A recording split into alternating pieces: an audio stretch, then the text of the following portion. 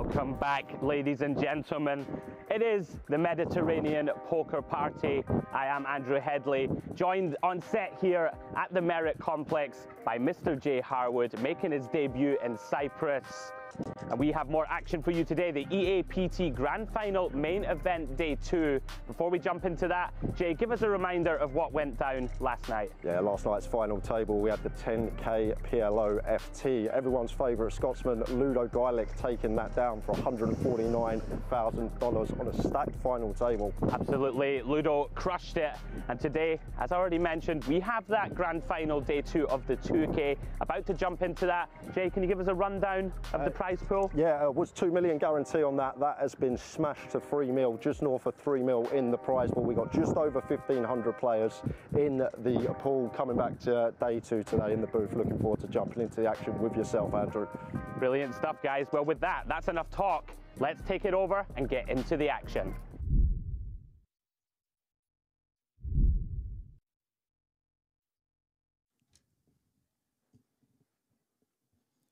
Well, a very good evening to one and all.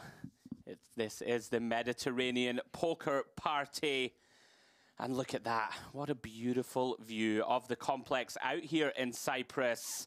Another day of coverage, guys, about to get underway. And today it is the EAPT Grand Final Day 2.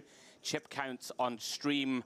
I'll take you through them briefly now. Sebastian Gall, 70 big blinds, 13.8 million in chips.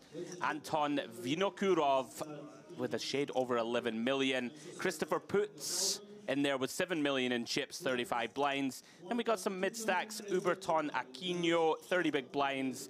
Vahid Motagi, 30 big blinds also. And then some of the shorter stacks with work to do. We have Kurtulis Karake and Ludovic Perriot on the short stack currently. I am Andrew Headley, joined, making his Cyprus debut, Mr. Jay Harwood. Jay, welcome along, my friend. How are we doing? Delighted to be here, Andrew. Everything looks great. Venue is fantastic. Atmosphere is booming, and just can't wait to jump into some hands with yourself over the next few hours. Absolutely. The beautiful ballroom here in the Merit Diamond Hotel. And look at that set, Jay. The turquoise water, tranquil, very similar. I mean, it is the Med. Beautiful, looks amazing, and just credit to everyone that's put this together, because set is looking unbelievable today. Yeah, it really is. So cards in the air, guys. We are sort of midway through level 23, playing on a 50-minute clock here on day 2. 54 players remaining. Jay, we had a massive field, 1,500 runners or so, even a little more. Smashed the guarantee, over 3 million in the pool. You know, 1.5 times the guarantee, Jay, not too shabby. No, a terrific turnout, especially when you smash the guarantee out the park like these lads have done. And gonna be a big prize up top come tomorrow. Yeah, 460K or so for the win. Joining us later on in the booth, Mr. James Dempsey, having a well-earned rest. Jay, we had a very late one last night, covering that 10K PLO. First look today at Vinokurov, Russian, here in the cutoff. And perhaps a little insight, Jay, into how he's approaching this feature table. Very wide open here, 5-6 off, working with 50 bigs. Yeah, getting after it very early on. Goes for a loose open in the cutoff, but going to run into Karakai with the queens behind on the button straight away into this stream. Yeah, interesting. I wonder if this is a glitch. There we go. Right, we had, oh, look at this. 2 sets of ladies right off the bat. We did have an open to 400K as we were just catching up with the action. 3-bet on the button by Karake. And Kurtulis, pretty easy jam, Jay. Just a shade over 15 blinds. Standard as can be. No other way to play this one. Always going in. Yeah, not too sure what Vinokurov is thinking about. And we're going to have a very quick call here from Karake. And we'll watch the reaction. 4 flush draws, Jay. 4 flush draws, hoping that the dealer doesn't put any carnage out there, though. No one likes to bust in this manner. We will see if there is any ugliness. Hand 1 here of the feature table. Of course, very likely to be a chop. couple of short stacks here, Jay. Average stack, around about 5.8 million. These guys both working sub 3.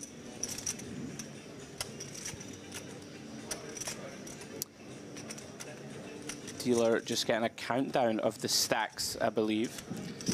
Hoping not to see any casualties for this one, but wouldn't mind seeing a sweat or two. Always nice to see 3 to a flush on the board. We want blood, right, in the booth. It's a first hand, Andrew. First hand.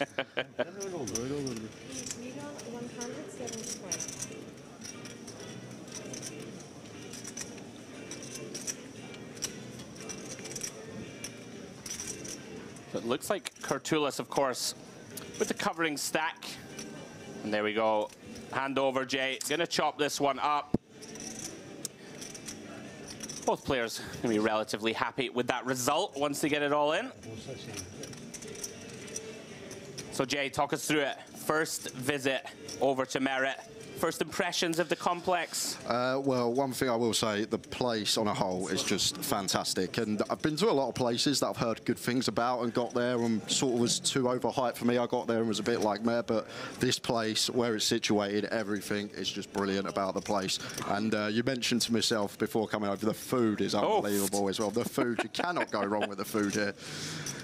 See, it's a problem for me, Jay. I'm trying to go, I've been telling the viewers all week, I'm trying to go on a health kick. It's just desserts, right? Left, right, and center. There'll be no health kick here, I'll tell you that. There'll be no health kick going on this week. So they do chop this one up in the early going. One thing I'm looking forward to, Jay, we call it the Merit name roulette. Okay. Oh, there's some tough pronunciation going on in this part of the world. Do you want to have a go? I'll have a go. Go on then. There you go. There's the lineup. So in 1, we got Sebastian Peter goal, nice and easy. Christopher Puts in 2. Ludovic Georgios Perue in 4. Anton Vinokorev in 5. Kazim Ergin Karakay in 6. Uberton Christian Derquino in 7. Oh. Bora Kurtulis in 8. And Vahid Mortagi in the 9 seat. I'm not going to lie, that was a lot more competent than I hoped. I've done it before. Yeah, beautiful feature table. We had the chance to test that out earlier on in the week. A lot of room to wiggle around. Nobody cramped in. First look at Sebastian Gal. Going to come in here from under the gun, Jay.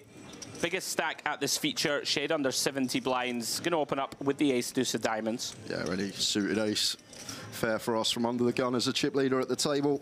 It's again in the mix from early position. Yeah, I mean, we're pretty deep, Jay, right, in this comp. You know, 54 left from 1,500, sort of last 3% or so of the field. So can start leveraging pressure. Look at this, Jay. Very non-standard. Aquino, the Brazilian, getting after it. Jack 9 off. There's got to be some dynamic here between the players, right, surely, for just to throw in a free bet here with this combo.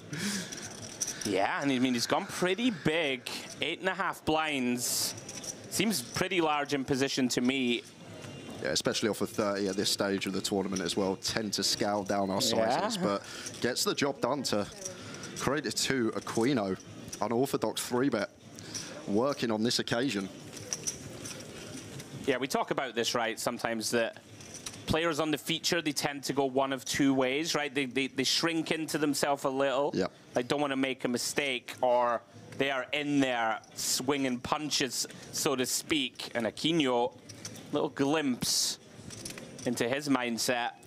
And this is one of the things when we do get a fresh new 8-9 players on the feature table, we have no idea what's been occurring on outer tables previously, and sometimes there can be dynamic between players that we're unaware of, and maybe something that could have been going on there with that 3-bet from Aquino. Yeah, certainly not a typical spot to see aggression, but gets it done.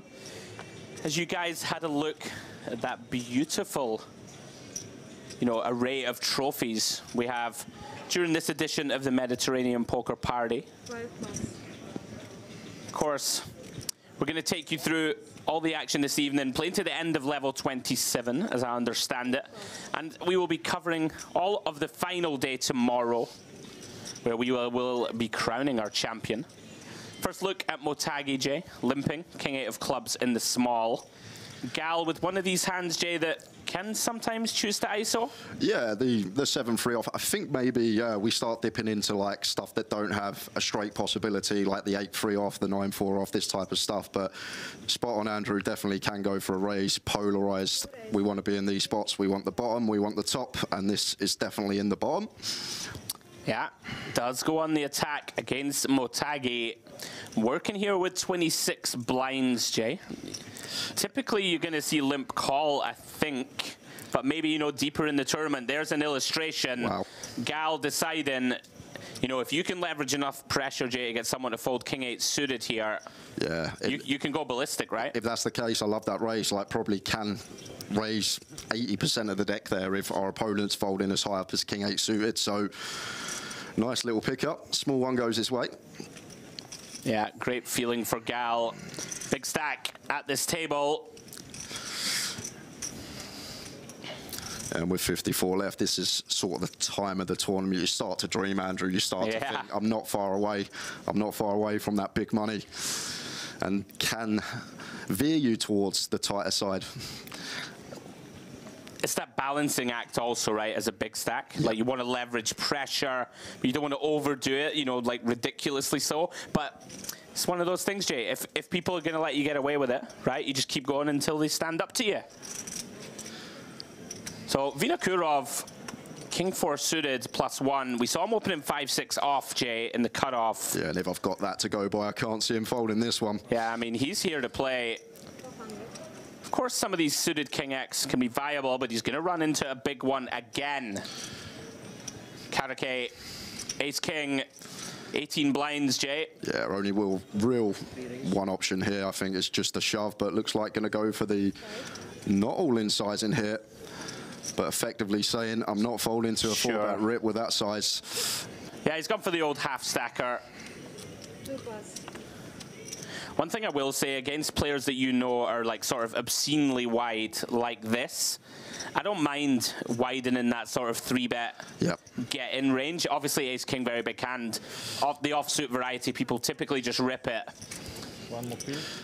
That does get the job done.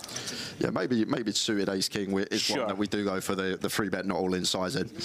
But I think in general, Ace King off just likes to send there. But as Andrew says, if we are up against a very aggressive opponent, maybe we can go for the induce in the form of a 3-bet. Yeah, a couple of glimpses already into the mindsets of these players. Aquino and Vinokurov, players to keep our eye on, seem to be getting right after it. For anyone just joining us, welcome along. EAPT Grand Final Day 2. Myself, Andrew Headley, and Jay Harwood coming to you guys from the booth. And the wonderful Mr. James Dempsey will be joining us later on. He's got his feet up, Jay, at the moment. I know, he's probably listening right now. You reckon? He's probably watching. Who wouldn't be watching? I reckon we've sent him to sleep already. First time I've actually met James, some character. Really, really nice guy. And he's got some personality on him, I'll tell you that. If he's listening, he's the best guy in the world. If he's not listening, well, can take him or leave him. Only joking, Demps. Cartulis in the hijack. Ace 10 off, Jay, in for the min raise. Puts now with the decision in the small. Yeah, it's a awkward one for Puts here. I think generally we do just like to flat this hand off a 30 just north of. But wouldn't be surprised to see aggressive action. But yeah, this is one of those. I wouldn't be shocked to see jam. It looks like he has, you know, with Perio behind, working with just 13.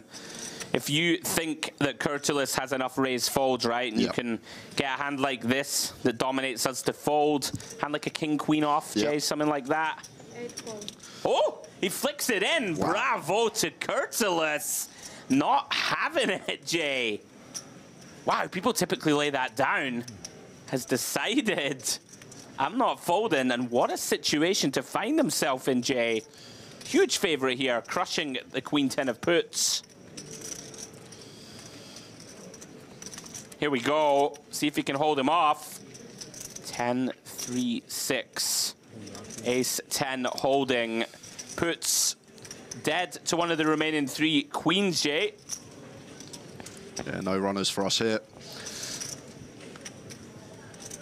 blank, 4 of clubs on the turn. Kurtulus now 1 card away from getting himself over 7 million. And he finds a blank, 3 of hearts on the river. Puts looks a little stunned.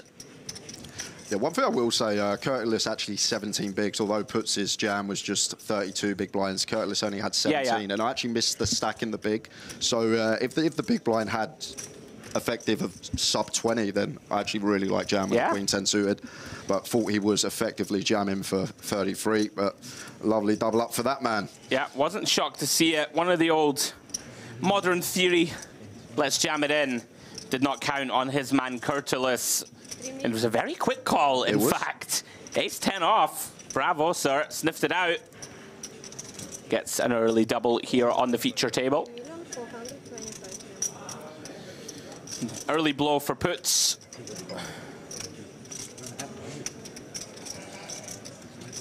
I recognize that name, I'm sure. A very experienced player. I'm sure he will be able to rebound. Yeah, it does look like from that shot, big blind was actually fairly short, so maybe the effective jam was for the opener stack. Yeah, he had 14 bigs in it makes it so much more standard. Yeah, I thought it was effective 30 plus.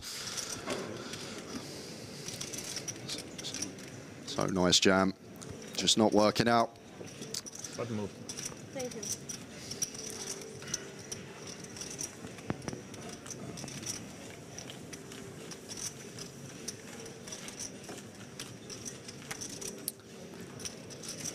So Kurtulus there in shot, fresh off that big double. Gotta be a great feeling, Jay. You make that call, maybe kind of hoping you're flipping, occasionally dominate a suited ace type. Find himself in fantastic shape. As we approach the home straight, shall we say, of this tournament. Long way to go still, though. 53 still remain.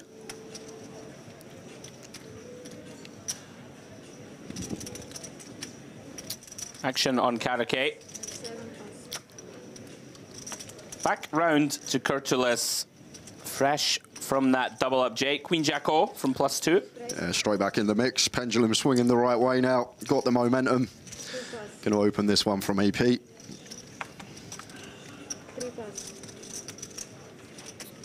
Round to Vinokurov. Very ugly looking 8-4 off. Yeah, but what we've seen from this man already, wouldn't be surprised to see it defend here. But is gonna choose to let it go. I like it. A little too weak. Especially this stage of the tournament, right? Well, like one of those that, you know, you could potentially defend for chips. Probably but, you know, 50 left in the tournament against someone who we've just seen is not going to have much of a fold button. I like it. Yeah, I like it. Just thought with what we had seen from him so far, might have had a little peek at the flop. And just a raise and take. Look at the beautiful camera work, guys, as we go past that EAPT trophy that will be getting handed out tomorrow night. 468K, by the way, Jay, up top. Piles for a 2K. It's hard to find a tournament for 2K buy-in where you're going to have that top prize anywhere in the world. 7+, 8+. Yeah, tournaments are flourishing here, guys. We love seeing it. And we got more action. We have 7 days straight of coverage. Me and James worked that out yesterday. Culminating in that 5K Mediterranean Poker Party Grand Final. Very much looking forward to that one. 5 million guaranteed. Huge week of poker. Back round to Vinokurov in the small blind. Queen 5 off, Jay. Into, I believe Big Blind has around 22 bigs or so, if memory serves. Look at that, 1 off. Yeah, we're going to have a perfect hand to shove here as Karakai for 20 effective. The old offsuit high-low. The best block up, the best unblock up in this small blind versus big blind confrontation. This is one that does love to just send it in the middle. Let's see if our man Karakai can find it. It looks like he's reaching for calling chips. Seems also pretty reasonable against a very aggressive opponent. if we can't find that ace, we know Vinokurov very likely to go after us. As it stands, 8-6-3, 2 clubs. Both players come up somewhat empty. Vinokurov, though, with some viable backdoors, Jay. Yeah, it seems like a very nice combo to continue here with a club and a 5, but going to go with check. And over to Karakai now. Yeah, I think I'm with you. Can potentially dislodge, you know, some of the hands like this, some king highs. Yeah, like the Queen of Clubs and 5 of Diamonds, both really nice to have, blocking some continued range of our opponent, potential to turn some backdoor equity. Intriguing. Does check flop. Turn is a deuce. Both players improve. Vinokurov now with a gut shot. Karake pairing that deuce. Facing an opponent who's checked flop. Delayed c-bet turn. Round about 1/3. Yeah, Karakai not going anywhere just yet. Big river incoming. 2.3 million in the middle. Karakai 1.5 pots back or so. Oh, 5 of clubs. Vinokurov gets there. Does he know it, Jay, though? That's the big question. Probably gonna see a knuckle, just show down our 5, and I expect Karakai to do the same with the deuce. Very difficult to get called by worse here with the Queen 5 unless we specifically target a 3 or a 2, maybe some ace high non-believers, but yeah, be very surprised if this didn't go check, check. And Karakai about to get the bad news unless he does something funky. Yeah, it does go check, check. He's going to be very disheartened to see that river 5. Unfortunate for him. Turned down the option to put it in pre. Shake of the head. Nice pickup for Vinokurov. I heard a big sigh there at the table. Likely our man in the big blind.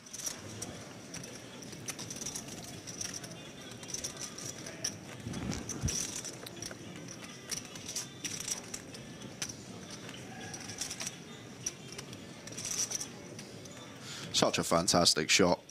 Right. Just more and more impressed by this place as each hour goes on, Andrew.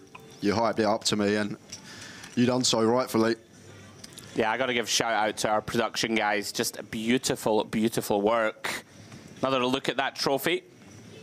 Something worth referencing, Jay. All players, $8,800 currently locked up. Around about 4 buy-ins or so.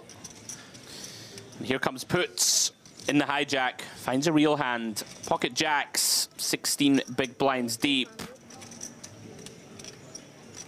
Comes in for a raise to 400,000. Yeah, like it. Just going for open here. Such a strong hold in. Want someone to continue with worse. Want the big blind to defend light. 16, slightly too many to just be playing open jam. 5+.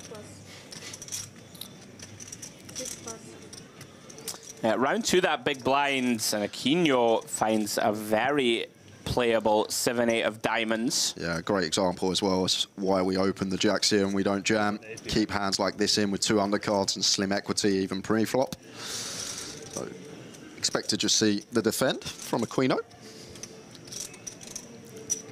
7+. And he does just that, Jay, defending as he should for the min raise.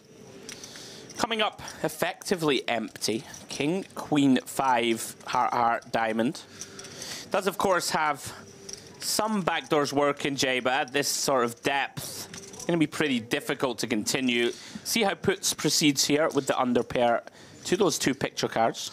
Yeah, it looks like he's just going to bet range here. King, Queen, high as the opener. One we are going to have lots of bets on, and big fan of the sizing as well. Just shy of 20%er. Yeah, the old 1 big blind. Let's fold out 2 random cards. Look at Aquino. My goodness. We got 3 to a flush, 3 to a straight, Andrew. We're getting a nice price. Do. And look at this. Ace of diamonds rolls off on the turn. Compelling hand underway. Now the question, Jay, does Puts feel that he needs to turn this hand into a bluff? Would make some sense, right? Yeah, I guess we do block the Jack 10. We have potential to rep Heart and Diamond Rivers as well. One thing I will say, I'm not sure like this ace is ever really going to connect with a Queeno though. There will be a fair amount of shoving from some ace X 16 effective pre. It doesn't like makes us more happy to bluff, right? I guess. Like target yeah. a queen and a weak king maybe that didn't get it in. Yeah, part of the problem with this float, Jay, now what do we do? Facing a short stack who is double barreling. I actually really like this from Puts. I think if our opponent, you know, has a queen 9 type, right, of hand, it's just never going to be able to continue. Even all the suited king X as well, just in the absolute bin. So see what Keno does here, because flops turns a decent amount of equity now with the flush draw. Yeah, very tricky. But the problem is we can't jam really, because this is just the board. It's all over him, right? All over Puts at the opener. So how do we proceed? I mean, if he somehow sniffs it out, yeah, he feels he has to call. 7 call. Maybe some plans to bluff on like a heart or something, Jay, if he doesn't get there. Very interesting. And he does brick. 4 of clubs on this river, completes the boards. So are we going to see the set now? And to be honest with you, as you said, if we double barrel in turn, triple's actually really nice. You're going to have all this 5x of diamonds, king x of diamonds, ace x of hearts, queen x of hearts, queen jack, queen 10, king jack, king 10. They're all cool again on the turn, but would have to fold to a river bet. Yeah, Aquino, I think recognizing he can't credibly represent much strong value here, decides to check on this blank. Yeah, it's just, I know we beat the 7-8 of diamonds and the 5x of diamonds, but I'd be sitting there thinking, what on earth do I beat? I don't really beat anything now other than 5x of diamonds. And yeah, absolutely. Like a jack 9, right, of hearts or diamonds that didn't fast play. Not possible. Yeah. He's going to go for it. Oh yeah, of course, sorry, we have the jacks, excuse me. Yeah, really love this from Puts. We can see he's bluffing with the best hand, but in the long term, you know, even if our opponent has like ace 7 of hearts, Jay, right? It's pretty grim. You hate it. You absolutely hate it. Yeah. On 7 suited. Very well played from Puts. Showing his chops, you know, took that spot with the queen 10 of clubs that I actually really liked also. Yes. Illustration there of the prowess. Finds the triple barrel, gets it done. Well played. Yeah, like what I'm seeing from that man in seat 2 already. Got some game for sure. Aquino, spicy. Check calling on the king queen 5 against 14 big blind stack. It's one big blind. We got 3 to a straight, 3 to a flush. Yeah. Now I never want to do a stereotype, but like Brazilians, they just love it. They just love the game too much. Don't want to fold. Very entertaining for us. Aquino, gonna be fireworks. Look forward to seeing more of him. Round 2, Sebastian Gal. Beautiful looking king jack of spades, Jay, coming in for a raise. Yeah, one that should always be opened.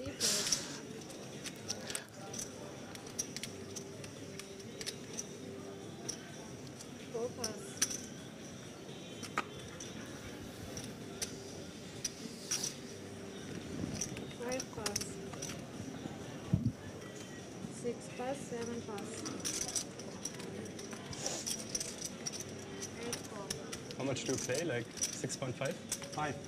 Thank you. 6 and 5. Round 2, Curtulus. Does defend. 6-3 of clubs. Versus min raise.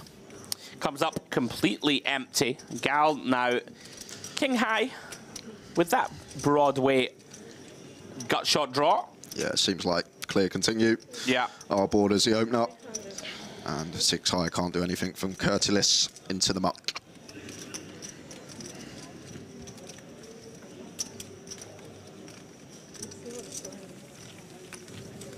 Yeah, very simple C-bet and take for Gal.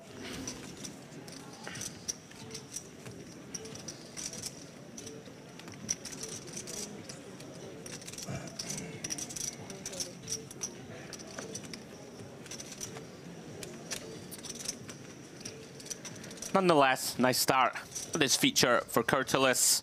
And that big double up. Firmly in the hunt. So guys, we are down to 50. 50 runners remain. A few more bust outs on those outer tables. Now, Jay, I know you're like incredibly experienced, like commentator and broadcaster yourself.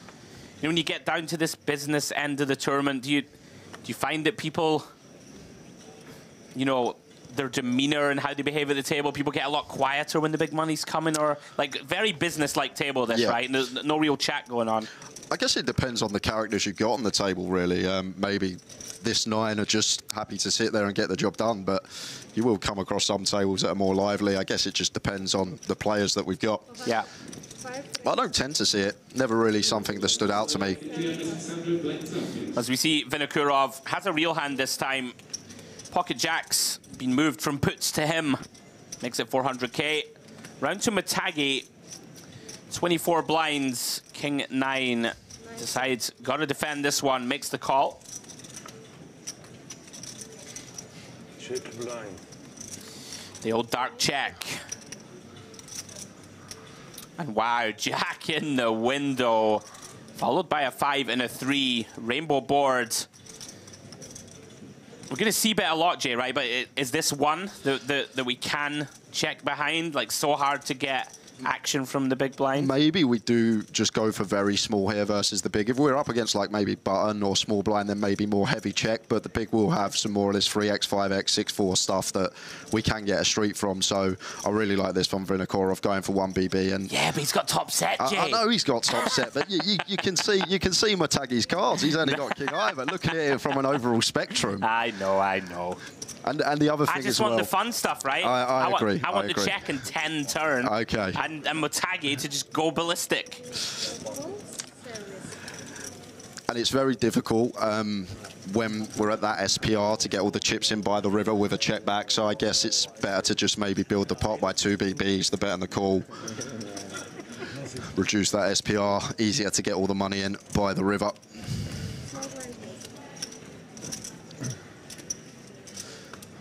Beautiful lineup of trophies there. The one in the center, MPP main event.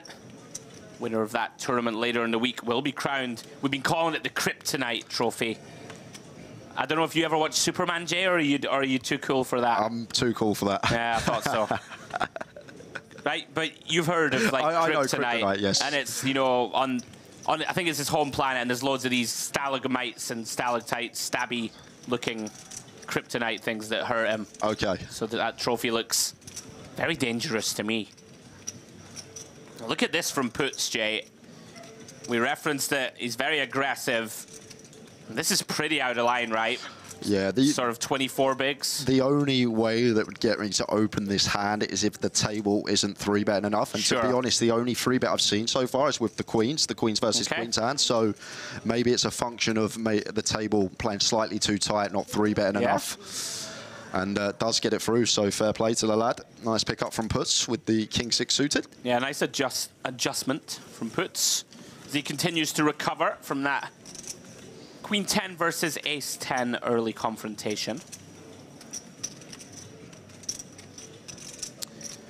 So we actually had day 1A today, Jay, of the main event. Taking place still now, I believe, out in the main room. 5,300 buy-in, 5 million guaranteed. Gotta love that, right? That's something about it, you know? 5 mil 5K, guaranteed. 5 mil. Oof. Spicy. Yeah, very much looking forward to covering that one later in the week. Perio off at 12, can't really do much. Gonna have to let it go from under the gun.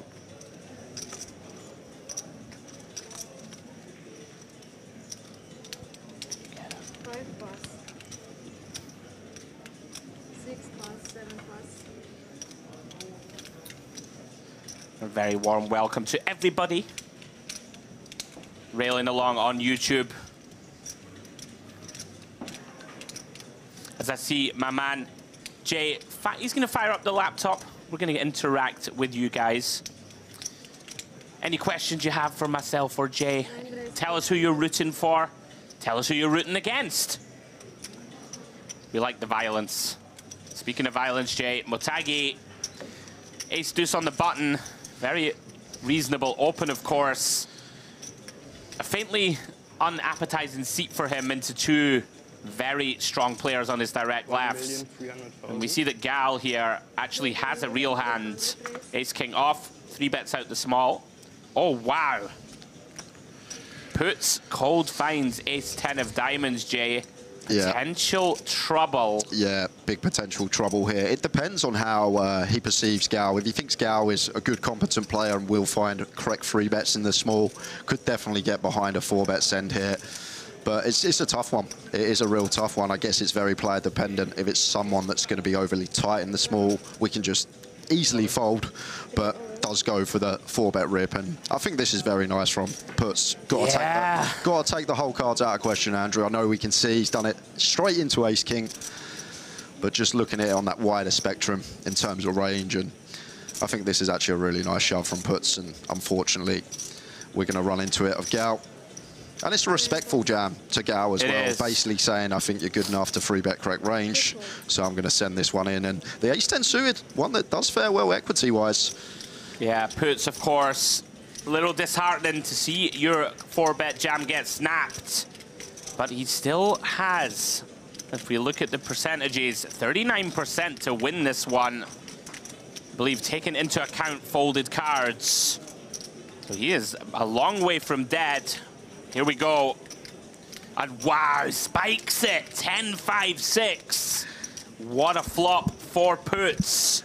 All of a sudden, big favorite here, Jay, to find that double up. Yeah, just fade in the 3 kings. No change through the 4 of hearts turn. Gal now. 3 outs, 3 kings, 1 time. Oh, it is paint, but it is the jack of clubs.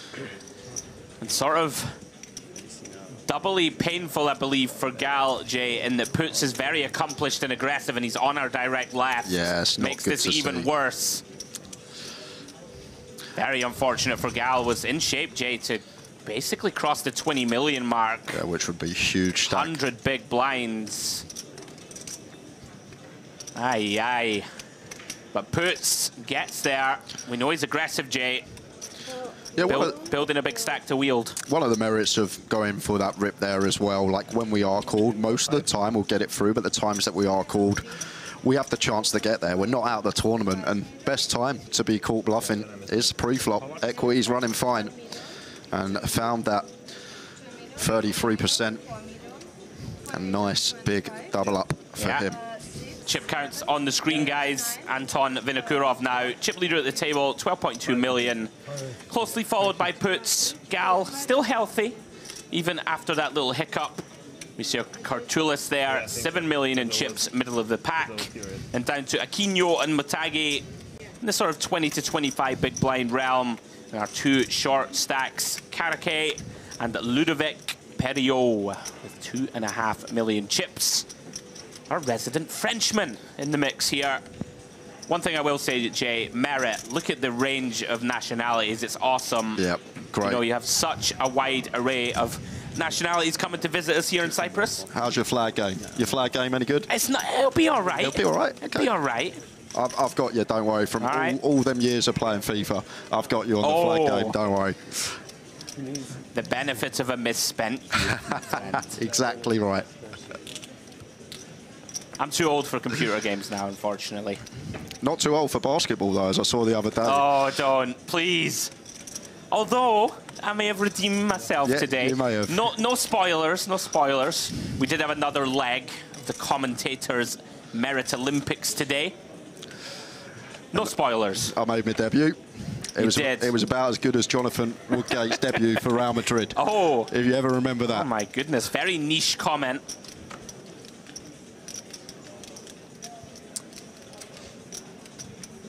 As we see Vinokurov under the gun. Ace-8 of diamonds. Makes it 400k to go. Middling suited ace. 8 pass. 9 pass. 2 pass. Looks like this one gonna get round to the big blind. And Perriot, awkward spot with ace-5. Very awkward this versus under the gun. does feel compelled to defend. 11 big blinds, Jay. Doesn't feel great this against under the gun, but how about this for a flop? That flop feels great, I'll tell you that. The defend may not. But Perio here set for a double. I mean, this is going to be very tough for Vinokurov, right? You would imagine he's going to c-bet. And it's so shallow, Jay, right? Perio, 10 blinds back.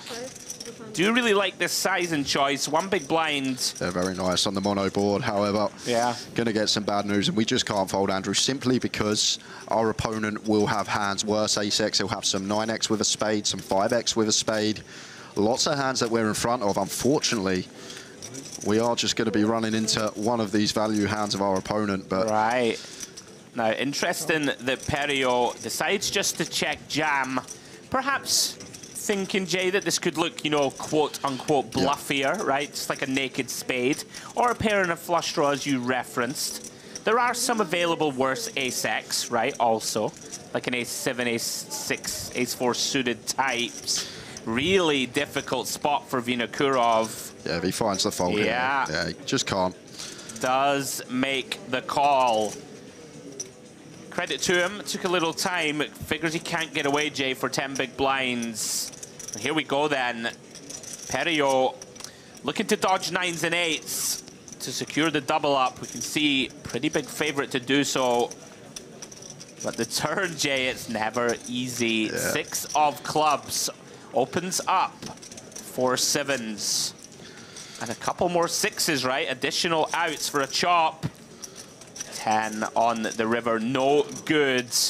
Perio, new life, back up over 5 million. Yeah, big fade there. Got very sweaty on the turn. That nice brick 10 on the river. And up to 25 BBs.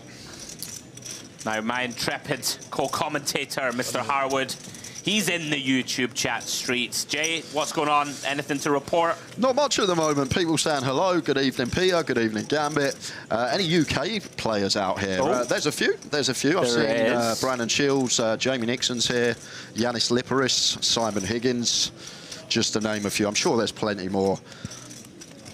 Yeah, absolutely. We did see, I mean, already, right? Yanis took down a 2K side event. We did see Ludo, of course, win the 10K last night. Dare I say it, Jay? UK poker. It's back, baby. It's back. Yeah, very strong showing from the UK contingent thus far. I'll tell you what, it's your mob that's turned out in force. The old Scots are here. There's loads of Scots here. Mate, the Scots have always been under the radar. Under the radar crushers. Right, David Vamplu, remember him? Yeah, I do remember Vamps. Yeah. Whatever happened to Vamps? He just decided he'd had enough. He'd had enough. He'd made enough money, didn't need any more. Round 2 puts. Into the bin it goes. Perio, fresh off that double J. King Jack, very playable out the small. Nice tidy one as well against an aggressive opponent to potentially go for the complete and the jam over the top. King Jack off. We'll see what he comes with. Is deciding to go for the 3x. Vinokurov, 9-10 off. You would imagine it will defend this one, Jay. Expect to see it. Yeah, flicks in 1 green chip. Green chips, guys, 500,000. The red's 100K, white's 25. Does flop best. 10-4 deuce. Perio does have just king high, but does have a multitude of backdoors, Jay. He's gonna check flop. Very interesting. Vinokurov with the first decision point, Jay. Yeah, and just always going to be betting top pair here, in my opinion. Against the razor, still potential to get called by worse. Can flush out some equity of overs. Seems like a pretty clear one to start putting some chips in.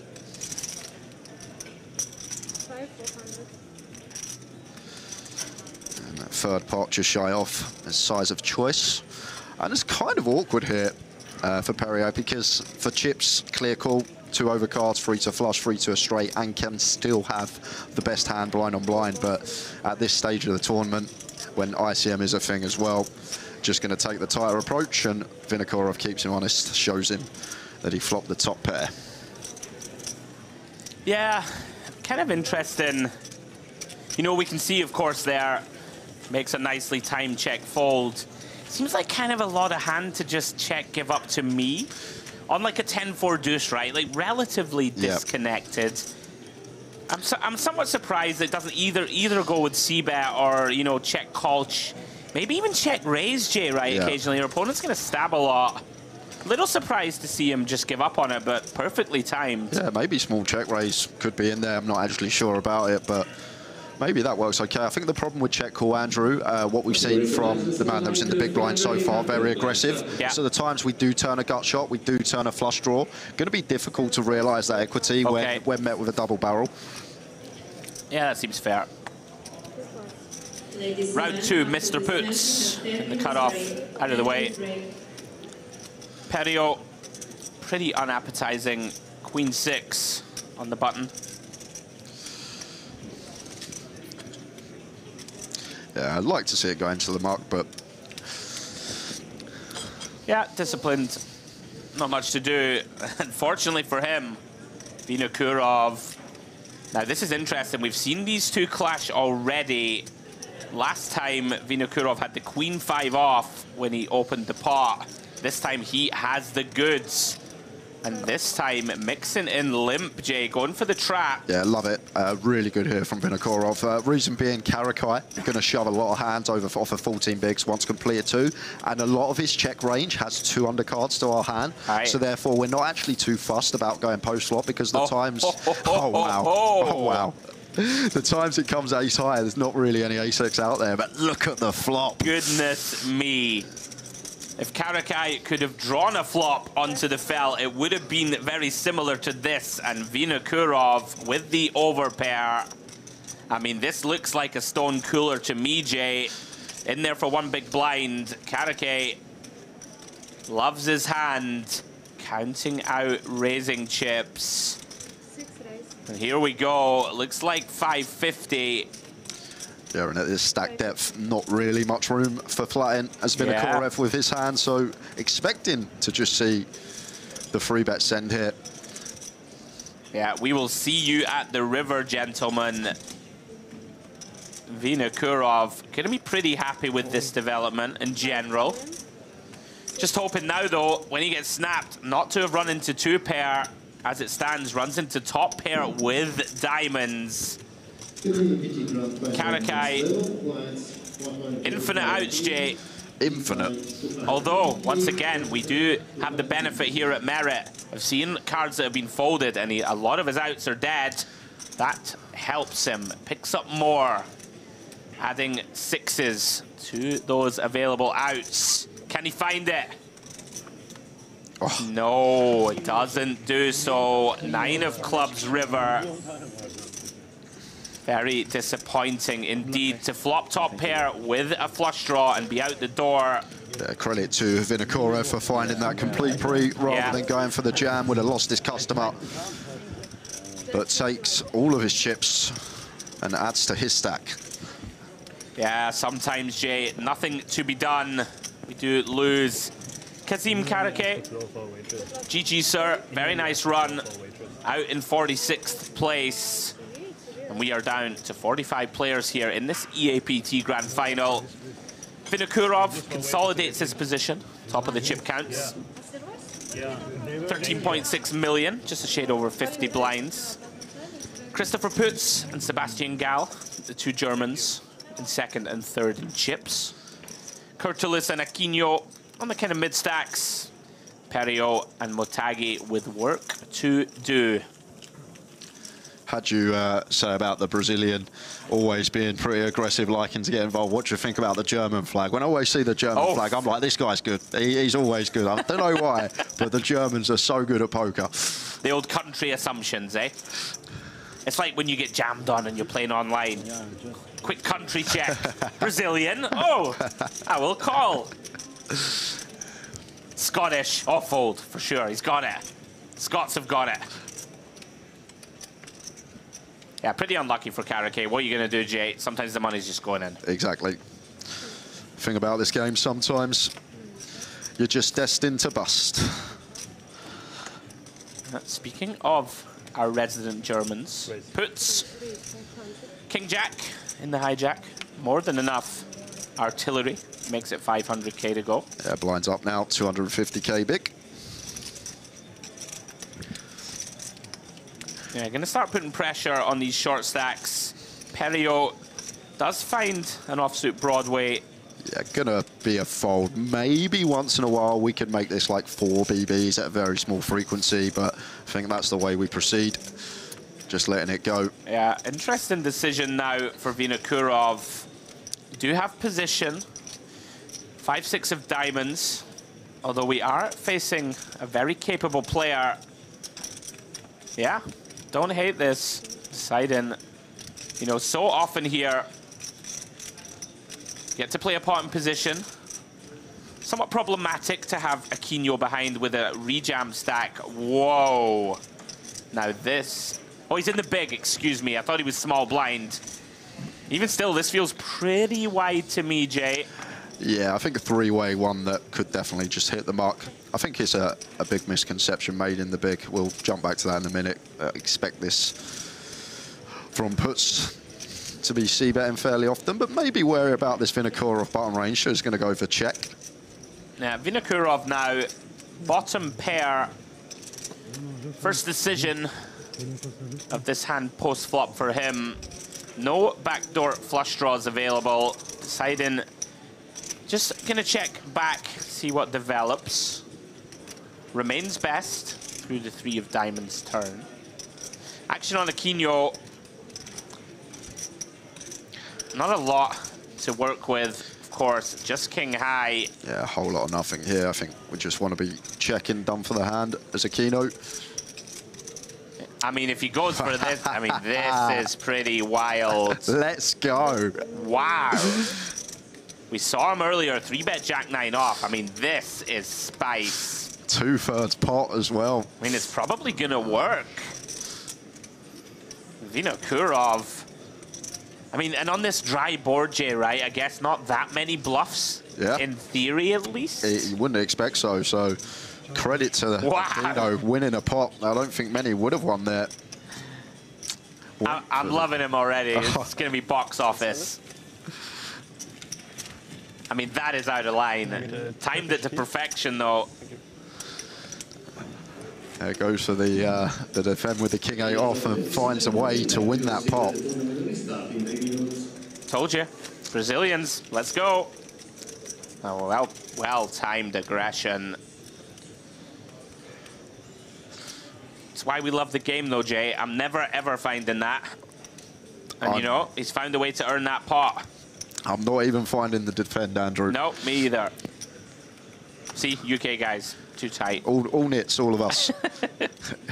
We put all our chips in, fold. Round to Gal. Raise. I mean, look at this.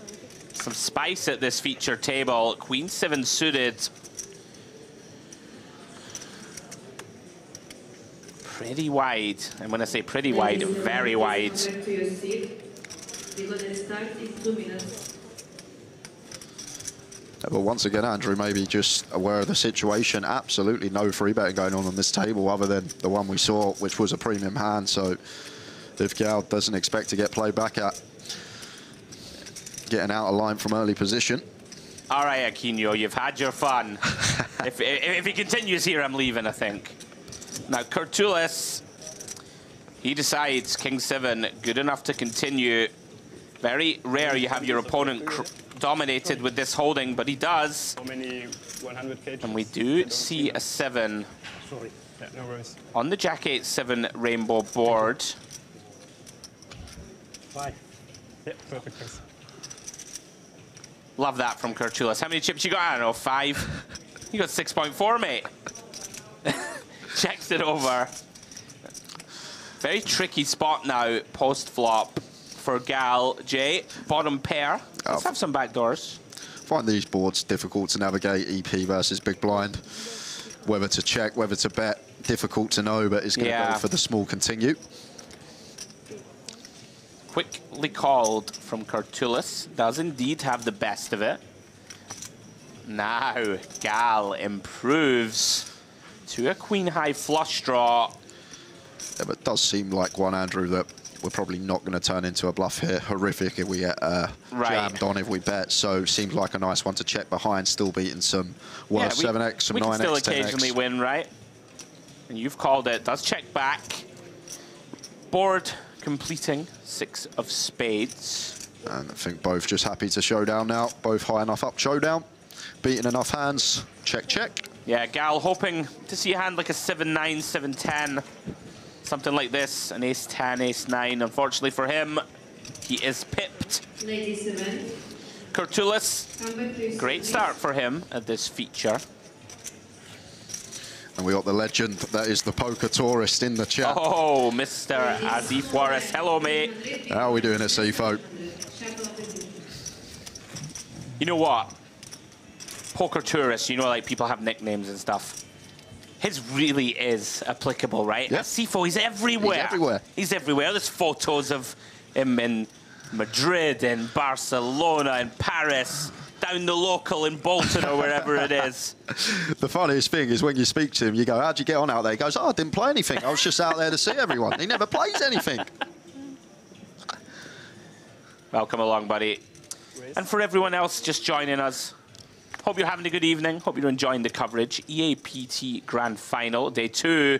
Well, before I schmooze you any further, under the gun open from Gal once more. Queen 9 of clubs, and Perio finds the butchers. Just shy of 18 big blinds here. And 2 options available. Free bet, not all in sizing, or just go in for the lot here. I think one that we could potentially just make this like 1.2. Yeah, we'll see what he lands on, Jay. It's made a 1.7.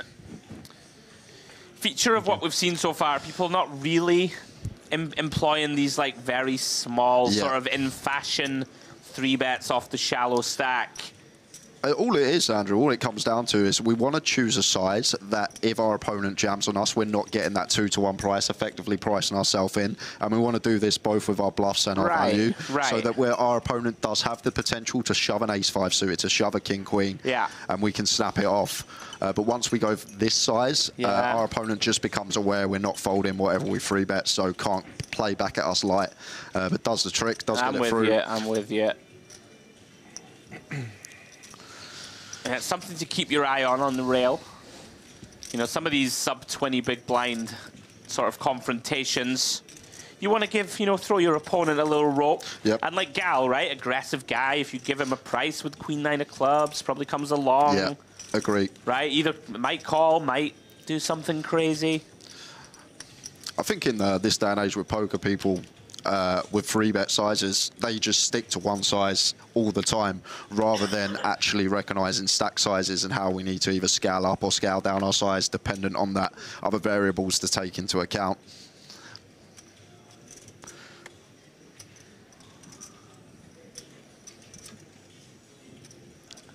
As it stands, Perio takes that one down.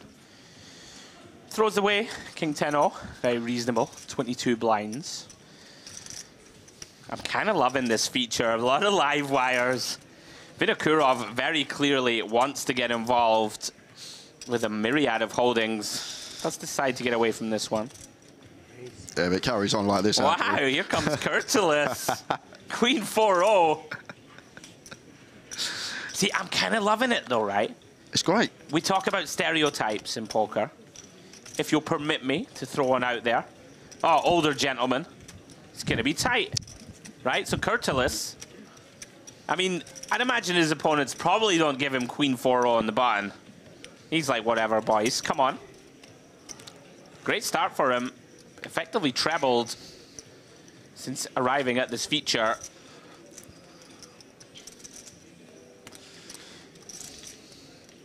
We have a saying, Jay, at Merit. Okay. MPO. MPO. Merit Poker Optimal. Like it. You will see some spice, my friend, I'm already seeing it. And if it carries on like this, I don't even mind every 4 hours you and Dempsey throwing your feet up. I'll sit here all week if it's like this, Andrew. Yeah, Mr. James Dempsey will be tagging in around about an hour's time, I believe. A little less. Round 2, Motegi. 14 bigs. Oh, he's gone with limp. Very intriguing. I don't mind it. Mixing one of these in from time to time. You know, if you don't want to raise fold this hand, right? This is a hand that probably wants to either jam, like you don't want to raise call, you don't want to raise fold. So it seems like either shove or limp. Kind of like it. Going to bring Gal in with suited 10 deuce. Round 2 puts. Very interesting holding. King 9 of clubs. Very likely, Jay, right, just to look at the small blind and consider that dead money, right, most of the time. This is always dead money here. So I wonder if he decides to take an aggressive stance. And we know he likes to. Yeah, don't hate it. Pouncing on the perceived weakness of this Motagi limp. Makes it 4.5 blinds. I wouldn't actually expect Motagi to have a hand like this. Think it's going to be more weighted around like the 7-9 suited, the 8-6 suited, this type of stuff that wants to see a flop cheaply. But now we're in this situation as Motagi. Right. Difficult. Like, I wondered if puts would ever shove here, right? Like, I don't think Gal ever calls jam. Like, almost never, right? Maybe like a pocket sixes that didn't raise pre or something. Yeah. Could, you know... I wondered if puts would just send it here, right? Like are we going to make this 1.1? We're not going to fold to jam, right? Yeah. I don't think. I don't think we can. But maybe thinking that he looks stronger also, right? When you do this, you know, when you shove, you're going to have a lot wider range. Very nice from puts. Yeah, liking what I'm seeing from this man. Pretty much mistake-free, I think, thus far. Oh, he got lucky with the ace-10, in fact. Yeah. I'm wrong. No, I mean, you know what I mean. Yeah. It was not a mistake, but he took the aggressive. He takes the aggressive action when he can. Yeah. Yeah, yeah, yeah, yeah, yeah, yeah, yeah, yeah, yeah. The energy is different, yeah. The energy, yeah. I feel it. Yeah, I agree.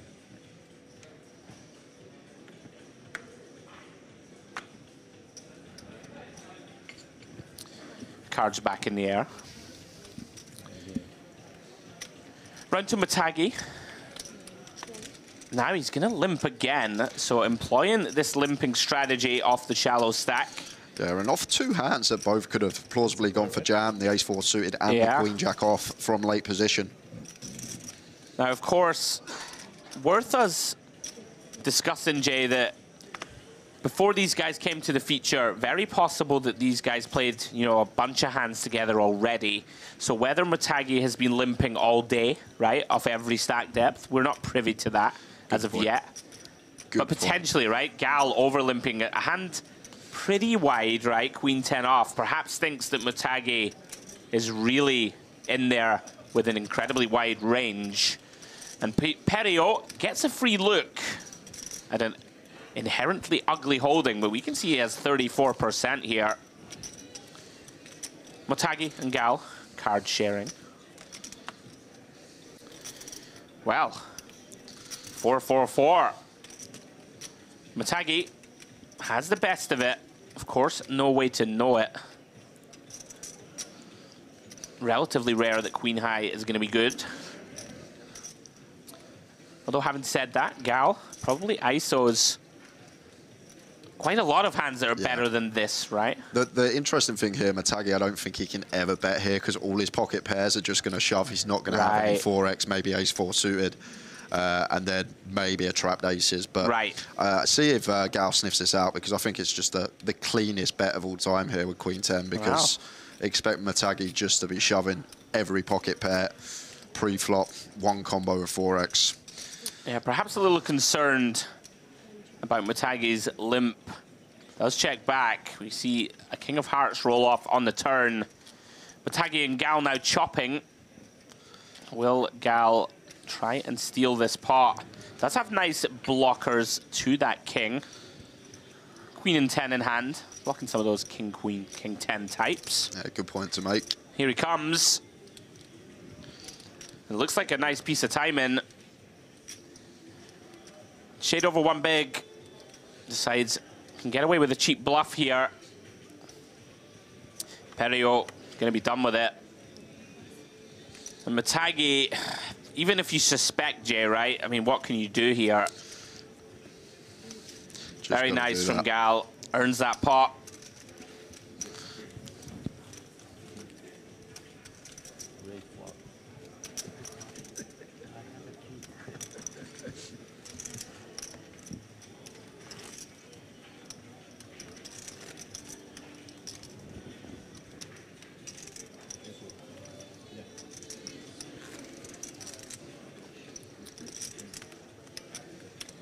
We've got some very stylish dealers here, right?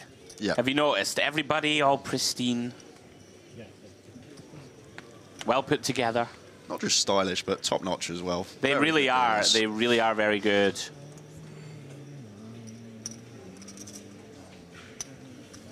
Now, Matagi. We have seen him limp. Back-to-back hands, and look at this. Well, I take that back, saying that all pairs would shove from late position. Like, theoretically, yes, but Matagi's got other ideas. Yeah, it kind of feels to me like a dangerous strategy in terms of eventually your opponents, I mean, they may already have clicked, right? We're seeing over limps from Gal. You know, he doesn't seem at all concerned that he's being trapped, just deciding, well, if I get to play hands in position against you, I'm going to do it. And now Puts with the decision point. We know he's aggressive. I feel like he's going to go after it again here, Andrew. Same reasoning like Gal. If Gal's got a strong hand here, he's never limping. So he's just going to make it like 3 BB. So Gal's effectively dead money. We've already seen that Matagi has a tendency to do a lot of limp folding. So taking another lovely spot here, Puts, and expecting it to work yet again. Yeah. And this is what very good players do. They sort of miss all these confrontations, the big pots. They're just winning small pots from time to time. Nice little pickups, building that stack. Yeah, very impressed with Puts thus far. Now Matagi, does he ever say, I've had enough? You wouldn't rule it out. Action back on him. No, out of the way. And Gal now, in this kind of grim spot, Jay, where we haven't really defined Puts' range of hands that are going to do this, right, when we overlimp. Like, we do have a very playable holding. We are out of position against one of the better players in the field, but does decide. I've had enough. In for a penny, in for a pound. I'm going to call. Very bricky looking 8-5-5. Puts likely to like this flop.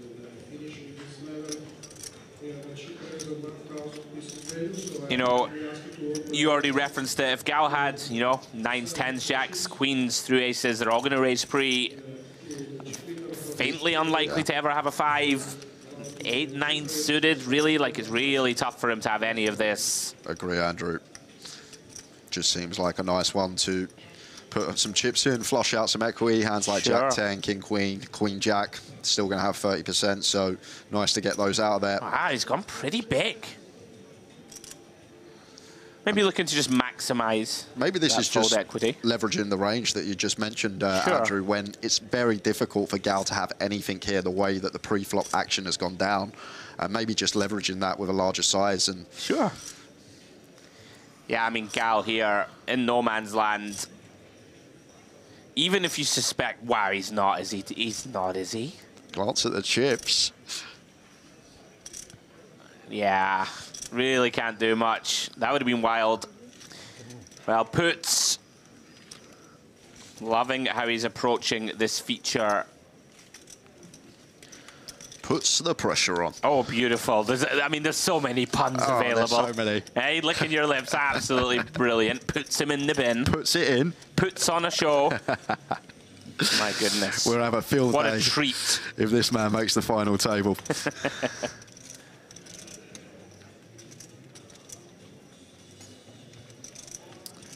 Yeah, very good spell at the table for Puts.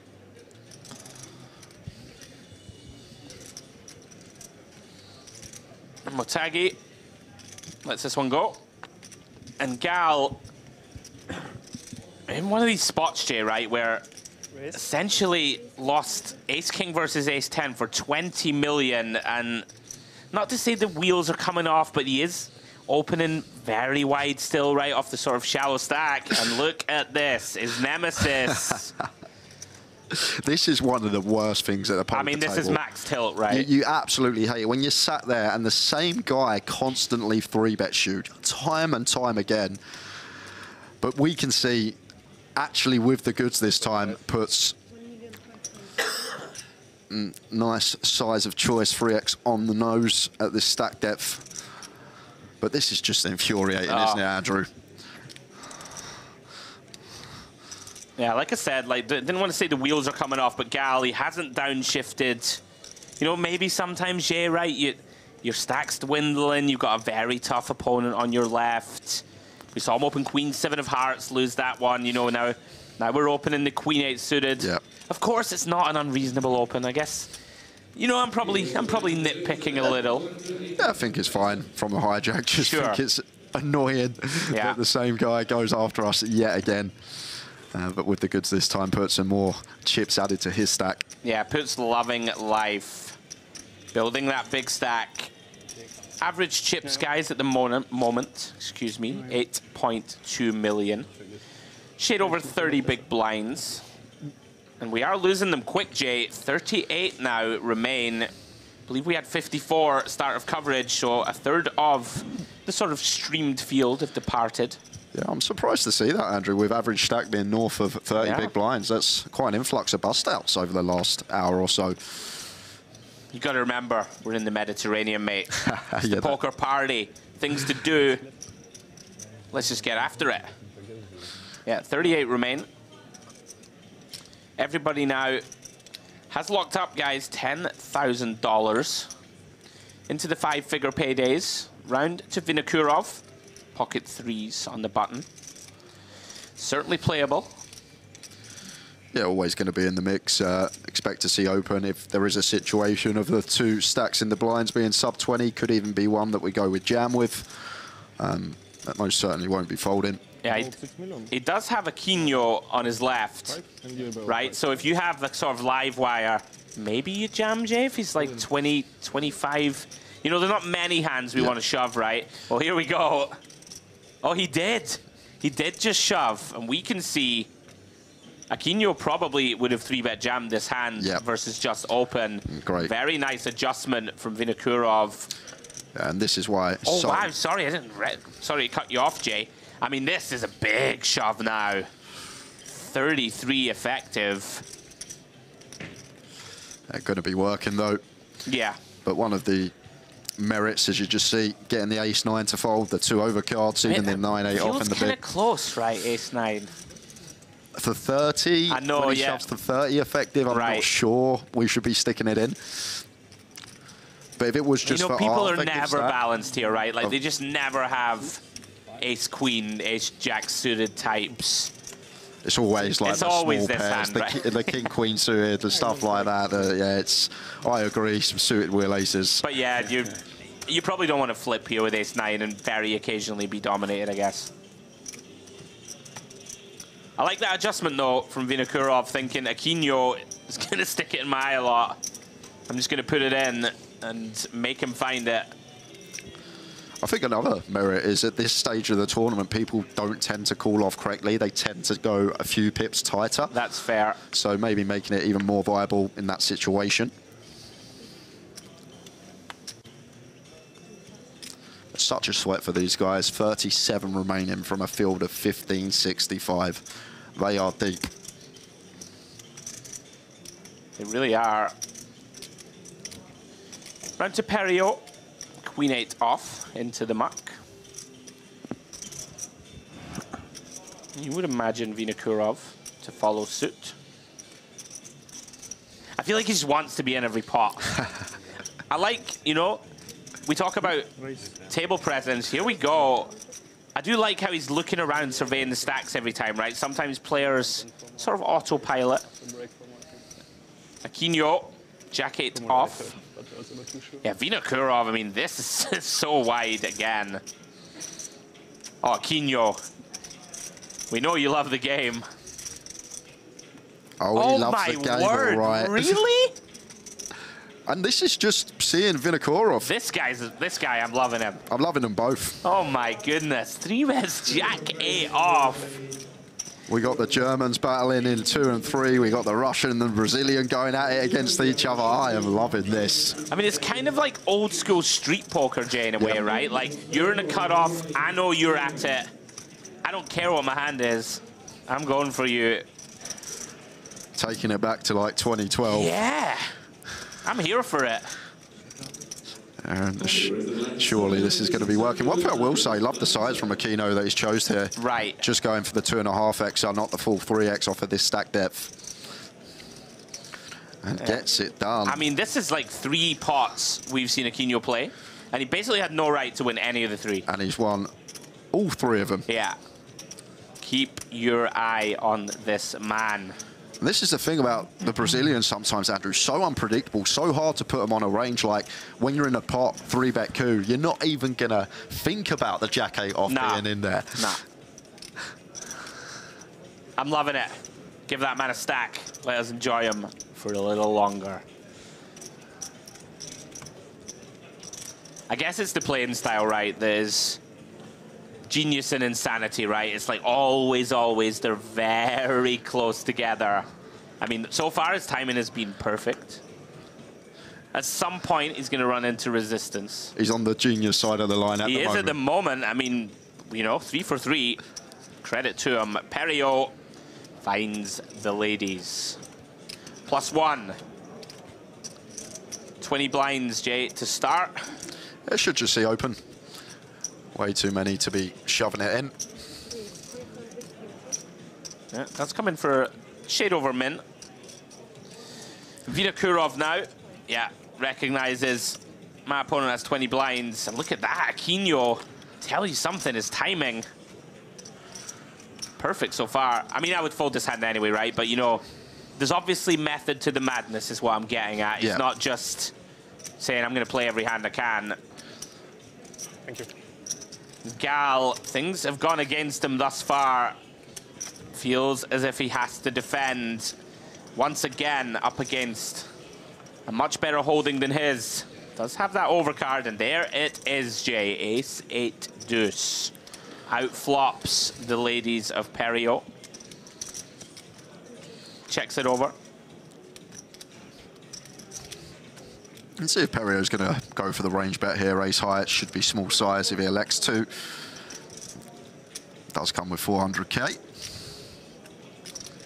And just shy of 30% and clear check call for Gal. Not going to do any raising. Obviously never fold him. Does commit those chips. Perio going to be fairly unhappy with that. Of course, though, can still beat some ATEX, some sort of wheel-type draws. Not going to be too many of those. Some suited deuce X, some sort of pocket pairs that decide to take a turn. There, and for those reasons, does make for a viable check now. But not having it. Wow. Looks like he's going to go for the second bet after glancing at his chips. I think it's a hand a lot of people are going to check back. Does check. Did consider it, Jay. Perhaps thinking I can charge an 8 again. Probably won't get raised, right? Set my own price. Thing about these spots are, got to start running through your head. What are the bluffs of Gal? Exactly. Because you would imagine he's going to seek value here, facing turn check. Yeah, I think we have to as Gal, because at that stack there for Perio, just expect him to continue barreling all better ace X. Yeah, really like this choice. Just south of quarter. Looking to get hero Jay right by all of the pocket pairs. A hand like an 8-9 suited, Perio probably not got many of them from +1. You know, induce some crying calls. Yeah, I think that's what it is. Getting such an attractive price, Perio, but it's so difficult for our opponent to have a bluff here, Andrew, just simply because Gal would probably check all his 8x, the 4-5, the 4-3, this stuff. It in. Gets called. Yeah, I think you occasionally see some like one big blind bets from an 8, something like that. You know, like tiny. Maybe not quarter, maybe it does go for the 1BB, but difficult to find some bluffs there. It is. Have to be like the 4-5, turning the 5 into a bluff, maybe the deuce 3 suited, which probably isn't even going to defend it the big. So some kind of king 3, king 4 that decided it's going to call bluff later. It's just when you have that price, Andrew, it's just so difficult not to throw a chip in and see what your opponent's working with. Yeah, and Gal stops the bleeding. And good for him. He's had a rough ride of it so far on this feature. Still right in the hunt though, roundabout average stack. Vinokurov, 3-4 off.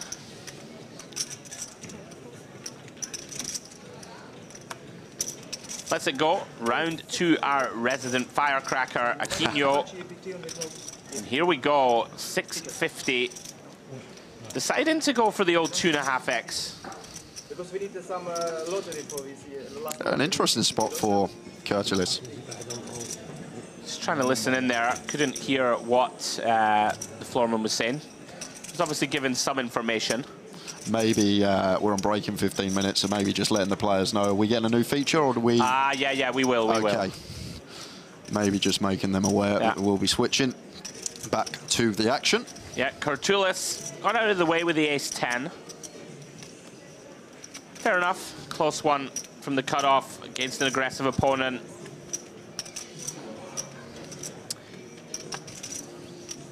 First potential clash between Aquino and Puts. Not going to be clashing with the 4 high.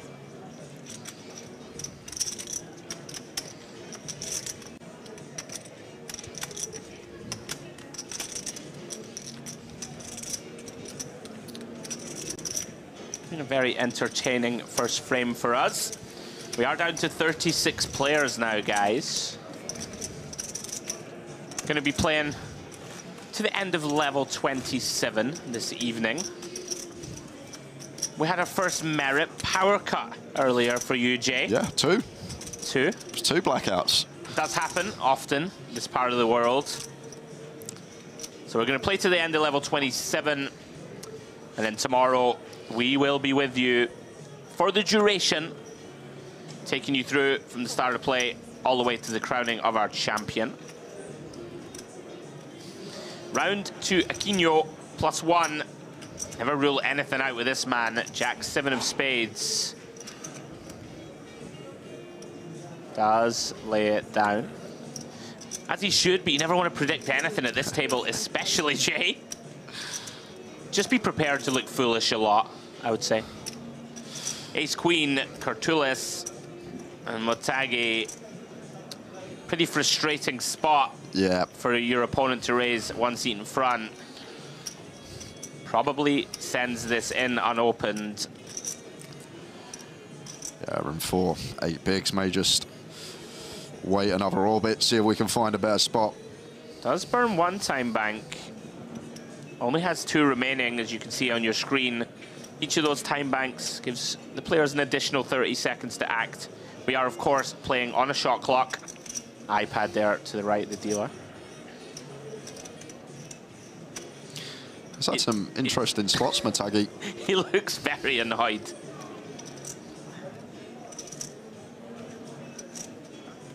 Oh, he's not going to put this in, Jay, surely.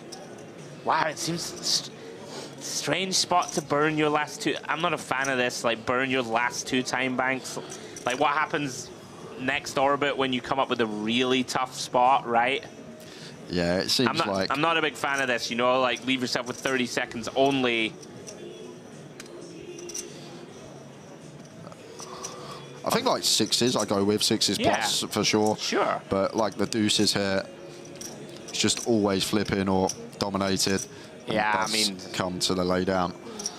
You know, I don't like to be too critical, but that seems like a real waste of your, you know, that's 1 minute of thinking time you've just sort of thrown away just to tank with deuces.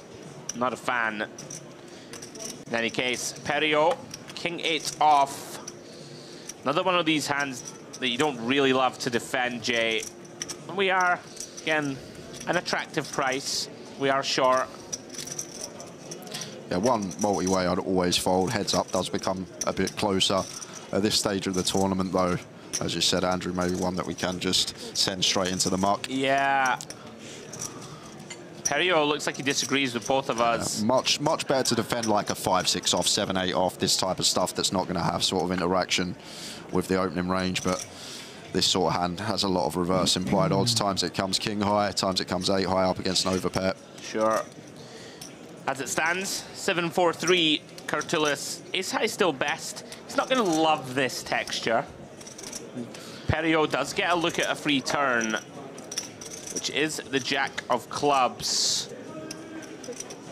Alex, check again. Curtulis allows Perio to get there. River is the king of spades. Probably checking down.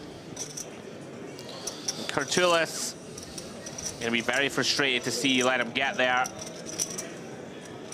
Yeah, I think it's nice from Curtulis, though. Check flop, check turn, just on the hunt for showdown. Yeah. On a board that slightly better for the big blind defender. Yeah, sometimes you get outdrawn.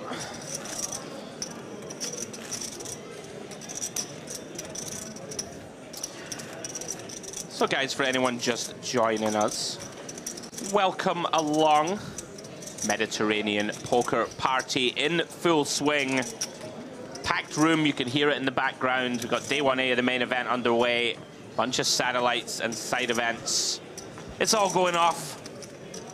You're looking at our feature table, EAPT Grand Final Day 2.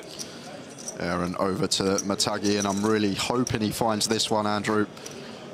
Now, Matagi, pay attention. You don't have any time banks, mate. Right, but you know what I mean? Like, if this was King 8 suited now and he's got no time to think.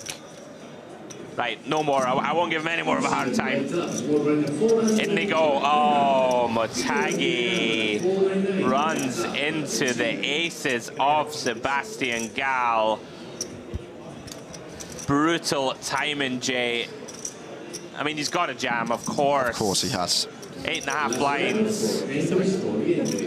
Aaron should just see the flat here from Gall. We got a stack that should just be calling for the times we have, for example, a hand like ace 10 here and someone wants to shove over the top and then we can fold. So we want to do that with our strongest hands as well. So do expect to just see, wow, he's going to go for ISO, Andrew. Does go for the ISO. He did say call, there we go.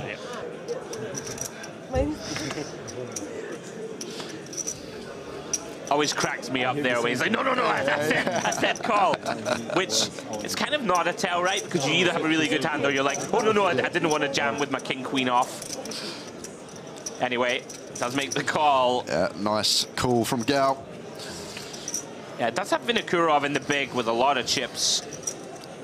Perio, I don't know, Hollywood in here. Not sure what this is. One of my pet peeves is this, you know. I'm always quite kind as a commentator, but come on, mate. 9-7 of diamonds, get it mucked. All right, Matagi, very unfortunate here, has run into the boots. Pocket aces. Ace of hearts, of course, also in Gall's hand, gonna make that little bit more difficult as he attempts to crack the rockets. Hasn't gone his way so far, Jay. We'll see if he can get there. In with a puncher's chance still. There's a 24% equity here. See if this flop can bring any help at all. After the break, it's going to be our last level, 25. Yeah, 25 is the last level today. King in the window, Jay, followed by the jack of spades. How has he found that flop? My goodness. King Jack 7, Matagi, all of a sudden, 68% to hold. Wow. Oh my word. Queen of spades on the turn. The sweatiest in the deck rolls off, and now he's got some fading to do. I mean, we have a coin flip here with one card to come. So many outs. Can he find it? Doesn't get there. And Matagi on the verge of being out the door, Jay. Just like that, finds the full double up. And Gal, horror show of a feature table for him so far. My goodness, Matagi. Wow. It's like he knew as well. When he saw the aces span over, he just sat there all calm, all chilled. I'm going to get there. And got there, he did. See, burning those time banks, genius move, Jay. Absolutely genius. A man underappreciated in his own time. Oh, poor Sebastian Gal. Ace, King v Ace 10, cracked. Aces v King Jack, cracked. We'll see how he responds, Jay. It can be tough, right, mentally. Brutal. Yeah, need to be mentally strong in this game. I think the best players just take those on the chin, continue going about their business, playing each hand as it comes the best they can. But one thing you can't do is straight away, next hand, think I need to get my chips back. Need to start playing pots I wouldn't usually. Gal does seem like a man that mentally adept. Out the way with the Queen 8 off in the hijack. As puts comes in with a raise to 2 BBs from the cutoff with King Jack off. But in a soon we have break, 5 minutes, 6 minutes lead. Yeah, more than enough for puts. Now Perio, I wonder if there's pay jumps, Jay. There, like that would make some sense, right, for Perio to do for these tanks. I'm gonna consult my notes as they appear in front of me. Vinokurov, decision point, ace 9 off. Now there we go. Credit to Perio then, was tanking for a pay jump. Vinokurov, Jay, has one of these hands that can certainly go for a late position opener. Yeah, definitely a nice one to use, the old ace 9 offsuit. Yeah, yeah, he's going for it. And not only a nice one to use, great opponent choice as well. I'm with you in terms of like puts will be wide enough, but also, you know, is the type of guy that can call in position or potentially 4-betters. I know what you mean though, I'm with you. Goes for 7.5 blinds or so, quite like it. Shade over. And puts has one of these sort of, can defend it. You're never thrilled, right? Like suited variety, we're in there. Yeah. Wonder if he ever decides to 4-bet, it would be spicy. Timing would be impeccable if he did find it. Yeah, let's see what he goes for, and there you go. In the modern game, you gotta defend your, you gotta defend your chips. Decides King Jack is strong enough against a small blind 3-bet. And off we go. Ace 10-4. Vinokurov flops the best of it. Now how to proceed. Aaron, do expect to see c-bet range a lot of the time from Vinokurov on the ace-high board. However, what I will say, maybe do need some checks out of position with top pair, and this is a very nice candidate to choose. Yeah, it feels inherently like the kind of hand that is going to want to check at least one street. Not going to check this one. And puts now does have a gutter, Jay. No spade in hand, which of course he won't like. But he is getting pretty attractive price. Yeah, between 20% and quarter here, so really nice price here for puts. Kind of grim though, right? Like, sort of blocking the most natural value hands, kings and jacks, right? Yeah. Of the small blind that we could get to fold down the streets. But we know this man likes to fight for pots. Will he fight for this one? Well, decides to see a turn. Don't mind it, gut shot with 5.5 to 1, and especially with position as well, the times it's checked to us on terms, we can get giddy and potentially make a better hand fold. Right, now 5.3 million in the middle Vinokurov not going to like this card, of course. 8 of spades. Really bad for us, simply because we shouldn't really have flushes here, Andrew. Like king, queen suited, jack 10 suited, all this stuff wants to flat from the small. It's just really difficult to have a flush here, whereas puts will defend all these like 8-7 suited, nothing, 9-10 suited, jack 10 suited, jack 9 suited. You get the gist. So, loving the check. Now then, puts. Obviously, in an ideal world, Jay, we have a spade in hand.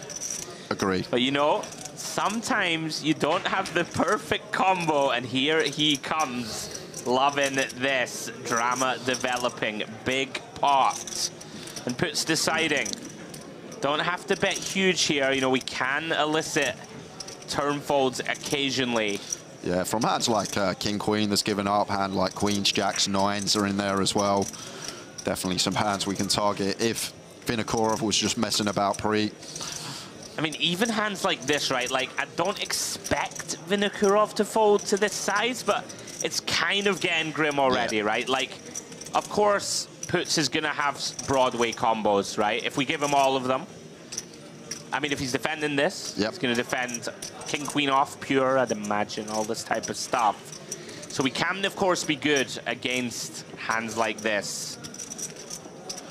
We want our opponent maybe to turn a pair with a spade into a bluff, right? Something like this. Do they all call flop? Like 7s with a spade? Is it coming in? Probably not. Yeah. Oh, and does get it through. Wow. Puts. Go on, Jay, give us a pun. Puts on a show. Yeah, again. Oh, it's so bad. It is bad. I love it. This man's the one to watch for me. Yeah. And if our opponent is happily check folding top pair, then it makes the barrel very, very nice. Gets him off an ace. Yeah, I mean, Put's going to be happy not to have to fire river, right, I guess. One before, right? I think so. And also recognising that that turn does shift the range drastically simply because our opponent can't really have a flush, whereas we can.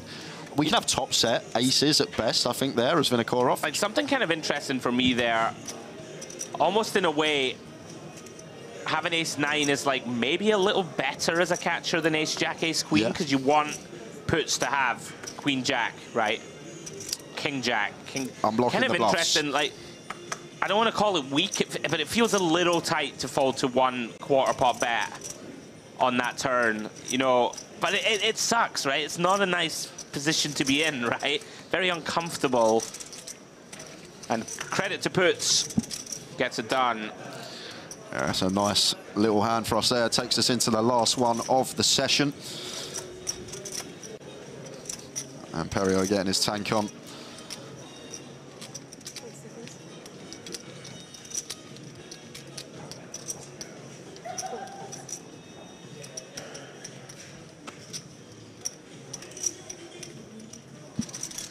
Round to Vinokurov, 9-4-0. Wouldn't imagine he attacks this one. Let's go. Blind's going up very shortly, Jay. Aquino, sunglasses have come off. Limps in from the small here, Jack 5. Let's flop a piece. We're going to sweat with Aquino. Cartulis, unknown holding. Very interesting here, Aquino. I mean, this board, I think we're going to want to check a lot, but does stab 1 big blind. Cartulis defending. Deuce of diamonds on the turn. It seems like our hand now does want to do a bit of checking out of position as Aquino.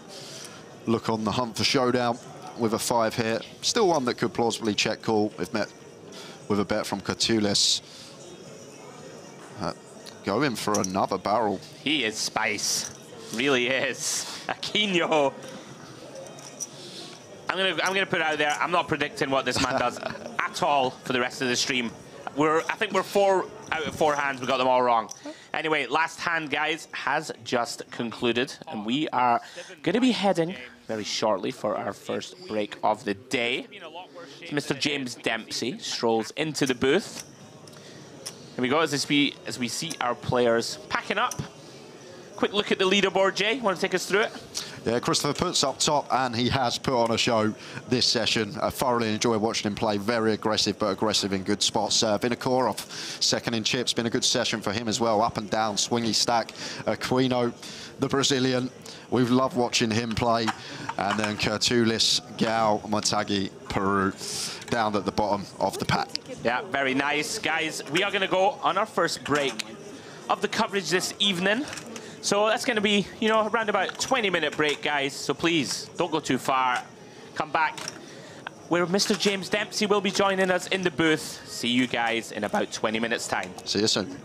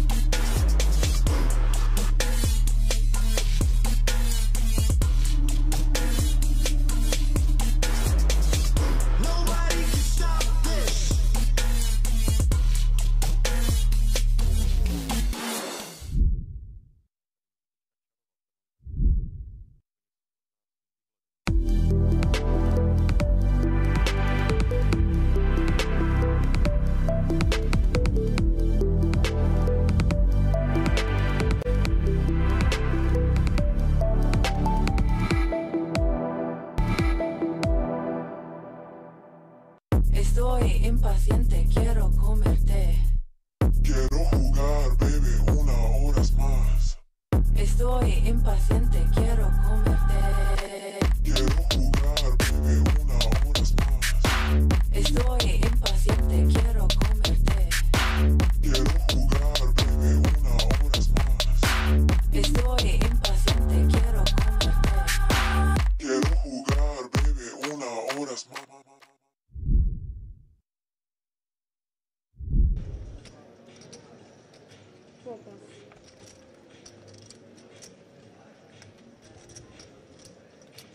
Action back round to Burton. Yeah, loving it, isn't he? Very much involved.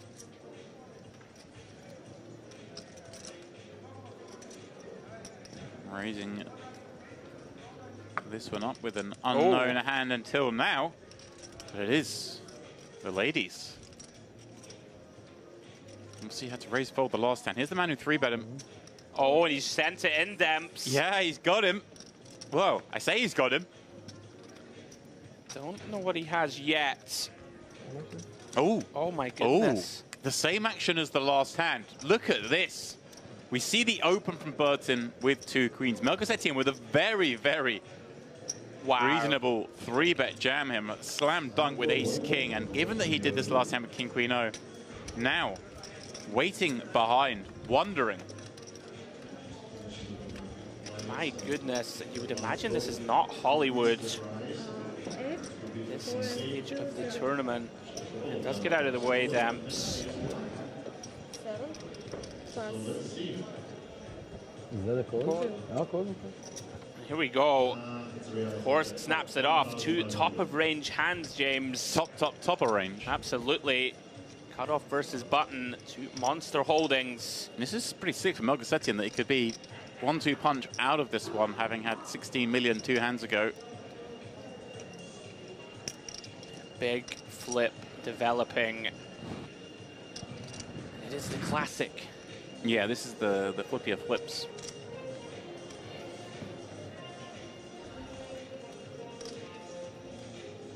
King 6 straight.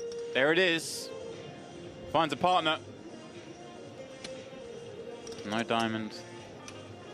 Backdoor joy for Burton. Just the queen will do it. With 1 pull to come. Just thinking, Andreas. We hear the music. I know, I'm jiving in the background. Like, if you're the one all in there with 2 outs to come, and everyone's silent, and you just got this like happy, cheery tune going. I don't know. That might put you on tilt. That might set me over the edge. Like, no one's ever hit a 2-outer to that music.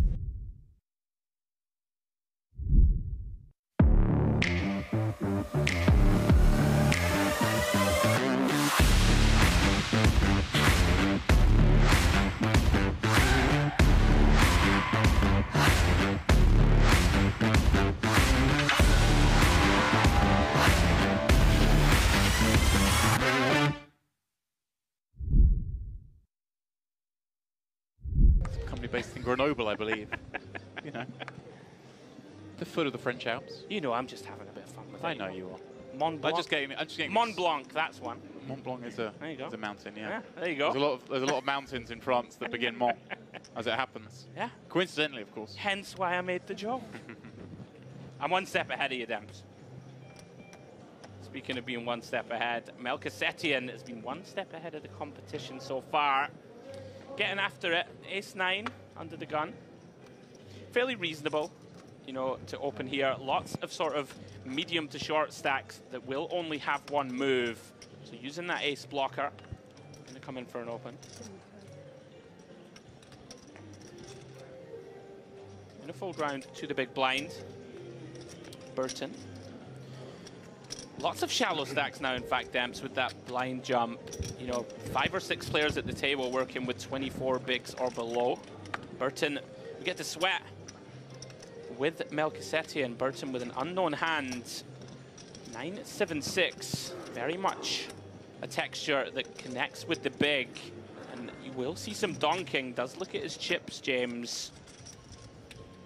Yeah, and here it comes. Certainly a trend in modern poker. You will see a lot of leading here on these 3-card straight completing boards. Melchizedek might rip it here, Demps. I could see it.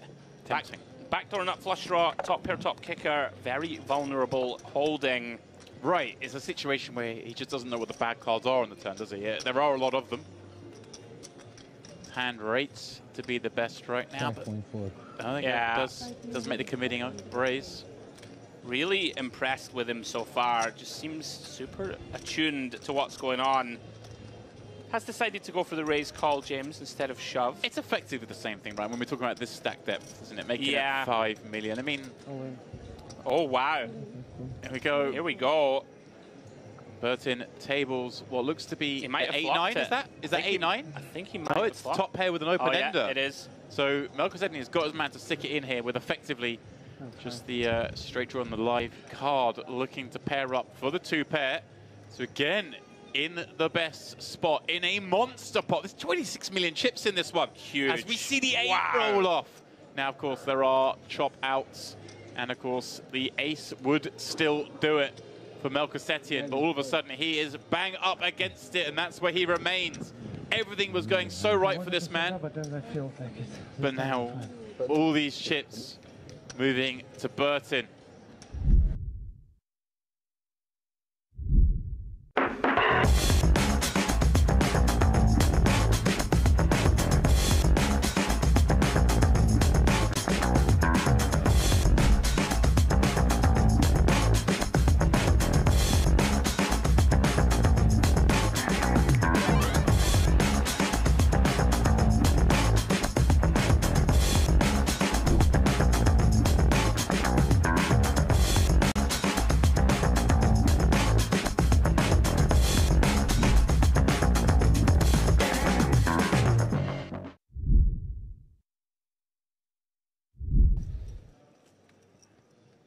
Always frustrating, of course, when you try and execute said limp.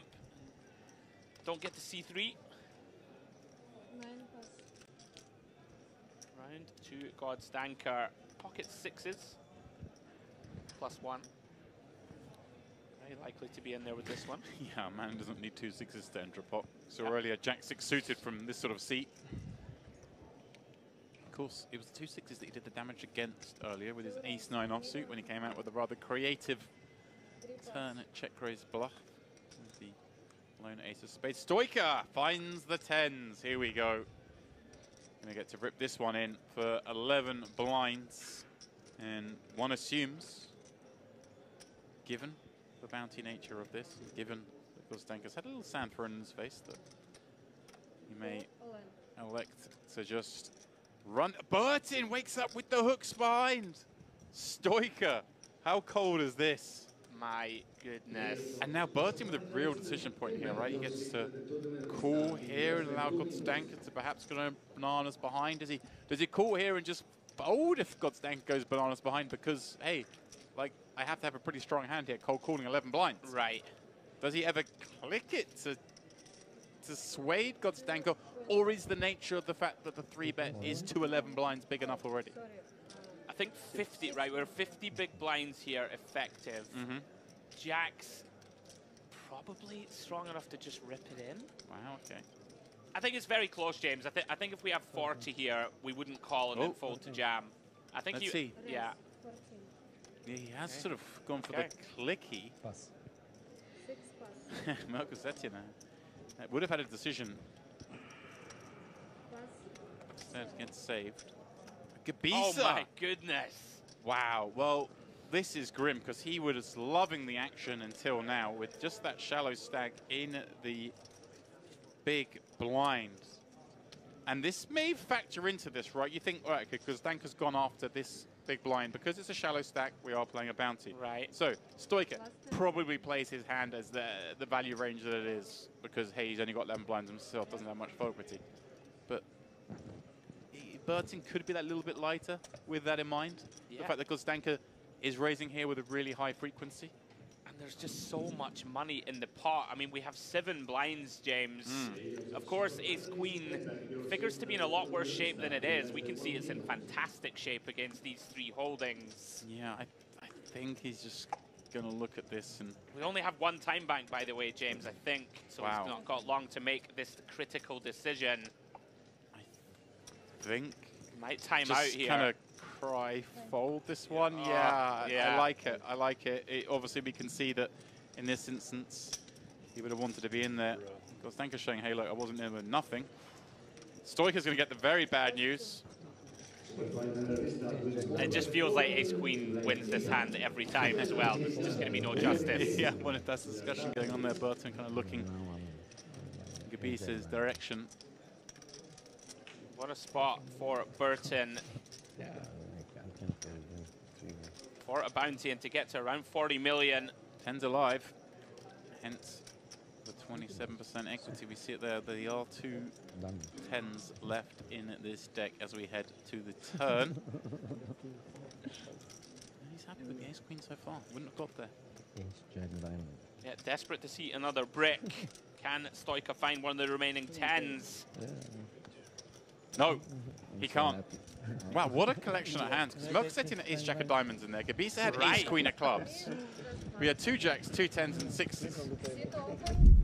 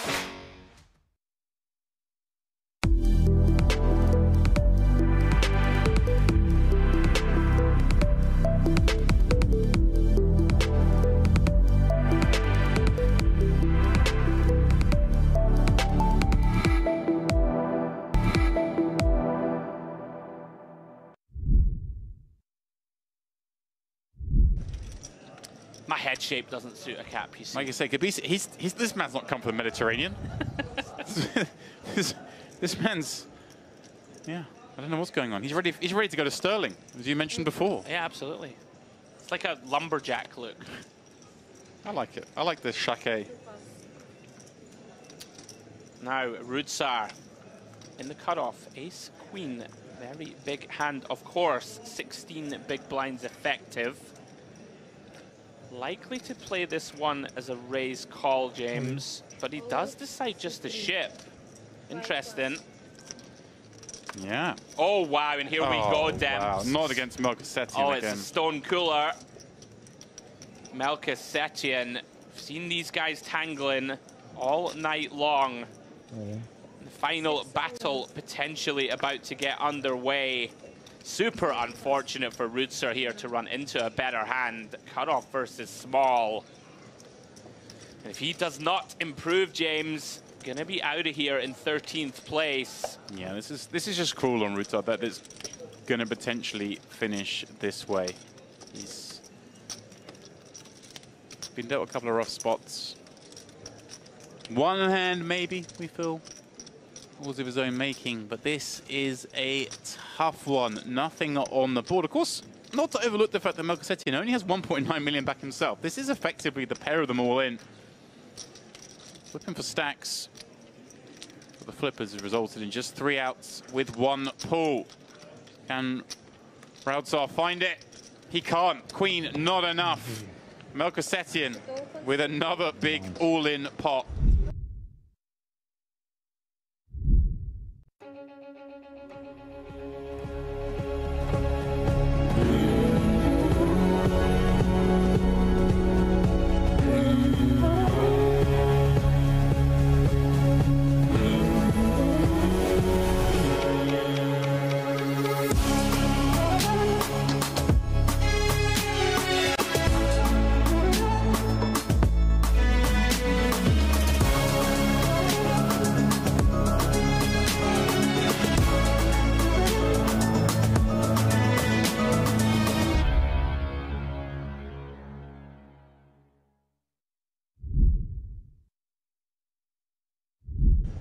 Late night finish last night at 4 AM. Come back today at midday. I don't understand what they're doing that table. No, they're just cheap giving. Round to Constantine. Cheap dumping. Another one of these mediocre hands, Demps, but is openable.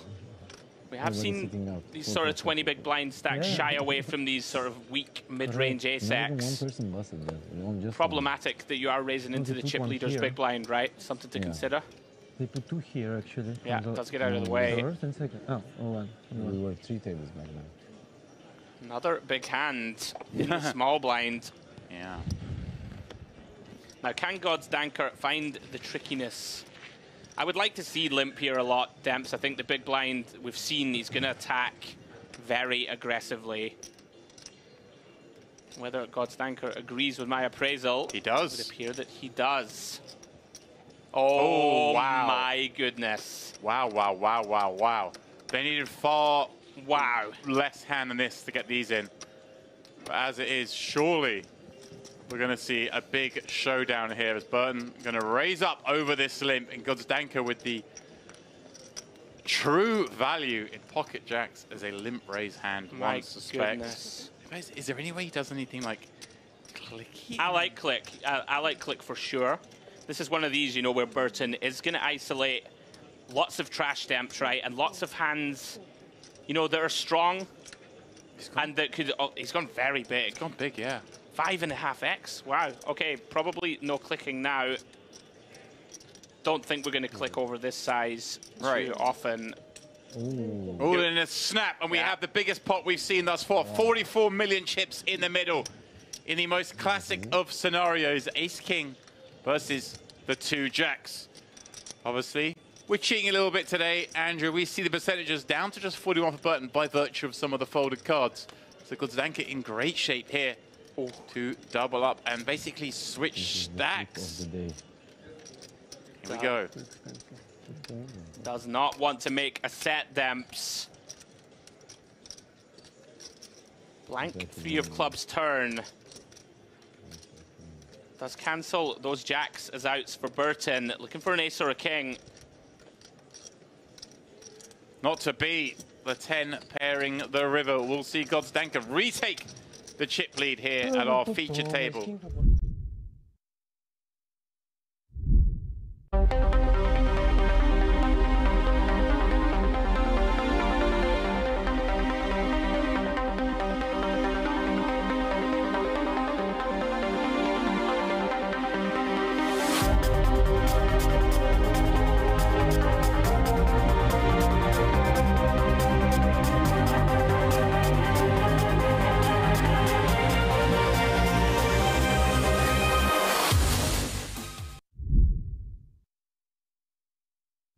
Good afternoon. But you're probably not joining us from LA, so maybe they are. I would. Those in Vegas. Mediterranean poker party, mate. Get in the mix. There we are, still 7-handed here. Opening event of the 2024 MPP. 1K Luxon Pay Mystery Bounty final table. And here we go. First look at a real hand in a while. Pocket queens for Savenkov. UTG1. 2.5. They're coming for the race to 2.5. And here we go. Another potential spot. That was very fast, Demps. Skutladze makes the call with ace-jack off, and here we go. Ebby on the button, pocket tens. Potential disaster, Demps, depending on how quickly he plays this hand. 35 bigs. Yeah, it feels... I could see him going two ways. Yeah, and here we go. I was going to say, it feels like a spot that we could even potentially jam, not so much at finals. Yeah. You know, in normal tournament poker. We have to be concerned still. I'm surprised it's gone quite this size. I might have gone smaller because we kind of like... Yeah, this is you want to hear, you can ask a question of Savenkov for far fewer chips than this. Agreed. And then maybe you still, like, maybe get Skutladze to do something crazy with 8s or 9s. I don't know. I think I'd rather just see this be like a 7.5, 8, but we're nitpicking here. Yeah. Does land on a shade over 8 blinds. Yeah, once Skutladze's peeled, it feels like a mandatory 3-bet, right? I think before that, you could even argue, just because of the chip situation the way it is, that maybe you just flat call 10s on the button against a +1 open. Yeah. Bear in mind, though, of course, it was Savenkov who opened, was it not, before, when Ebby found the 3-bet with 6-7 suited. So it's kind of like he has 3-bet him already once in this spot. A little different this time around, of course. And now the interesting spot, I guess, for Savenkov. Does he just, I guess with queens, have to run it right? I think we're just all in, Demps. I think we're just all in. I mean, so often here you're all in against ace-king or something and playing a monstrous flip with 7 left, which is not what you want to do, but in the day... Does it burn through another time bank? Yeah, when you get called here, typically you're either dead or flipping. I love this cap. This is going to be grim for Ebby if Savenkov does put it in. And there he goes, sends the chips in. Yeah, I mean, Ebby just hating life. You kind of made a value/protect 3-bet with these 2 10s. You weren't bluffing, but you kind of have to fold, and that always feels a little bit grim. And you know, with that previous action, an orbit or so before where you 3-bet him, kind of feels like, well, I've actually got it this time, but I guess I still have to actually fold. Yeah, optimistic here, I think. To think that Savenkov will shove with a worse hand that isn't ace-king. Right? Like ace-queen, is it really ripping it in? Sometimes you have to tap the table and say nice hand if they do find that jam. If somehow this is like, if it is like the once every so often ace-5 suited, there we go, the solver bait as they like to call it, then so be it. You've got me. You've outplayed me. It happens.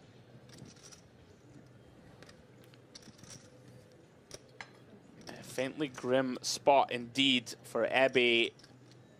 Yeah, it does make the right decision. Well played hand by all. What a huge pickup for Savenkov. Yeah.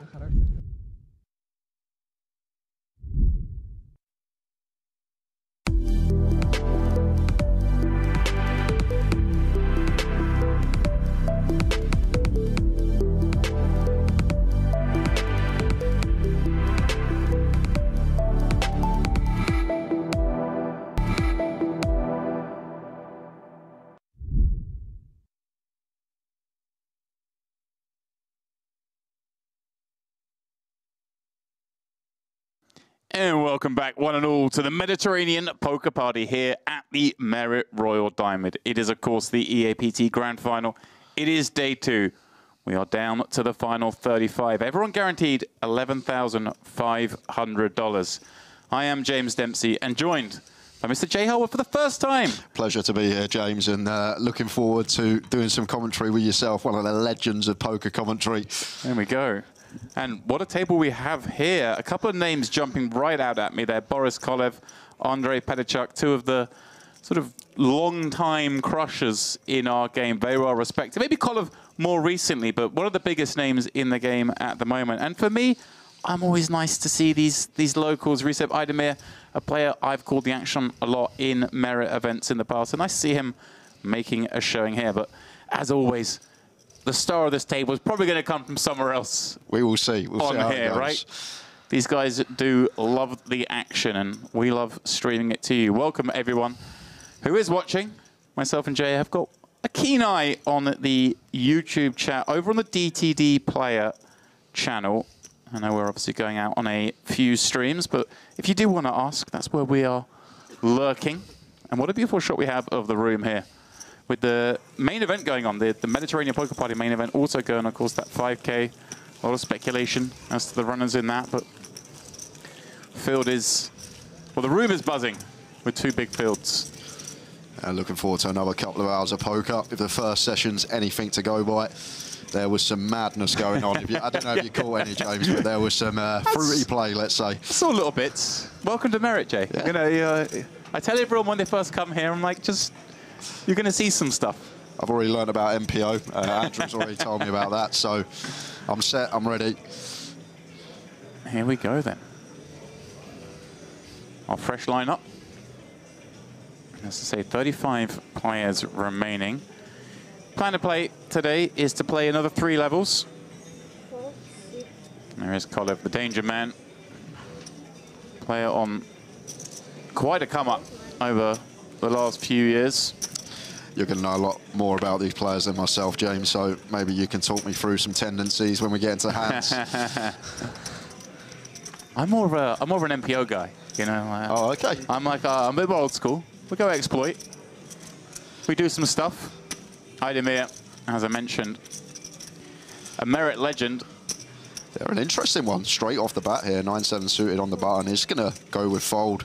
I think maybe 10-9 suited we go with there for just shy of 10. Right on the cusp laid out. Leaves room for Marcetic in the small.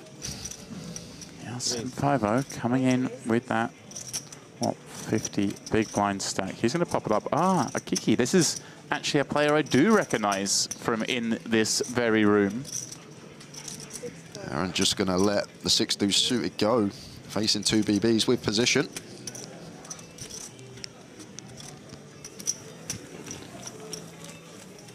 Yeah, that'll be why. Kiki finishing second in the Merit Poker Retro Series back in 2022. That one worth a whopping $382,000. So again, so often you see players, Jay, in this room who pretty much play exclusively at Merit. It has its own ecosystem, and these guys are actually well positioned because they all know each other. It's kind of a weird scenario where you got the kind of GTO, the super pros come down here, but then you got the Merit guys who all have these little exploits against each other. Exactly. It does give you that small advantage that players coming here from overseas may not have. Yeah. And Patachuk, what a sight to look down at. Yeah. Let's see. Another player so well known in this game of ours. 20 blinds in the hijack. As you say, nothing better than a couple of aces. Comes in for the minimum raise. Desperate for action behind. Interesting, of course, it's Kolev in the big blind. Most likely player to give him action. Interesting one for Marcetic here with the ace-8 off. Looks like going to go with call. Oh, a little fruity, Jay. Yeah, very fruity. Maybe one that could go for small free bet versus hijack. Nice candidate to choose, but getting involved in the form of a call.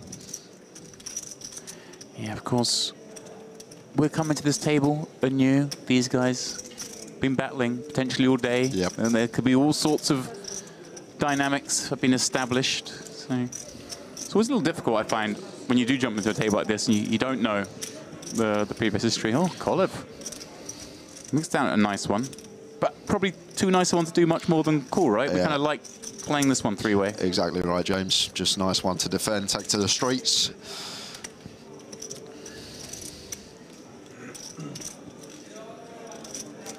Three-way action here. head into the flop. Wow, here we go. Action upon action. Top two for Kolev out of the big blind. Padacek with those two black aces, not loving it, but aces are aces at the end of the day.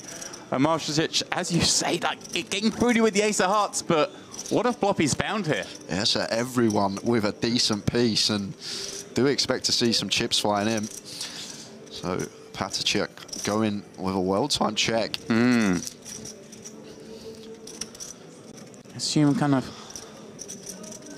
you're up against a lot of King X, Queen X on the button. Big blind can flop flushes. Kind of makes sense, I guess, to kind of slow down with a lot of hands in Padacek's seat. He does check it through, and of course, the dynamic's so different between those two because look at the chip stacks at play here. 13 million effective. Kolev facing a bet, but facing a bet where he blocks kind of the pair side of the value range. So is he kind of a little bit maybe more concerned that there are some flushes here? There will be a few, but from Marshasic on the button, not really too many other than ace X of hearts and then the Jack 10 suited in there. So not too many flushes. There's going to be a lot of this King Jack, King 10, Queen Jack, Queen 10 that might want to go for a bet here. Or a hand like this, Ace Jack, Ace 10 with the Ace of Hearts. Don't expect him to be as wide as Ace 8 here. Well, as played, obviously just gonna call, and that makes this an interesting spot for Andrei Padacek here with the boots. I'm kind of a little concerned, I'd imagine, with the call from the big blind. Yeah, definitely in the back of our head, but too good a hand to be folding just yet. Overcall comes in and head to the 3 of diamonds turn. We do indeed. 4 million chips in there. Padacek with just a little over that. Sees a nice card in the form of the 3 of diamonds. And I expect this one to check through here. James, don't think Padacek should have any leads. And Marshasic, it's just a disaster for us to bet our hand and potentially get jammed on. So I think we just want to realise our equity and check back in position and see a rib up. But I say that. Looks like Padacek is finding the lead. Just showing his class. And maybe, again, what I was saying, maybe he's seen Marshasic flat a lot of kind of weak hands that have got the showdown in this kind of spot and thinks he's going to have a lot of checkbacks. Could be in there with these kind of lone heart combos. Yeah, I agree, James, because like King Jack, King 10 once getting called in 2 spots here, probably wants to be checking, so just taking that option out of there.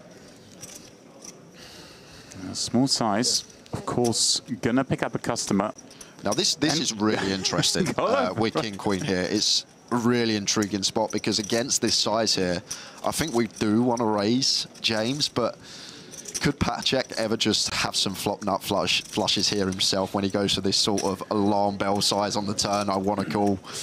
Is this a case though, that, hey, look, if Padacek's got it, we're going to double up anyway, and maybe I want to charge the button a little bit?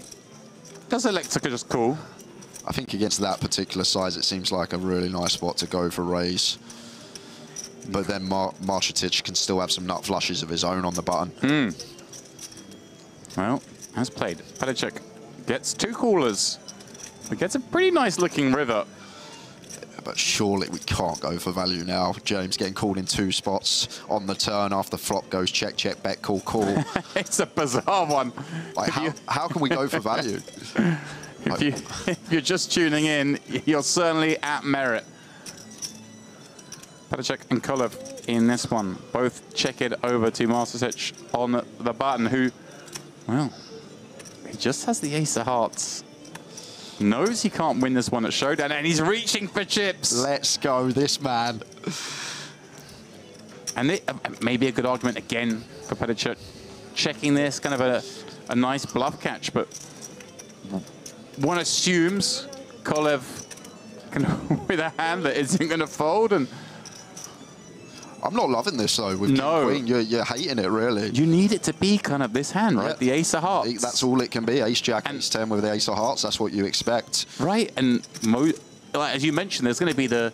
It's going to. Ah, wow, he does fold it. I think I like it. I know we can see it would have been. Yeah, I'm with you. You have to give him some really offsuit ace-X combo that's got the ace of hearts. And then he's got all ace-2 suited up to ace Jack suited, Jack 10 of hearts, Jack 9 of hearts, 9, 10 of hearts, flop set of 4s in there as well.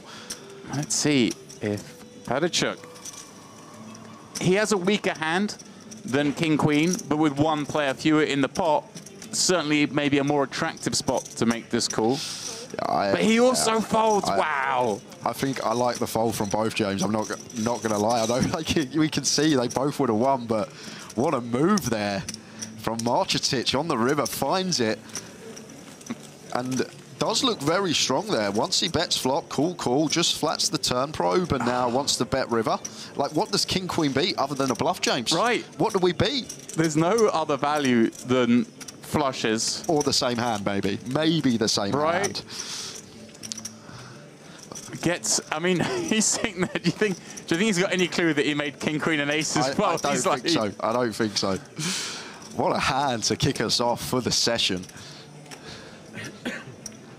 An absolute corker to kick off this penultimate frame of the evening here at the EAPT Grand Final. And try not to be results orientated. I think that's a very good fold from both there. I think more often than not, they're just going to run into value.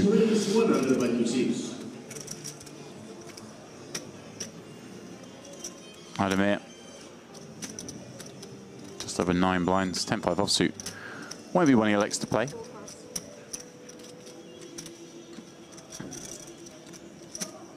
Play the rush. 20 million in chips now for Marcetic.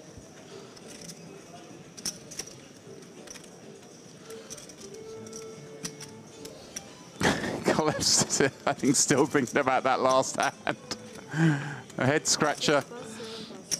Well, yeah, that's when you know someone's frustrated. Yeah. When they fold and a card flips up, the carelessness. I think sign of a good player, though, James, as well, when we're good enough to fold top 2 there. When theoretically, like, it's very hard to have the best hand just in that given situation we did.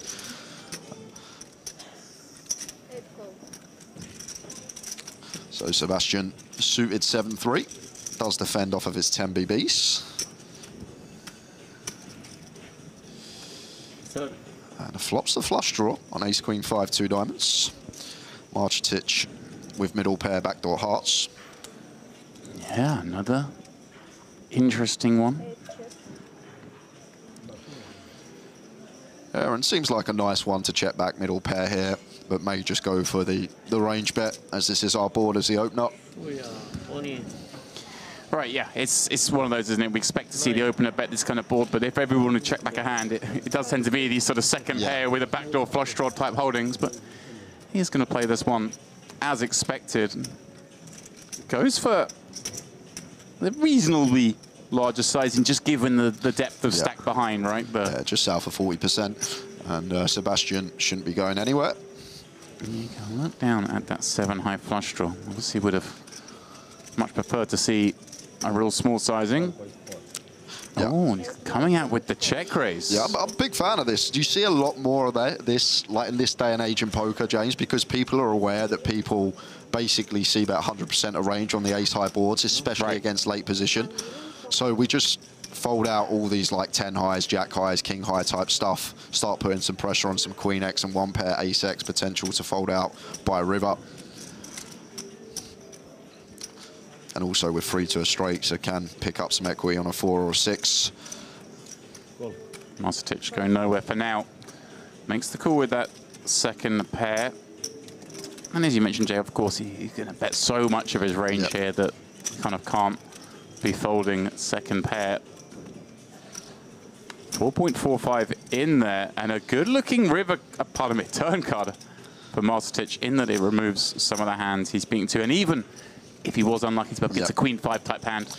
Not only that, it's also a great hand. It's a card that makes our opponent shut down with their bluffs of very high frequency, simply because we're not folding out ace X or queen X now with a second barrel.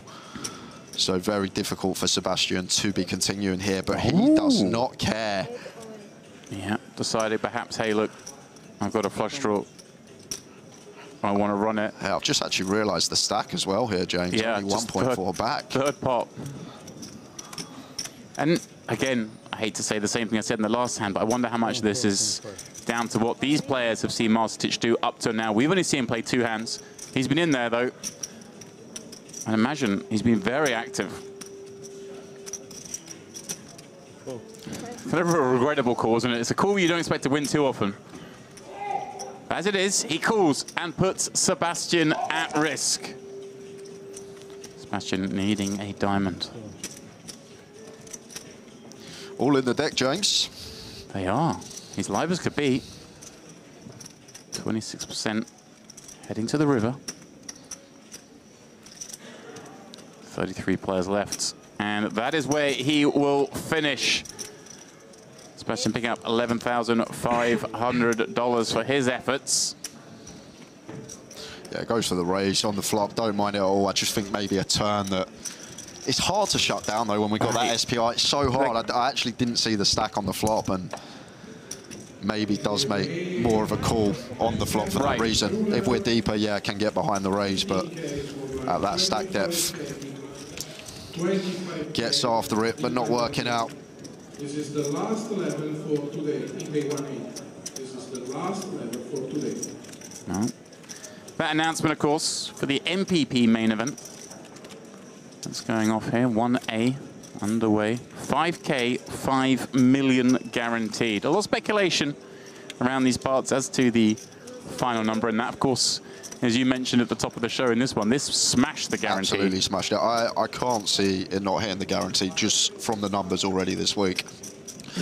I think it will get smashed as well. Well, here we go. Not much change for most of these players, but Nikola Marcetic just climbing up there, up to 24 million in chips, 79 big blinds.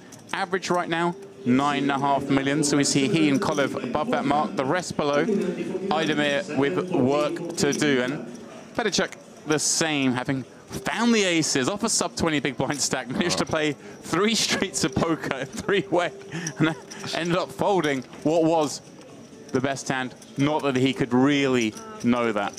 It's just one of those hands that, what can we do? I can't see how we can flick in the call there. Just ran into a hand that we were actually ahead of.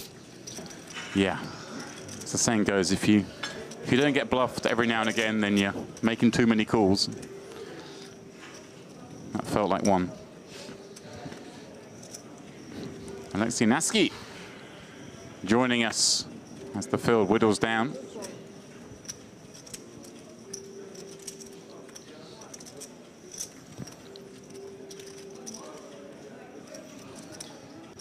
The Finn coming in with, what, just 11 blinds. Idemir, he's going to look down at 1 he's happy to see with 9, Jay. Yep, nice, easy shove for us as Idemir.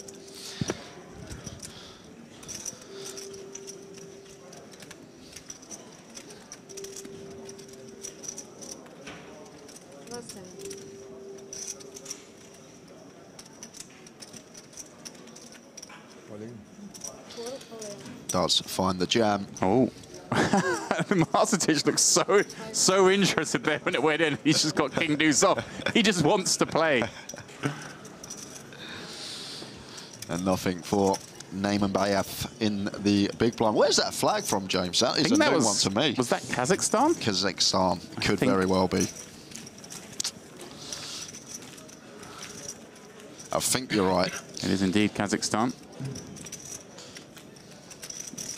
Yeah, such a hub here. Obviously, just a great brand to have its grand final here in the EAPT, but it really is a center of Central Asian, Middle Eastern, European poker here. Everyone can get here pretty easily. It is in the kind of center of such a big area of poker, and you really see that a lot here. A lot of flags that you don't see other places. I said to Andrew as well, I was so surprised how nice everything is, how it just all looks, the atmosphere, how everything's run. It's like brilliant event. First time, and we'll definitely be back. Don't worry, Joe, I've seen you in the buffet. You're enjoying yourself. I love the buffet.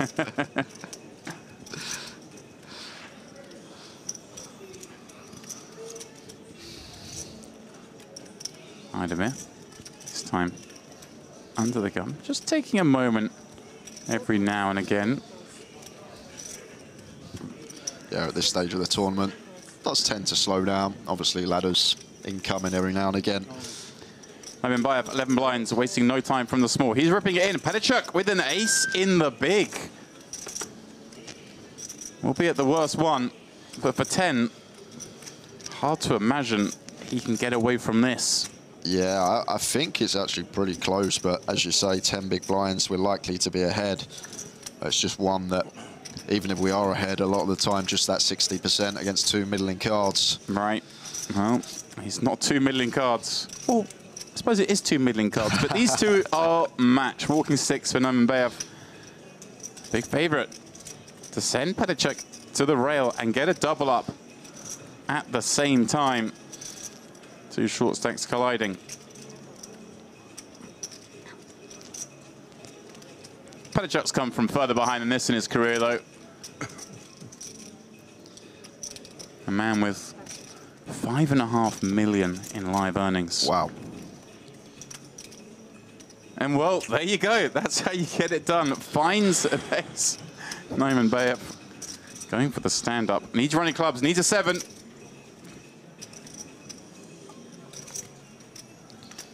And that is just going to leave him with 2 outs. Got to do it the hard way.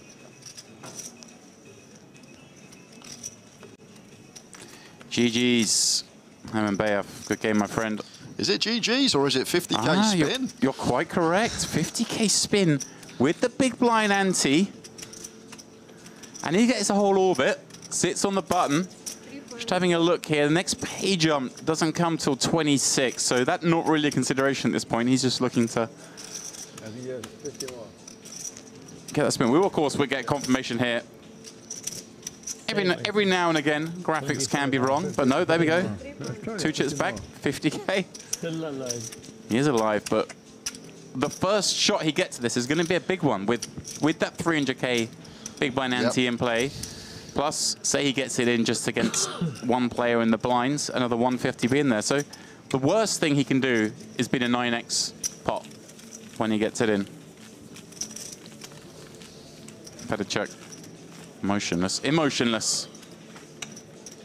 Having caught a little fortune there. No, you play for the bounty. No, but yeah, no.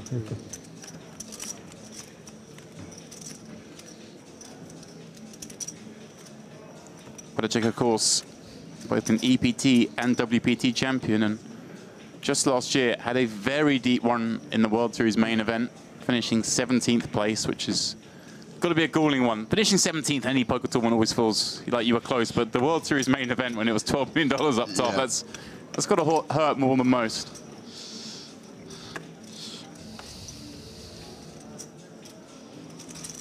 It's always the tournament that when you bust, it's just the one that's like heartbreaking.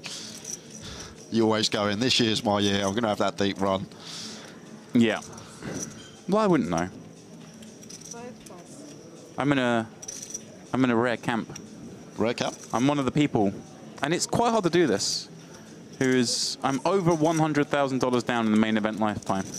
Really? It's pretty tough to do that. Is that 0 in 10? No, it's 1 from 12, and the one was sub 20k, so yeah. I am over 100k down in the main event. There we go. Yeah.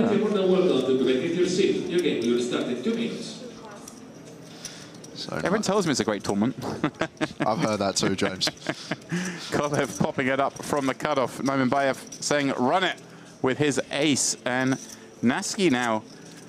Kind of obviously the situation gets a little different. He does decide to rip it. Obviously, I guess the open range of Kolev slightly reduced with Nurmanbayev on 50k. Yeah, I think so as well, especially from cut-off. Like if this was just a cut-off open, we'd be sending this anyway from the 4s from the big blind. So I think this is nice from Naski.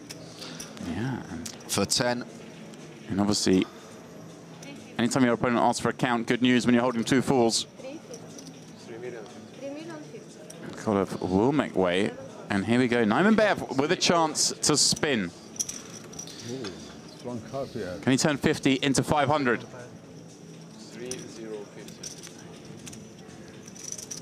50 above. He's going to enjoy seeing that he is racing, getting that incredible price. No, 500. Just 50. 50k. 3,050,000. It's 9 something. 5-0. Oh, No, it's 5. It's 5. I'm taking a moment to sort this one out. Here we go then. King, Queen, Deuce. Naski holding for now. You have like 7 now. Goulding in these tournaments, over 1,500 entries, you get down to the final 30. He finds a 6. Is the spin on? It's looking very likely, just fading that 2 out and out. Doesn't want to see a 4.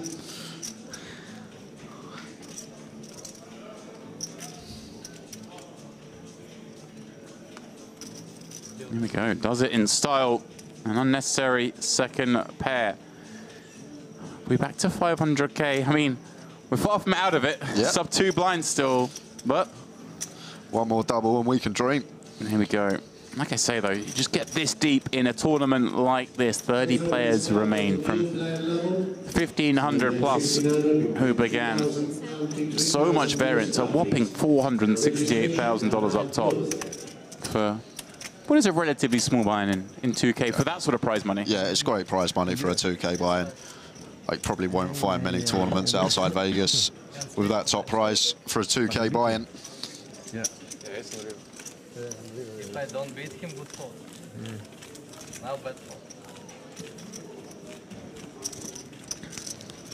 I mean, fair enough, he doesn't look thrilled just yet. He's still thinking about the 2 7s, getting run down by Petacek's ace deuce, but we're happy for him.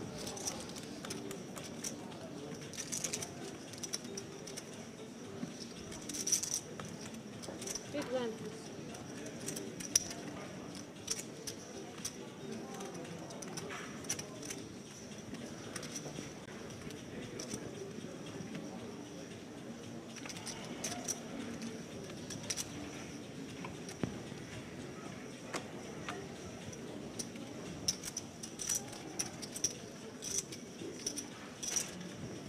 Pass, 6 pass, 7 pass, 9 all in.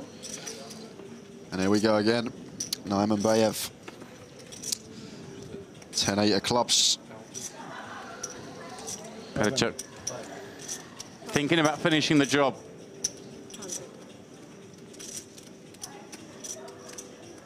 It's Idemir behind in the big, isn't it, who's on sub 10, and then Naski is also sub 10, so yeah, kind of makes a bit more sense with those stacks behind, doesn't it? Yeah, perfect sense. And Naski a little bit bigger, pardon me, of course. He actually won some chips with those 2 4s, didn't he? And once again, when cards are on their backs, Naimanbayev's going to like what he sees. Yeah. 10-8 suited does just fine against his ace 4.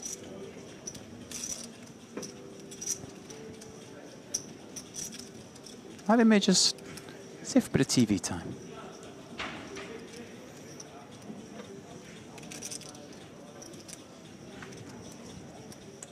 Four pass.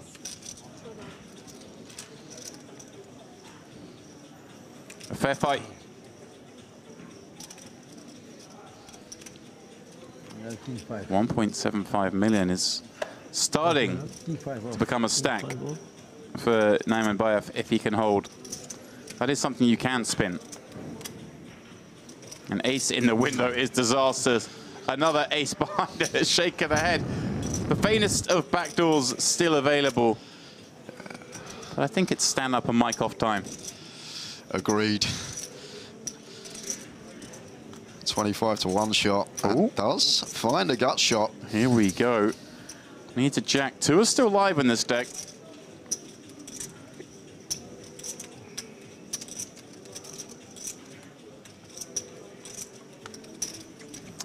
Not to be for the man from Kazakhstan. $11,500 going his way. Again, obviously, every time you register 2K, they tell you you're going to win 11.5. You're happy, but of course you would be. Once you've sailed past the dinner break on day 2, you're thinking of much grander goals. There's only one person that's happy after a poker tournament, James. You're getting the money. You're not happy you didn't make final table. You EAPT it. You're not happy you win. You even come second. Yeah. It's true. I think the most devastated I've ever been in busting a poker tournament has been when I've come second. Okay. Like, it's just, yeah. It's true. It's crazy. We're emotional beings. We are. It's an emotional game.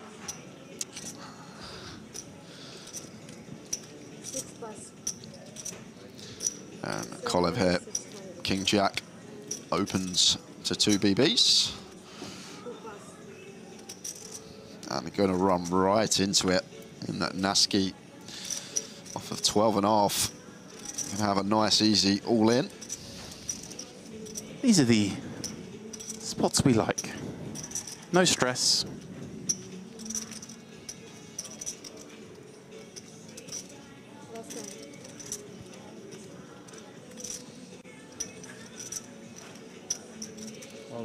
Obviously just balancing a little bit time-wise. There's going to be plenty of hands he wants to 3-bet par here from the button against that hijack open, and some of them aren't going to be as easy as this, so just take a little bit of time.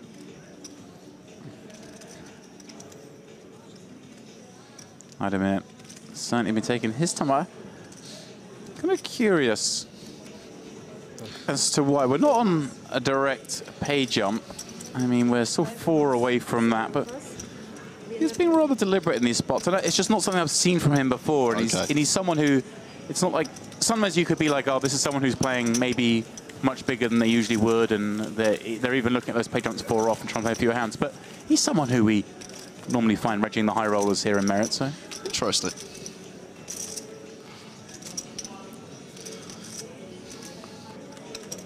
Well, it's my turn. I didn't play any hand.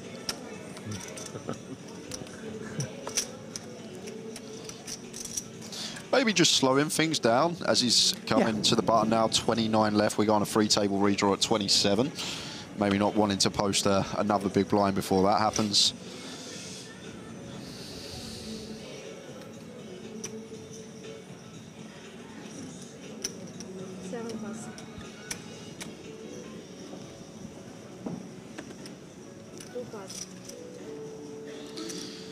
Nasky going to be getting amongst it again. This time, do just expect an open.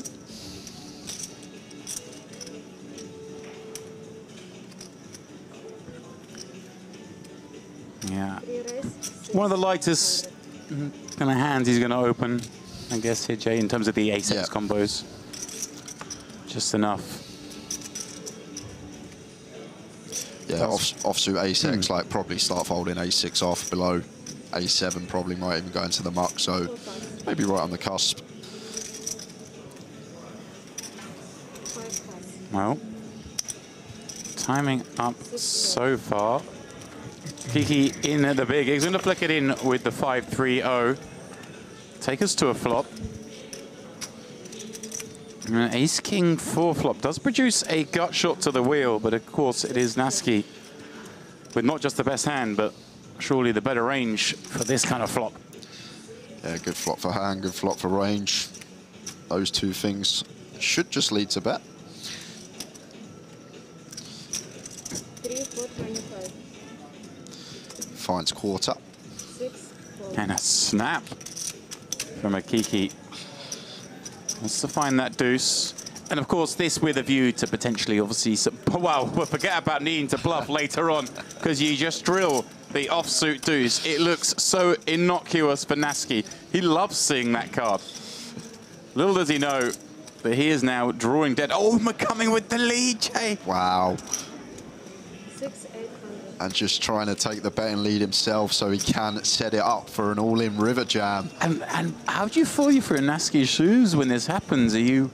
It's really strange because I don't expect to ever get led into on this turn card. Maybe a 4, maybe one that starts leading from the big some of the time, but this deuce here, not sure how I'll read into this, James, but getting 4-1 here, I think we're going to have to strap in for a river card.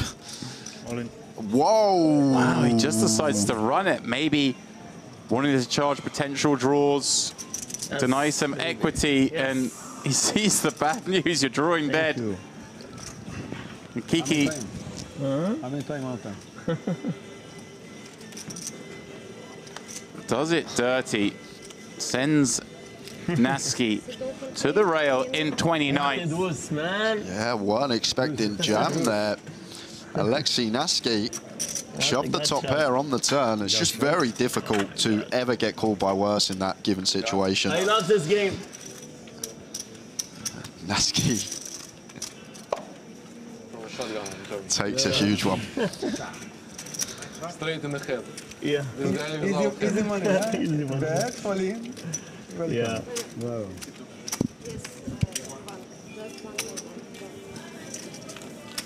I love this game. It's my game. Sometimes you get angry. Huh? Shuhada, you say. Shuhada. Sometimes you get angry.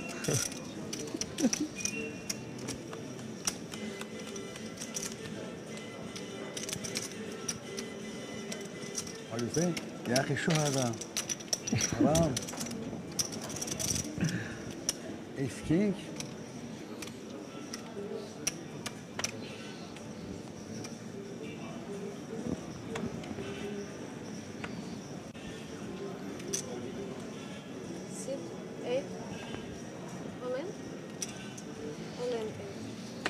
You saw your card? And Kurtulus comes back to the table. Saw a lot of this man in the first session. Oh, yeah? And straight in with a jam. Ooh. A feisty one, and he's going to find a customer in Andre Petachuk. You down a big slick in the hijack.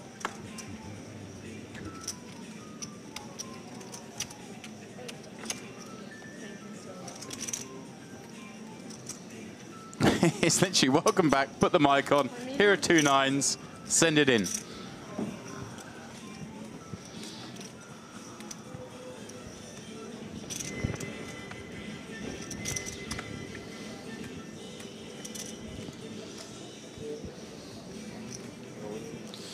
And eventually the all-in does come from Palachuk.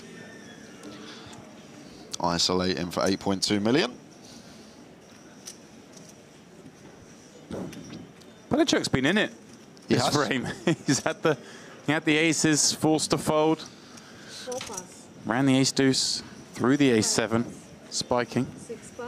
Finishes man off with ace 4. Now finds ace king up against 2 9s, and with a chance to get up to sort of 12, 13 million, will become a force in this tournament if he can pair up here. If he doesn't, he's back to basically where he was before all that drama. And Kurtulus will be the one wielding the far healthier stack.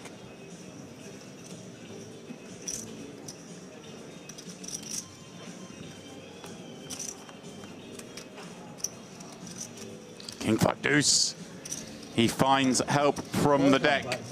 No runners at all here for Kurtulus. So needs a 9. Wait. Maybe got shot, yeah? 7 of diamonds, not working. Needs a few more pips on the next card. Well, there are more pips on that one, but not quite enough for him. Kurtulus. One hand? One hand wonder. Sorry. Also picking up $11,500 as they are flying out fast. Yeah, down to 27. You know, better like this. Yeah, take.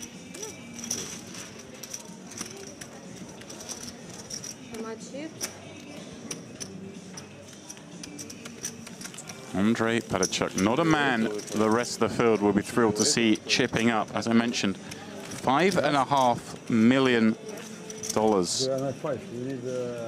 in career earnings. I think we should wait, you know? Winner of EPT San Remo back in 2011. Follow that up the next month of winning WPT Prague. 2011, did you say? 2011. The man don't look a day over 30. I was going to say, he's not really aged. We are only 5 players here.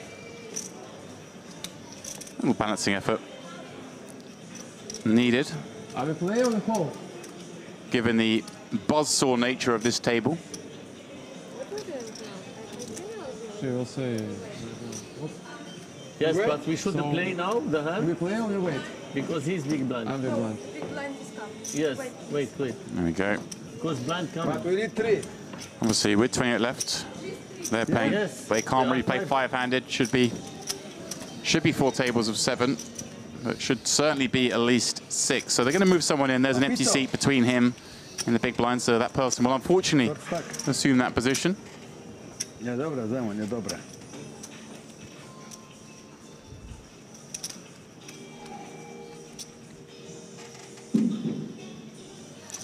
And whilst that takes place, we'll have a quick look at our feature table counts. It is Kolev, the man who was kind of a big stack as we came to this frame, has dropped down to 30 blinds, but 30 blinds is a lot of chips in a poker tournament, especially this deep. Recep Aydemir, the only real shorty, the rest thriving, especially Andrei Pedichuk, courtesy of that flip victory. It's funny, when we saw him fold the aces, it felt like that's kind of like one of those cuts that sends you so short that you can see him petering out the tournament, and he goes home and he's like, what can I do? But had to find a little bit of luck with the ace-deuce. Yeah. And he hit the ace, and then since then, not looked back, winning every pot he's been involved in. It's a good skill.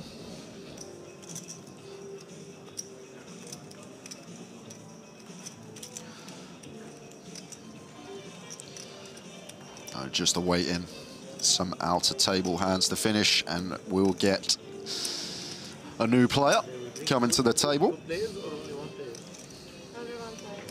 I'm driving with this music, Jay. I don't know. I mean, it's, some people maybe argue a little loud for a poker tournament room. I don't know whether we're just picking it up, but it's cool. We get a very playlist here. Very jazzy. Yeah. Yesterday we had all sorts going on as we moved through the wee hours.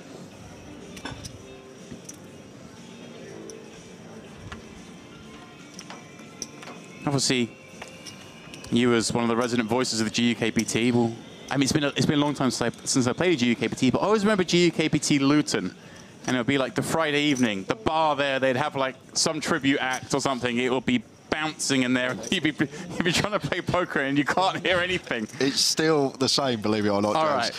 Believe it or not, that is the best place to go on a Friday or Saturday night. In Luton. I was going to say, let's caveat that, in Luton. I mean, maybe the second best, maybe the best is the train station or the airport. You can leave Luton. Don't come at me, Luton people. Ticket on the pocket. Always been a hub of poker in the UK, Luton. It has. But yeah, there was always the fun GUKPT. It's like, okay, some people will lose their minds when it's all going off like that. I always saw it as an advantage. Yeah, we're going to jump straight back to the action because should be having an all-in and a call yet again. Yeah, Aydemir found a spot, rips it in. Obviously not looking for action with ace-9, but assuming he finds it here against this hand, won't mind it, is flipping. Martic, I guess with a decision on how to approach this 8.5, 9 blind jam, kind of offers you a lot of protection anyway. Yep. But is there an option to ISO here, do you think? I think 8s is one that would probably like to flat rather than ISO. And then we also flat like our aces, our kings as well in there. And then like the ace-king, the ace-queen, better removal behind are probably going to be better ISOs here. So yeah, approaches it. Of course, has a Kiki Kolev behind. Whoa! Whoa, okay. Oh my, I mean, let's look at that. I mean, Aydemir, he's been playing with him, does play pretty snug.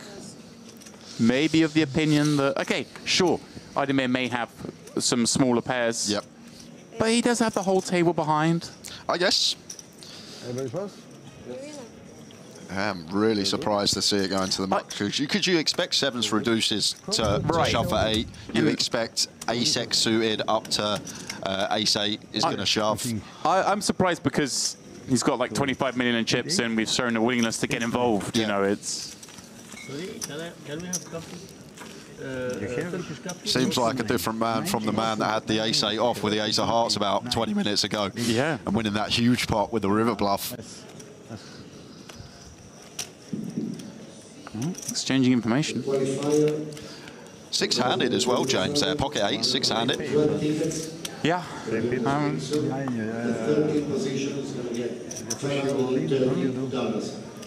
Once again, 12 tickets. Yeah, that's why you call, of course. Small blind, all in, big blind, go. Yeah, of course. Adamir saying, I get it, you folded. All those players stacked behind. But he'll be a little relieved to hear that. Survives a little longer.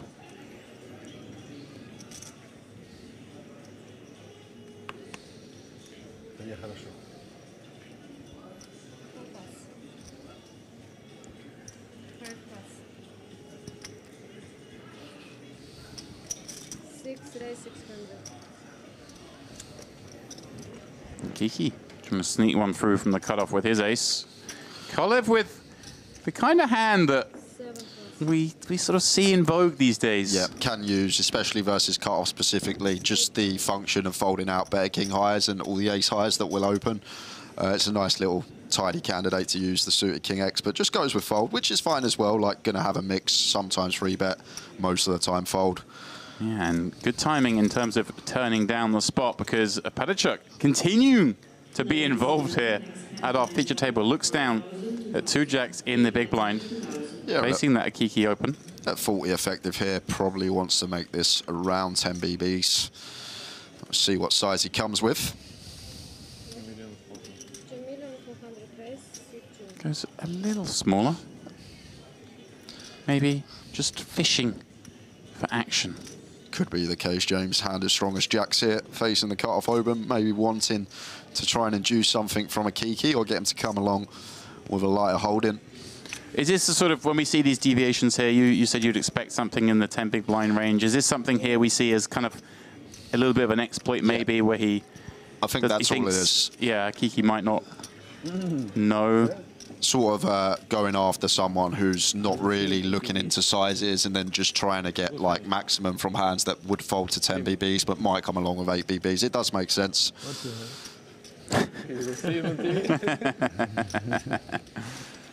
I think he is better here. And the other thing, as you mentioned, James, Petchuk had terrific results in these events in this casino, and maybe he has his own strategy of how to navigate through the field in the best possible way because of what he's seen throughout the years at the poker tables here. Yep, someone who has... Like, if you've got a strat that's been working for years and years, why would you deviate away from it?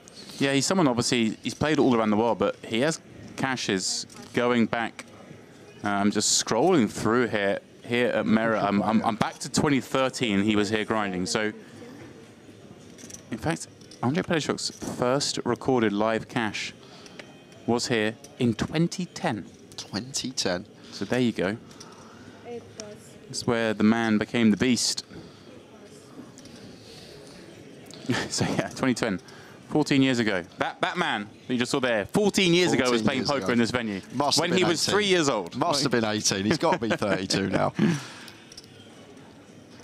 So Akiki back in the mix this time with a legitimate holding. Goes for a different size in here. Goes for 2.5 BBs instead of the 2 BBs that we saw previously. And maybe just a function of the big blind sitting with just 9 BBs as Idemir. Defends with the deuces. One assumes not just looking to find a deuce, but kind of a low broken board would do the trick. Maybe a board like 9-3-5. He does check to allow Akiki to maybe put some more in. 600-700. And now decision point here for Idemir, because it's one that we just can't call with our stack. With the SPR, it would leave us have to make the choice if we want to go with it now. We are ahead of all these ace high, king high, stuff like jack 10, queen jack that would open. I guess the problem being, you know, we don't get folds, and if we are beat, we're almost dead. Yep. And when we are ahead, we're 75%. So it's still always a little bit scary in these spots, but you jam and hope to not get snapped. Yeah, and I think here as a key, Ace-King would be a call in theory, James, just reason being the times we're up against the one pairs, we're going to have 30%. And then the times is 6-7s double gutted, 6-4s up and down, 4 deuce suited in there up and down. So... Yeah, even those sort of ace-4, ace deuces, they're going to want to play. Can you bring me a water? Again, I mean, these two, I know for sure, have logged many hands against each other here at Merit down the years. We're not always privy to all the information here. That does have to get factored in.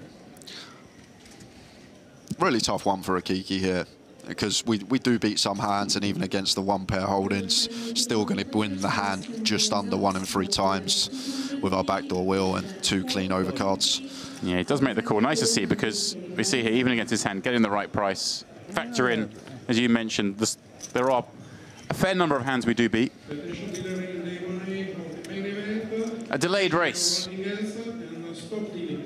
Deuces. Looking good for now.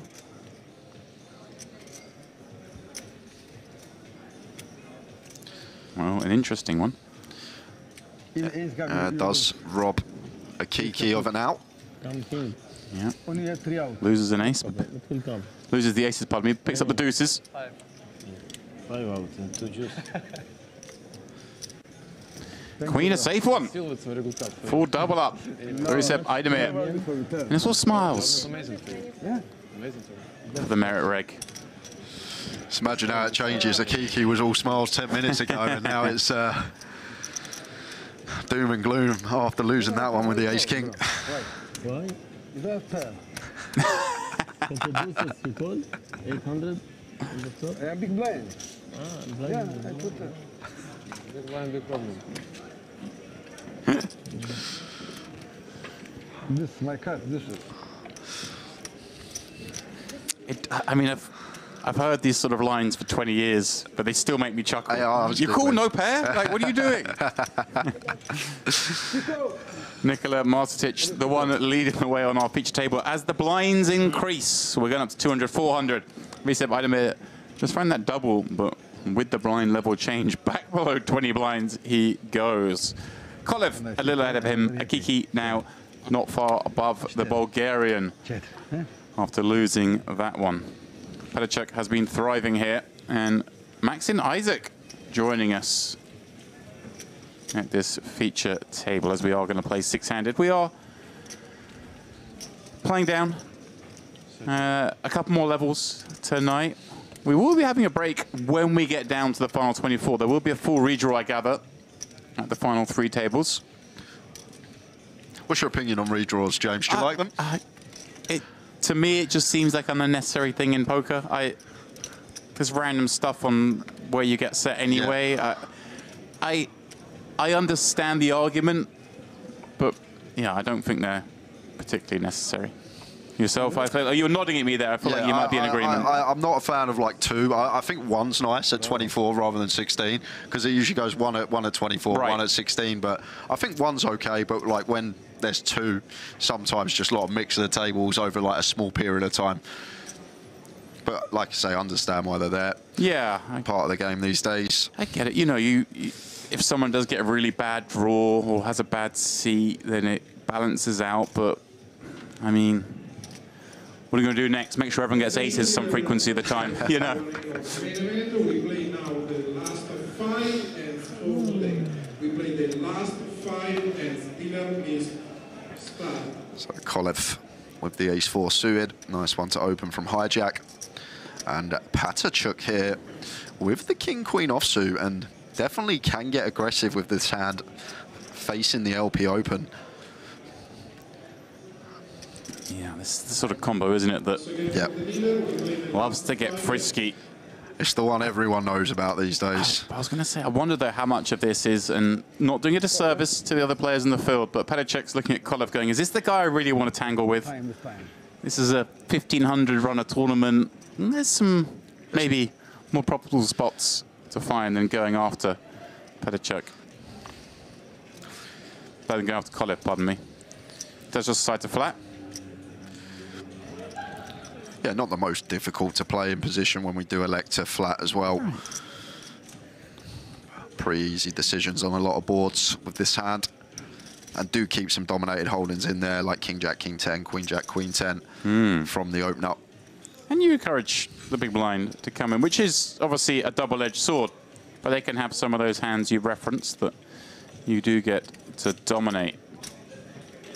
Here we go then. Marcetic is going to stick around with the suited 9-4, and he finds a flush draw with a gut shot draw on the Jack 7-8. Nobody with a pair just yet.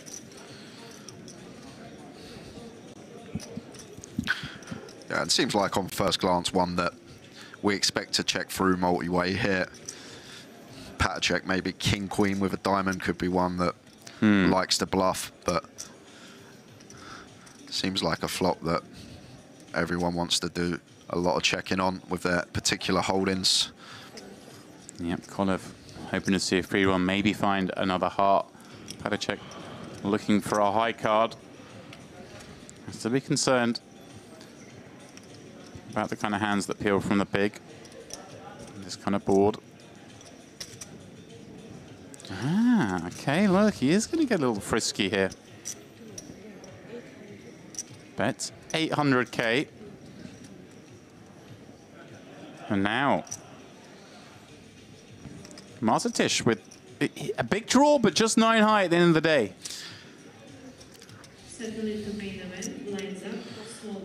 And it's just going to play cool here.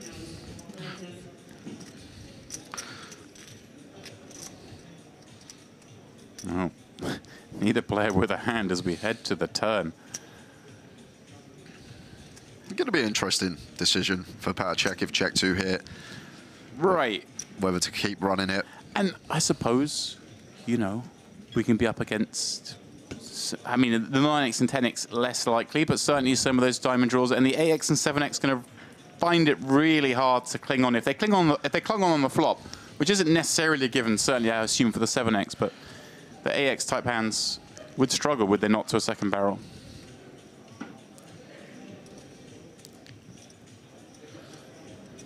Desperate to see a free one. But of course, have designs if it does go check to rep on the river. Worry not to make a hand. Oh, Patter check looking at chips. This wow, is relentless. 3 million into 4.6, and this, I suppose, designed to target these kind of hands as well, right? The draws that just don't want to call 3 million out of position.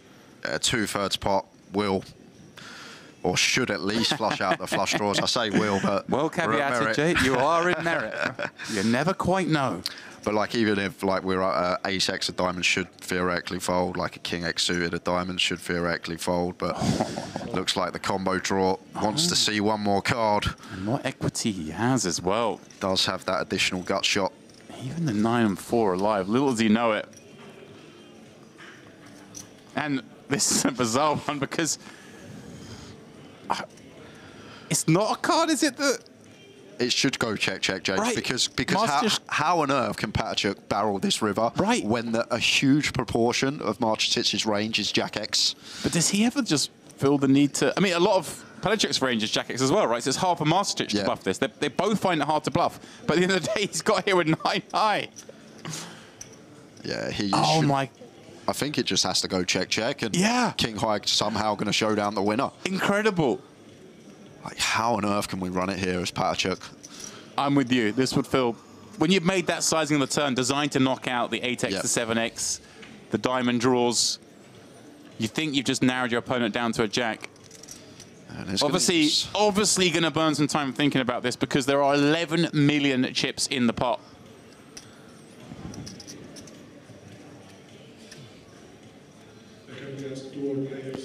I think it would be a crazy jam.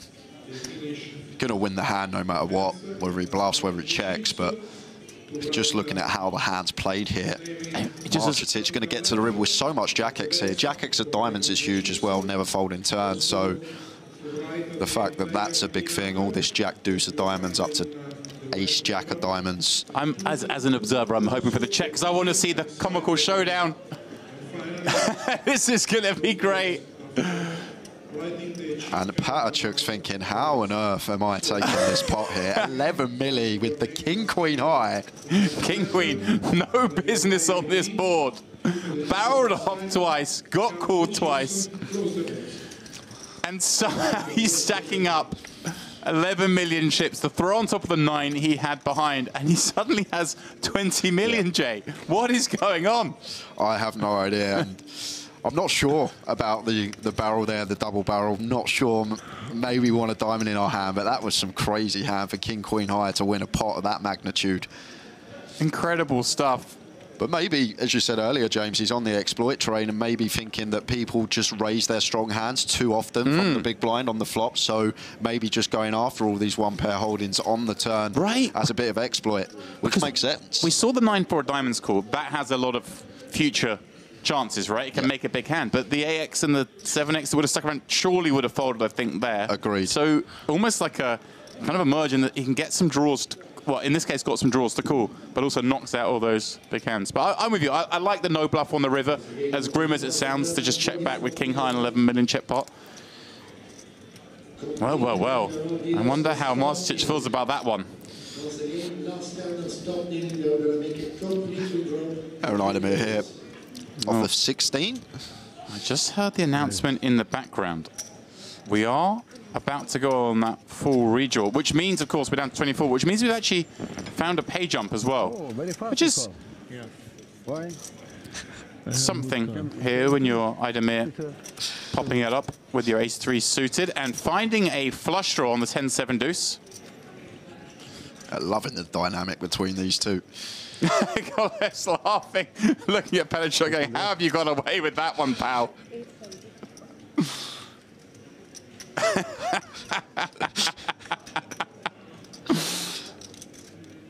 Akiki? What's going on here? Queen 8? And this is just the dynamic factor. There we go. Exchanged some words after the ace-king versus deuces hand, and this just has to be down to that, right? Akiki wants some chips back on Idemir. And he's just going to get it right back up him. And he's going to have to now try and save some face. He's taking a moment. Went on an absolute flyer. Queen 8, nothing to do with this board. And I mean, arguably a little unlucky. Idemir has a hand that can stick it in. If he's just got ace-3 of hearts, he's gone. Well, well, well, this is just fun action at Merit like we always expect here. Very strong. Idemir. Hey, you don't make any bluff. It's getting a little loaded, these comments now, perhaps, between these two. Get a little waspy in there, but we're here for it. Well, there we go. Sadly, we are down to the final 24, which means we are going to have this redraw, because I would love to have stayed and watched these guys play all night. As we go on this redraw, that's how the stacks look. Akiki now the shortest, 18 blinds. Kolov at 20, but Andrei Petachuk is carrying the chip lead from this table back into the field. Unbelievably so, given all the hands we saw him in there. He was all in with ace-deuce against 7s for 10 bigs. He was out the door. Incredible stuff. Won that amazing hand there against Marcic. All right, guys. Well, Jay, I believe that's going to bring an end to your debut here at Merit. Obviously, a shorter day for our stream today, so Jay will be stepping aside. Andrew will be stepping back in, and we'll be back in around about 20 minutes. Don't go far. Ace-3.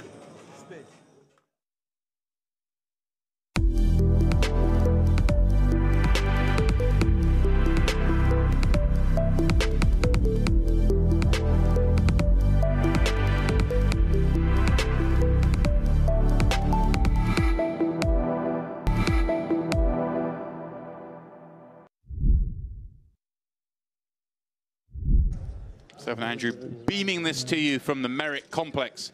It's such a complex. There are so many tunnels and corridors and whatnot that me and Andrew are actually in a separate building, although the same building, given we traverse underground between them. But we are in the Royal. I still have no idea. This is in the Royal Diamond. The tournament's in the Royal Diamond. We're in the Royal, right? Which is the original offensive. In the soon-to-be-opened Onyx setup. I mean, this commentary booth is, well, unused until today. We have broken her in Yeah. And it's nice in here. As you said, we've got some fantastic setup in here. Nice little info screen. We've got our own little tournament clock in here. It kind of reminds me of a panic room, James. I'm going to lie. That doesn't reflect on my personal circumstance, just to be clear. I mean, the air conditioning. It's like a padded room. If they lock this door from the outside, we may never get out. I think we can climb out through the air conditioning ducts. Looking up. I can't get up there. Well, that's true. You may be able to. I'm under it. Forget. Did you not see my vertical leap at the basketball today? I'll come back for you. Okay, I'm sure you would. Ebby. I'm kind of loving how Ebby is just sort of saying, you know what, I'm going for this. Yeah. You know, like pocket fives here, Midland stack under the gun. I think normal theory, we probably let this one go with 2 big stacks behind us. Not a bit of it. As does Godstanker. Defends the 7-4 suited. And here we go. 8-7-7. Godstanker flops, trips. He's back. Godstanker finds it. This could be trouble, James, right, for Ebby. It could be. I mean, there's a lot of draws. Right, and I mean, it's a good-looking flop.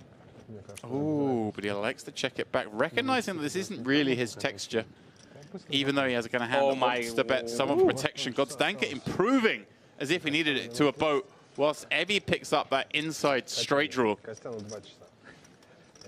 Now, does Godstanker find the bet? He does. With so many draws on board, I like this. Fast play. Ebby going to have either a hand that just folds, or a lot of hands are going to want to call at least one, and potentially 2 on brick rivers. Here we go. The call is made. 2.5 more. Finds the middle. We've got 13 million chip pot. Heading to a brick river. That is about as good as it gets for Godstanker. He's thinking, hey, I'm up against a lot of ace highs here. And maybe some of these pocket pairs, even some over pairs that want to check back on this flop for deception. Absolutely. How big will he go, James? Pretty big. Yeah, about half pot. Yeah, quite like this. You know, we can get some hero calls. Hasn't gone too greedy. Very easy here to really bloat this river. It's kind of fun because he does get to have a lot of those bluffs. Like a lot of gut shots, open-ended, missed heart draws. I mean, I think as played, Demps, we have a pretty clean bluff catch. Don't hold a 9 or a 10 or a jack. Don't hold a heart. Right. We have gotten to this river, you know, with a pretty, like, we're relatively high up our check back range, right? Check back, call turn, get to the river with a pair. It's going to be very difficult to fold here for the price. Doesn't feel great. Yeah, there are so many misdraws that we do unblock all of them. Very tough spot for him. I'm with you. I wouldn't be surprised at all to see a call, and I wouldn't fault it either. I think you'll call here. I think we can fold now. Obviously, the missed hearts we might have had, and like the ace highs can fold. But yeah, especially if we're like c-betting like the 9s plus at a really high frequency, then suddenly what other weak hands do we have? Like maybe we have some 8x that checks back. Yeah, he has made the call, and like I say, I don't hate it at all. Get shown the boat. A little overkill. Cards find the muck. Here we go. Godstanker joins the big boys with 45 million in chips.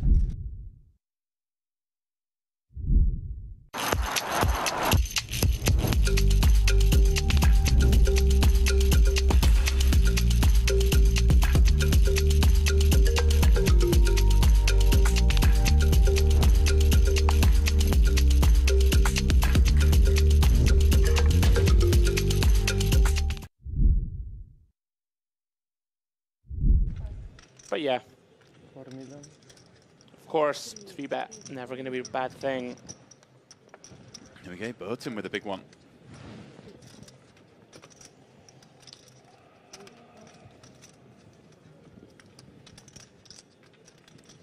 All of a sudden, Ebby did make that magnificent raise fold, but we are left with 6 BBs. Generalov. It's so tough because even now you don't really get to defend and just try and flop a piece because you have Gabdulin and Ebby that have basically the same stack as you, right? So like 2 million here is so valuable to your chip stack. Yeah. I think he may fold this Stamps based on what we've seen from him so far, and it'd be hard to fault it. Yeah, I like the fault here. Feels grim, but... I mean, the problem with these spots also is that there are actually reverse implied here against a player like Burton. Like, he's going to open Queen 8 suited, right? He's going to open King 7 off. You know, hands, you know, that we have a hand that you normally expect to be very live against, you know, normal ranges, so to speak. But Burton is not afraid. I mean, I wouldn't put it past him just to open the 8-9 suited here, Demps, right? All this type of stuff. Yeah, I'm with you. Yeah. It's a great point. So it's not like when we flop a piece that it's always clean. Yeah. And Gabdulin's going to be in the big blind next hand, right? It's going to chop him down. Is this a prudent use of your time banks? It's going to defend, though. We're working with 2/3 pot back. Would be a nice time to flop something. There we go. And he does. Now, given that the ICM situation, is this a spot where... I think we donk shove this one for sure. We just shove or do we check? Yeah. I like that, just given the ICM. I don't think Burton can fold here either. Snaps Just it got to off. flick it in. Just like that, Generalov, 75% favorite here to find that double. Wow, and how patient has this man been? Yeah, unreal. Very clean turn. Just got a fade 6. Diamond would be a good card. He's not wrong. Diamond it is. Double up. Generalov suddenly in the mix. 27 million chips.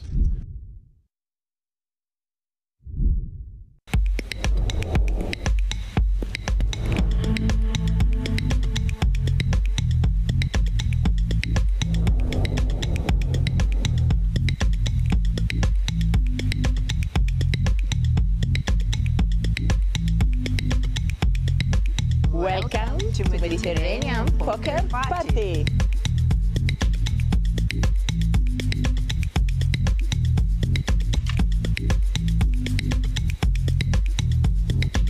Whoop whoop, what a tremendous beginning of Mediterranean Poker Party. The brand new, huge poker stage was built. It's TV time.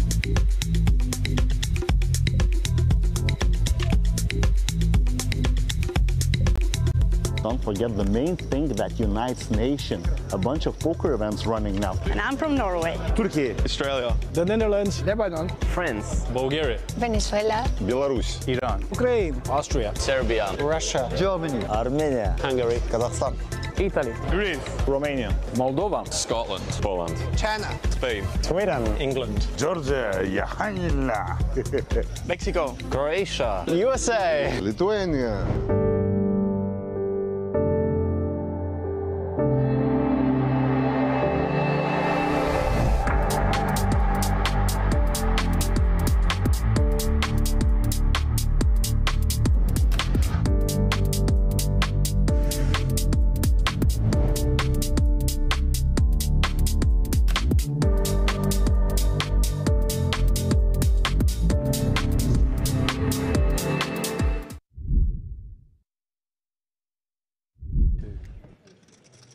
Clock ticks towards the 2.5 million big blind level, Demps.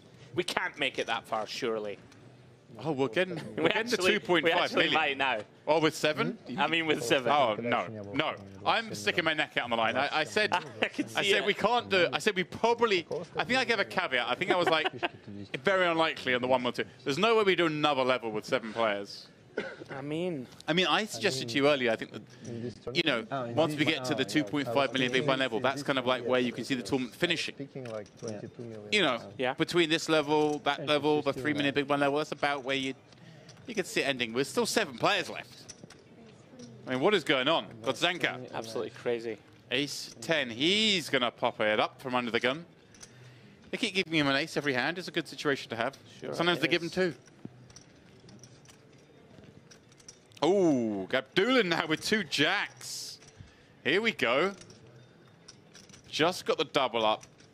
now gets a 3-bet jam spot. He's going to be very happy to take. Yeah, these jacks going to look like aces. It's been that card dead. Very nice spot to find. Yeah, I mean, 30.5 blind, they are aces. I like this little difference than we saw before where we saw a snap 3-bit jam. He does burn the time back, even though he knows full well he will be jamming. There is no other course of action here. 14 million. Okay, the committal. It's the same thing. Just in case we find a jam behind. Yeah, you get a rejam behind and then the original razor sticks it in and same thing. Oh! Well, here we go. We are going to find the jam behind. Wow. Cervenkov being dealt the goods. 2 queens up against the 2 jacks of Gabdulin. The man he just doubled up, looking for instant redemption. Wow. Here we go. Going to do some posturing as well, of course, himself.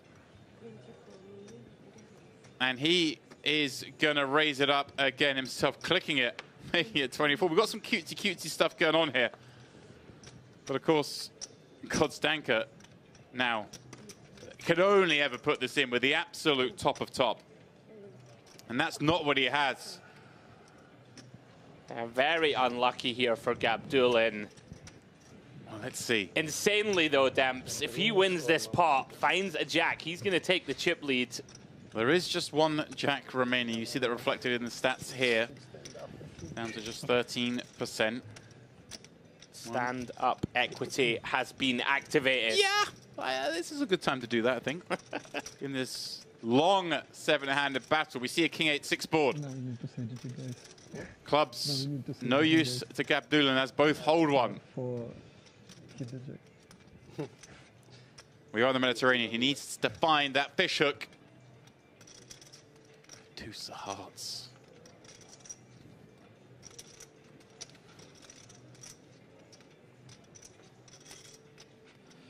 Five of spades on the end, taps the table. Eventually, something had to crack. In this case, it was our man, Damir Gabdulin, out in 7th, winning 14,300.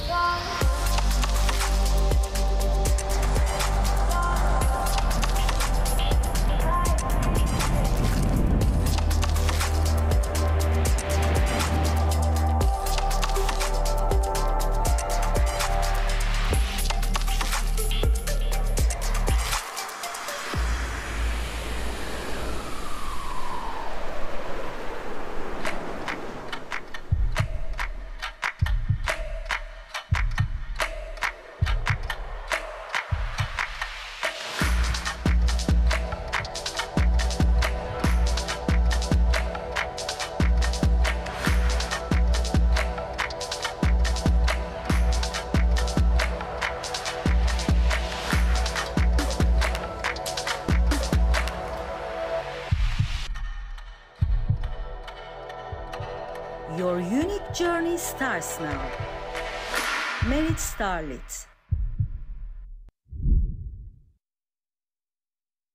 Welcome back, guys, to the Merit Royal Diamond here for the Mediterranean Poker Party. Although poker taking a back seat for the moment. We're having a little reprieve. We are going for another round of the Merit Poker Olympics, where today's task is, of course, the great game of chess. Looking forward to it, Damp. It's going to be a lot less strain on us than the basketball. I'm still recovering. To be honest, I'm still sweating from it. This one, going to be a bit more relaxed. The rules are simple. You have to attack your opponent, capture his king, and then we're going to find out who the true king of poker commentary is, Dips. Well, speaking of rules, of course, a bit like the poker, we want to speed this thing in through a little bit, so we are going to put a shot clock on this one. We've got 10 seconds per move, which, given the size of the board, maybe there is a little bit of sweating to come.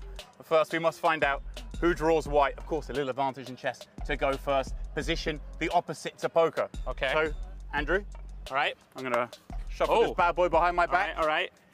You choose which hand white's in, you get to go first. Okay. This one. Ah, I'm lucky it's here. Terrible, but we love it. Right then, son. You ready to get taught a lesson? Let's All go. right. Well, I'm running out of time already, so... All right, come on then. I'm just going to get this thing moving. Is that it? That's it.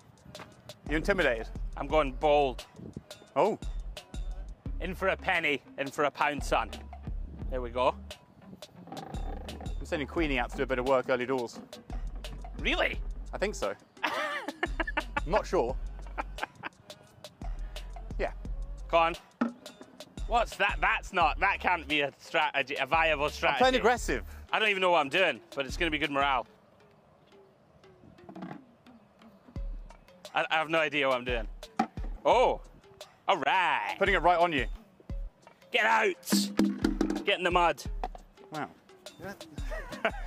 Well, if you want it like that, you can have it like that. Oh my God, look at this. You've been studying. Have that, you fish. Get away. Interesting. Interesting. Oofed. Oofed. Let's get you out of harm's way. Hurry up. Come on. Time. What the hell did I do? Seriously. Someone text me or something, like properly struggling. Right. Oh, I'm absolutely dead. Wait, I might be stone dead. Oh wait, I gotta get rid of that. No, I can't. Oh yeah, I can. Because that'll take you. Get it around you. Oh, it's okay, I'm back. Get it around you. It's all right, I'm back. I'm heavily in the mud. Unlucky horsey. You're off to pasture. You're going to the glue factory. There's nothing for you. There's nothing left for you in this world. There's nothing for you in this world. There's nothing left for you. You're finished. Come back here, my love. Yeah. I don't know what to do. Let's get the first check of the game. Oh no, that means I'm absolutely humped. Okay, you're gonna have to go there. Otherwise I was dead. Right? Right? Yeah. Check.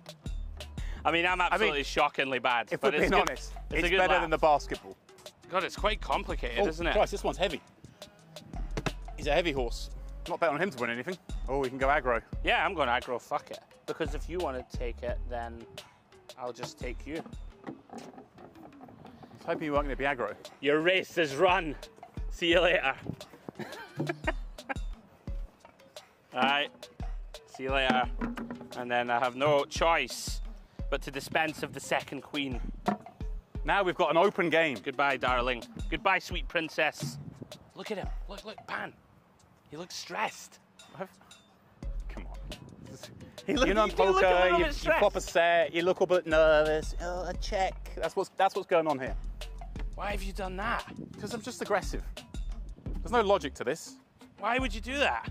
Dun, dun, dun, dun, dun, dun, dun, dun, dun, dun, dun. Oh, that's okay. Oh, no, that's not really great. Protect the king. Okay. Well, it's just... We're trading pieces. Yeah, we're going to be a draw.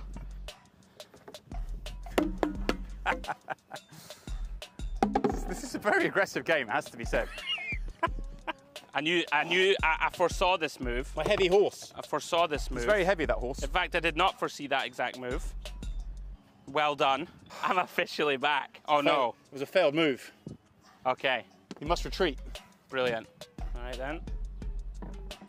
The poor bastard. But there's always a plan B. That's interesting. Nay bother, pal. We'll see you later. Nay bother, pal. Yeah, but that's okay. I mean... Go to horsey heaven. Oof. Oh, shit. He just remembered the rules of the game. Hey, listen, I'm kind of enjoying myself now. I'm in the mixer now. Let's get you to safety, old chap. That's not good at all. 4 moves, 5 moves, maybe. If it's a really good 6. Oh. Oh. I saw you chirping to the camera. 4 moves or 5 moves, guys. I'm not gonna lie, it might be 4. All right, then, nothing to be done. Nothing to be done but take that, little fella. Get out. The moment is upon us. We're getting this game. If I get him to the back line becomes a queen. What? Yeah. No, it doesn't. If you get a pawn to the You're back at line. it. So just, you know. At it, man. Let's get after it then. Good move, good move. Thank you.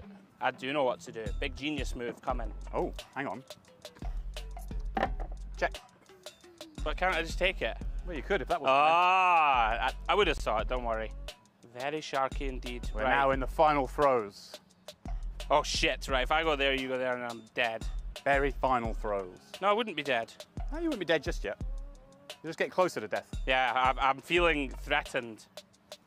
I think I have to go there. Oh. All right, we can still do this.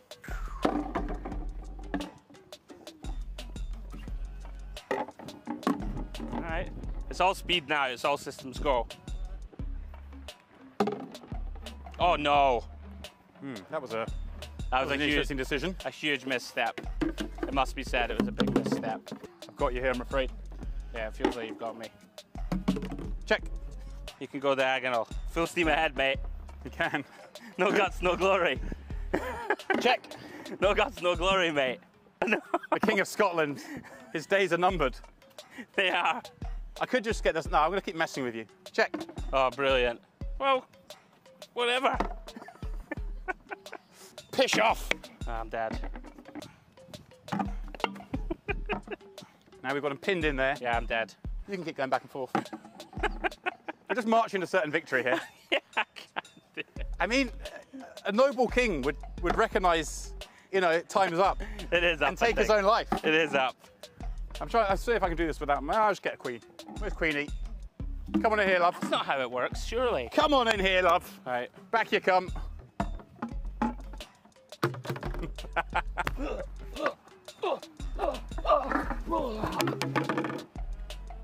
Well done, James. So, winner. I'm not having that. I've got my pride.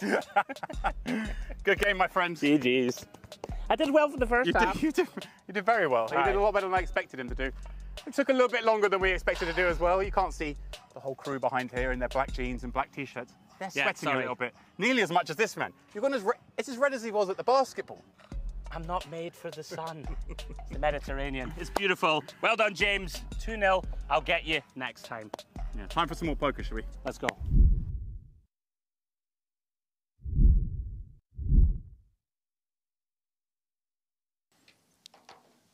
Welcome back to the Mediterranean Poker Party here at the glamorous Merit Royal Diamond. And glamorous, not an adjective that's often used to describe my co-commentator, but today I'm going to use it. Andrew Headley, back in the booth. You had a brief break. Thanks, James. Glamorous, eh? I've been called many things in my 39 3/4 years on this planet. Glamorous, rarely won. But thank you, James. It only took about, I don't know, the bones of 10 years of knowing you for you to give me any sort of compliment, so thank you. Now, when are you going to transfer that money? Later on. That's what we got coming up for you guys. Of course, tomorrow, the EAPT Grand Final. Final day of the EAPT Grand Final. It's not on there. It should be EAPT Grand Final, final day. Right. That's a lot of finals, a lot of days, a lot of E's, a lot of A's, P's, T's, Grands. I don't know. That's what we got tomorrow. But first, we've got to get there because we currently have 24 players left. We just on our full redraw. 3 tables of 8. I'm going to bring back some number of players tomorrow. They will, of course, battle it down to a winner. But we still got some fun going on. And I have to say, myself and Jay had a hell of a table. Oh, you did? Before the one on the break. The viewers who are with us would have seen that as well. There was some bizarre stuff, including an 11 million chip pot. Ooh. That was won at Showdown with King High. Oh. Pipping the 9 high.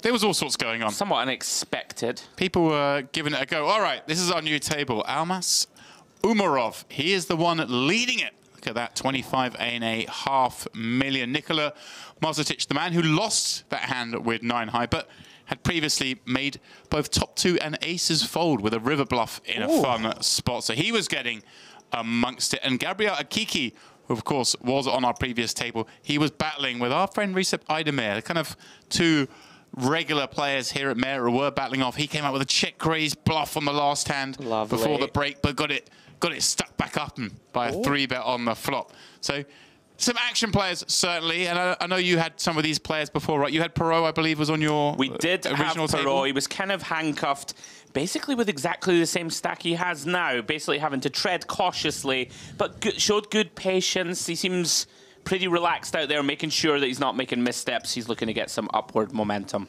Look at that. The room is pretty empty now. Day 1A of the MPP main event. That 5K 5 mil now in the bag. Yeah. So the only players left here are gladiators. And, of course, it seems like something else is going on from there. Is there some sort of side event? I know there's a Daily Ladies event. Maybe that's going on. Yeah, it looks like a heads-up going on over there. All right. I did, though, James, run into several players in the hotel lobby having a little celebratory vino, having backed 1A of the main. I saw a picture from said bar of everyone sitting there, and I saw lots of glasses of wine, but... Giving you a rub down because you wanted one. No, but it was more, you know, you're keeping true to it. You were just sitting there, sans wine. Orange juice only, my friend. There we go. Shout out to you. Thank you. Keeping things dry. Not very glamorous, you know, an orange juice, but it was served in a very tall crystal glass. Of course it was. Yes. Because that's the sort of venue we're at. Yeah, I did run into a couple of our UK luminaries.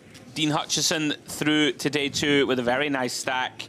Steve Warburton bagged a short one, but threw on one bullet, not to be sniffed at. So another couple of day 1s still active. I believe they got almost 400 runners today, Demps, so that is chunky. Wow, for a 5K.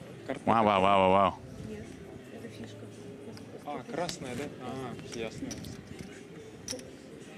A little feature of merit. These little capes, I like to call them, the caped crusader there in seat 5. Keeping warm, keeping warm, keeping sharp. If I'm not mistaken, he was on our stream table of the 1K. The name escapes me. Amireza, but I don't... I could be wrong. Yeah, I'm not sure. Okay. I'm not questioning the face, but I don't remember the name. So it looks like a kind of nicknamey type thing. Maybe he's requested. Yeah, maybe a change in new name. Identity. Yeah, could well be. Much like Batman, right? Secret identity. Do you think Batman requested it? Did he go, can you all stop calling me Bruce? I want to be Amireza, the Caped Crusader. Well, going on a crusade. Perio, interesting here, James. I think that's a mistake in the graphics. Says call, that looks like 800k to me. It does indeed. My eagle eyes. Well done. Min raising, off 20 bigs, more than strong enough. King Queen, happy to take that one down pre. Akiki out of the way, Queen 8 off, was dominated. Yeah, a little unfortunate. Just the last hand before the break, Akiki was in the big blind, defended, check raise, folded, then he comes back, redraw. Oh, you're straight back in the big blind again. Nothing worse. Needles. Yeah. It must be getting cold in there. Look at this. We have the full-on buttoned-up jacket affair going on. You just mentioned a few hundred players in that 5K. Yeah. They suddenly all leave the room at the same time. Going to lower the temperature. Oh. Just honestly. I used to know. Oh, I had the number in my head. I know the number for the heat rating of a person in a room, but I've forgotten it now. Mm. A friend of mine, you know, works in restaurants and stuff like that. It's kind of stuff you have to know if you're designing a restaurant. Very technical. People actively respirating and perspiring. Yeah. Well, Bala is the man who looks pretty cold. He has a very warm and healthy stack. 15 mil. Shade under 40 bigs. We are down to 24 players, guys. Last 3 tables. We're getting to the business end, James. Slowly but surely. Vinokurov was also on the table that me and Jay covered earlier. Round 2, the Caped Crusader. Amireza, what a beautiful name. Ace-3 off on the button. 18 million in front of him. Plenty of blinds to be getting involved with, scouting around behind. Of course, Kiki in the small, and Marcic, of course, in the big. An action player with a big stack. So not quite the plain sailing it might always be from the seat, but we're still going to raise an ace on the button. Yeah, you're never thrilled when you've got a rejam stack in the small. Obviously, we would not be able to call. And someone who's going to aggressively defend. It makes it a little tricky, but got to get in there. Well, Kiki taking a moment. We are 3 players away from a pay jump, but maybe just deciding to take a few seconds on these decisions. Yeah, round to Marsetic.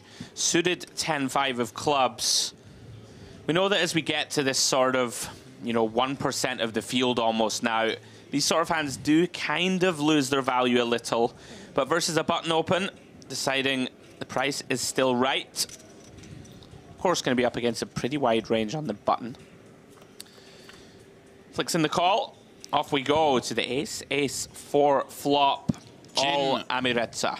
Yeah, Jim for him. Obviously, as we always say, the pre-flop raiser has somewhat of a range advantage, especially here where the big blind may 3-bet with some of those ace-x combos. Certainly the best of them. Yeah. But in this instance, actually has the best hand. And assume we're going to see a very small bet here. That's what the book likes to tell us. Yeah, has the classic shade over 1 big blind. And you would imagine, action player or not, this is not a hand that we particularly want to continue with. Easy.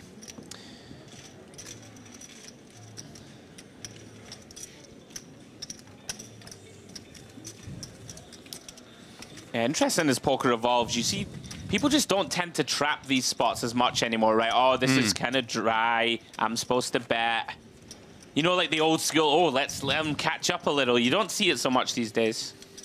No, players far more nuanced, far more balanced than they used to be. I used to ridicule my peers for like balancing back at him. Like, well, you don't know balance, just be unbalanced. And right, nowadays, like there, right? Like your opponent's so likely to just check fold. But nowadays, people are far too sharp. Yeah. Well, that's the thing. Obvious. These days, big blind's like, all right, 5-6 suited with the back door. I'll raise. Well, that's the thing. Yeah. Round to Bala. Buttoned up. Zipped up, should I say. Jack-8 suited into the bin. Ferrio, 9-3-0. Not going to play that either. But again, as mentioned, those pay jumps coming up soon. It just serves when you're on these kind of stacks to waste a little bit of time. Again, the next jump is worth $3,000, otherwise known as 1.5 buy-ins. Yeah, I mean, we are getting to that stage where it's certainly not insubstantial jumps. I'm telling you, James, Amirezza was on our stream the other day. Okay. I know it. I believe you. Yeah. I've reached that point in my life where I know I'm often wrong. And I'm just willing to accept I'm often wrong. I have a good memory for things like that. Marsetic, Jack 4 off. Don't worry about that Jack 4 off. Okay. What I'm worried about, or not worried about, is I've finally seen, I've heard a lot about this MPP bucket hat. Yes. And Dimitri Levine there in the big blind is rocking it. And we do know that at the last MPP 2 years ago, our pal, Mr. Steve Warburton, wore a bucket hat. He chopped for the most money, 3-handed, ended up finishing 3rd. But he likes to tell us, hey, I got the most money, therefore I'm the winner. Where's the trophy, Steve? But the point is, the bucket hat, it won. And then he was going to, I don't think he's taken bucket hats off since. No, but that's the thing. He's not wearing them anymore, and he's on a downswing. I keep telling him. He had one on today. I saw him. All right. I met him on the pier. Oh, lovely. For well, some sun. Levin does defend. Interesting decision from Marsetic to min-raise here from the small. You will see these junky hands turned into bluffs pre-flop. Normally a bigger sizing, though. You don't really want your opponent defending. As it stands, both players whiff. Queen 10, one of these hands does wrap around the king and the 8. But it's very difficult, Demps, at this depth, right? Only 15.5 bigs behind. Right. It does just sort of feel very uncomfortable to sort of float one here. Obviously, we can just have the best hand. And is it a case of that sort of smaller sizing from the small blind, and then the small bet here kind of looks a little bit milky, looks maybe stronger than it is here? Yeah. So Queen High not wanting to defend. I think we just don't have enough to continue. Maybe backdoor flush draw tips the balance. Well, Marsetic getting it done. Yeah, Nicola building up those chips. Now, I mentioned at the start of the last frame, those of you watching us here on YouTube, on whatever channel you are doing so, I know we're going out on multiple.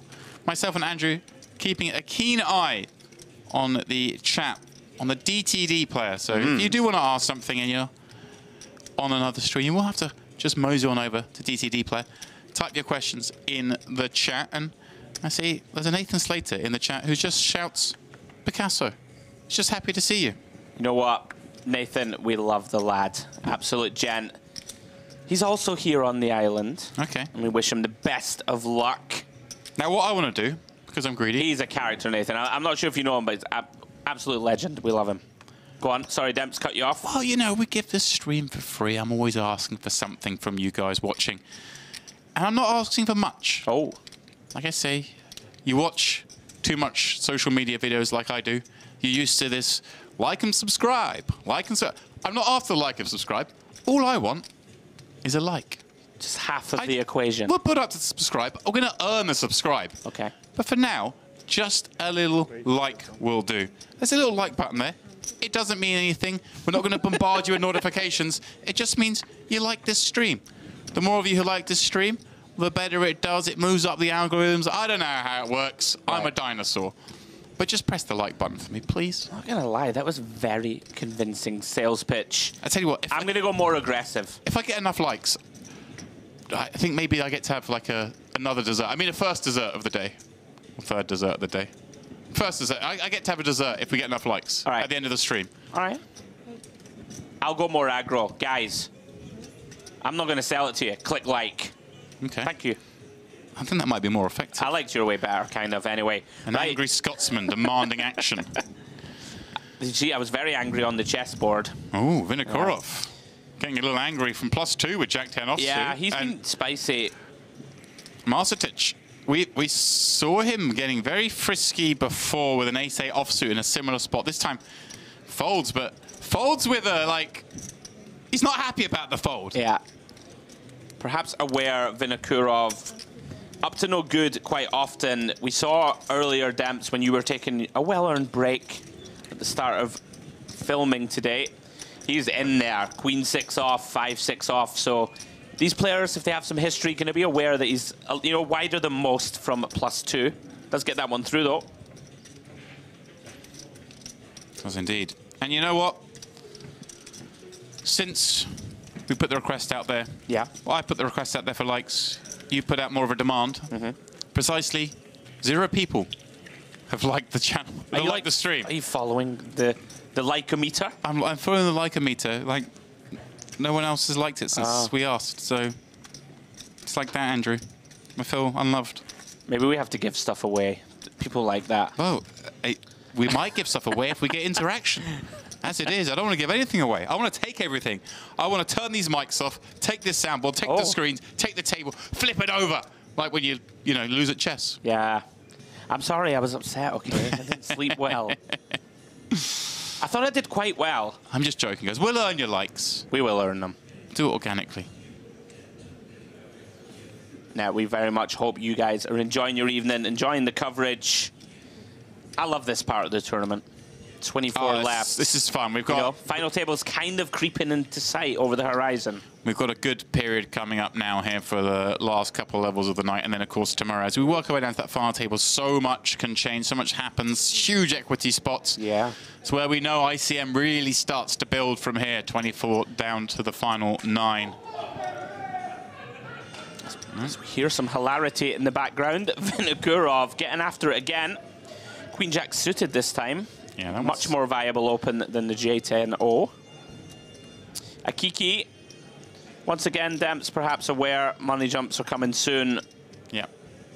He's someone, Andrew, you and I have seen before here. I was explaining to Jay, kind of somewhat semi-reg here. Well, I say semi-reg, very reg here at Merit, but someone we've seen on a semi-regular basis at the Merit series events.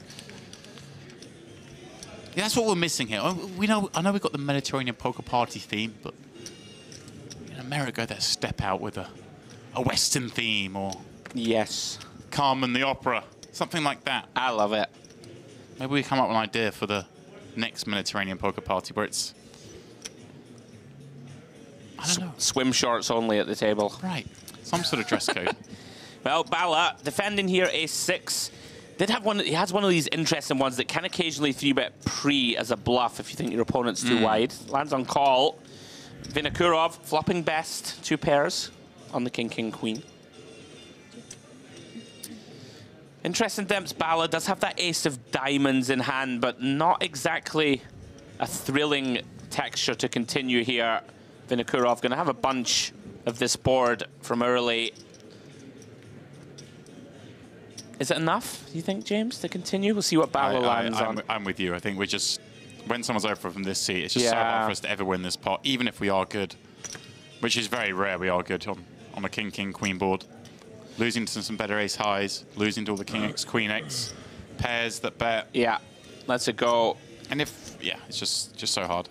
And shout out to Andrew McMillan in the chat. He says, not true. I gave you a like right after you asked. Well, thank you very much. Yes, Mr. Andrew. McMillan. So I apologize for calling into question your integrity and your help in getting this channel some love.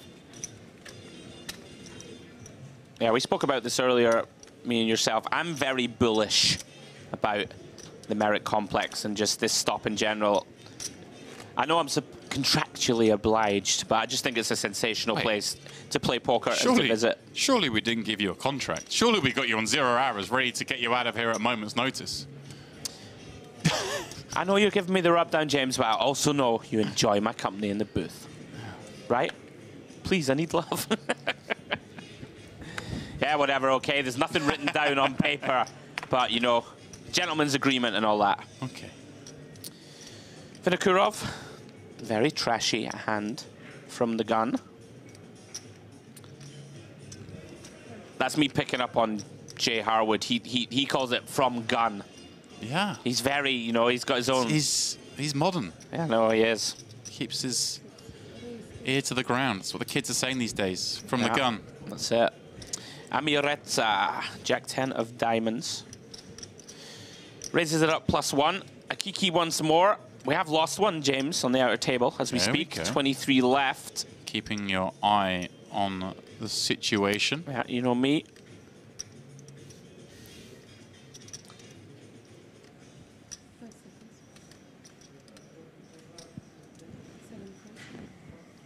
Gets out of the way.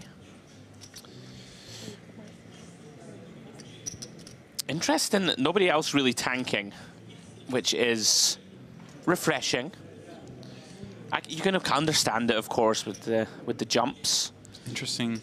Andrew, I'm just checking the updates over at pokernews.com, which, of course, you can do at home if you have someone in this field you want to sweat. We do have a wonderful update team out there. And I see Ryan has posted up. So let us know the 24th place finisher was Sebastian Gall.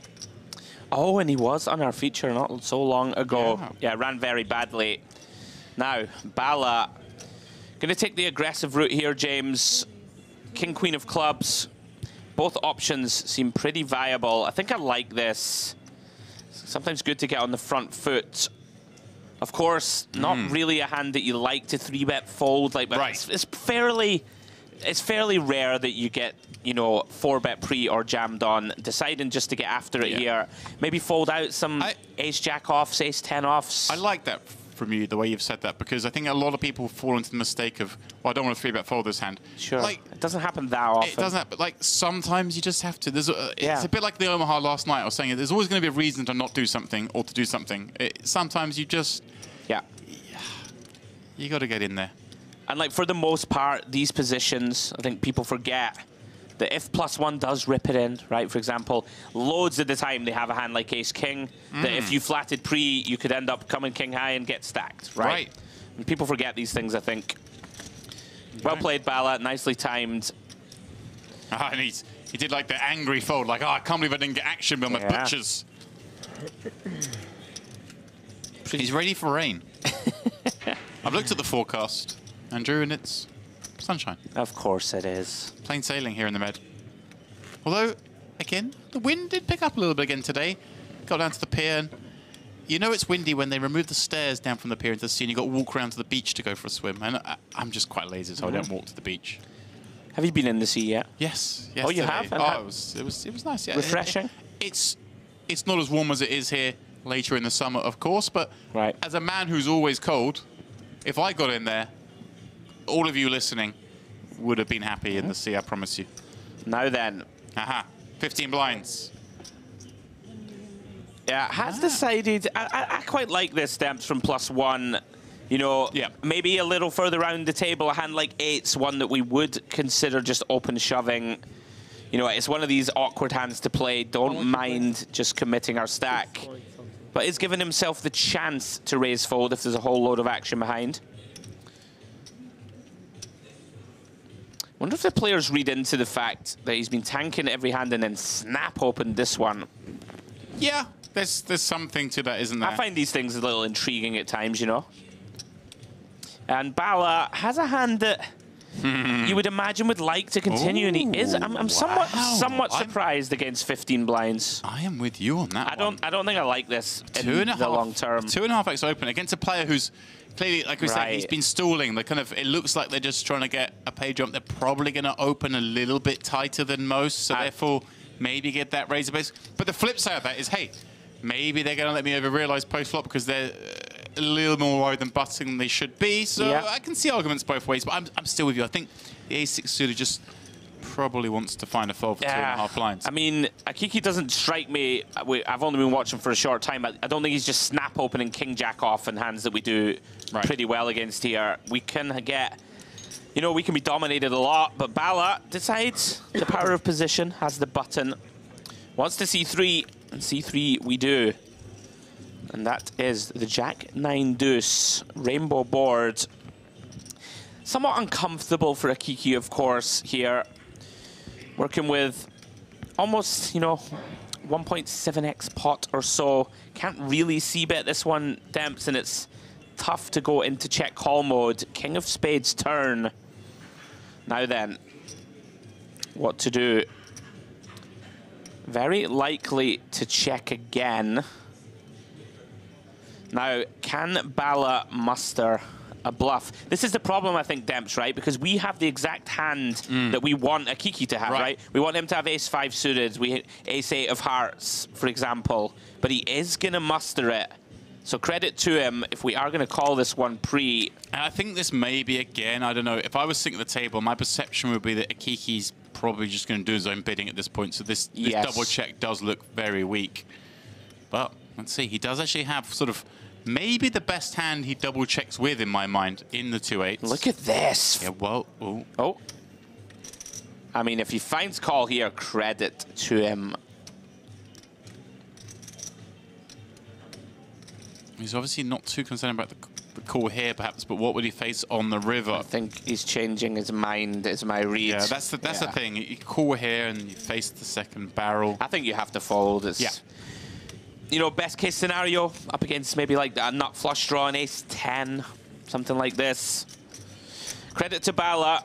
I was a little critical of the pre-flop peel, but if you're going to make it work post and show bravery, find the bluffs. Well played. Andrew, there's someone in the chat. Okay. Who we got? Who's come and said hello. You and I. Oh. On a semi-regular basis. I like these interactions we have where you, like, tease me. Well, semi-regular basis, you and I. Not in this booth. Mr. Lappin. But in one across the cove. Is it you, David? So Ali Najat? No, it's David Lappin. Hey. Ali watches it for sure, but just doesn't interact. Much like in real life. Hey, you like that? Oh, all right. Wow. It's fine. He won't see it, right? Shots fired. No, he won't see it, so it's going to be fine. Shots fired. I love you, Ali. Only joking. Hello, David. David and Ali, of course. We miss you. The other half of our regular team here at Merit, who aren't with us this time round, but myself and Andrew. And, of course, Jay calling the action for the rest of the series. Of course, I'm going to leave you guys for the last couple of days, but we've got a lot of action coming up in the next few days. Today, in terms of a stream, not for the players, but in terms of the stream, a relatively shorter day, given that we decided to pick things up after the dinner break, and then the day was slightly shortened as well. With the view that, hey, look, we're going to finish this tournament tomorrow anyway. The players need a bit of rest. They could flog them, try and get to the final table, but... I like it. Come on. They're long days. Yeah, it's supposed to be a party. Exactly. Well, Perio, 9-10 off on the button. One of these hands that, you know, typically for chips we would open, but just a shade over 20 blinds, 22 left.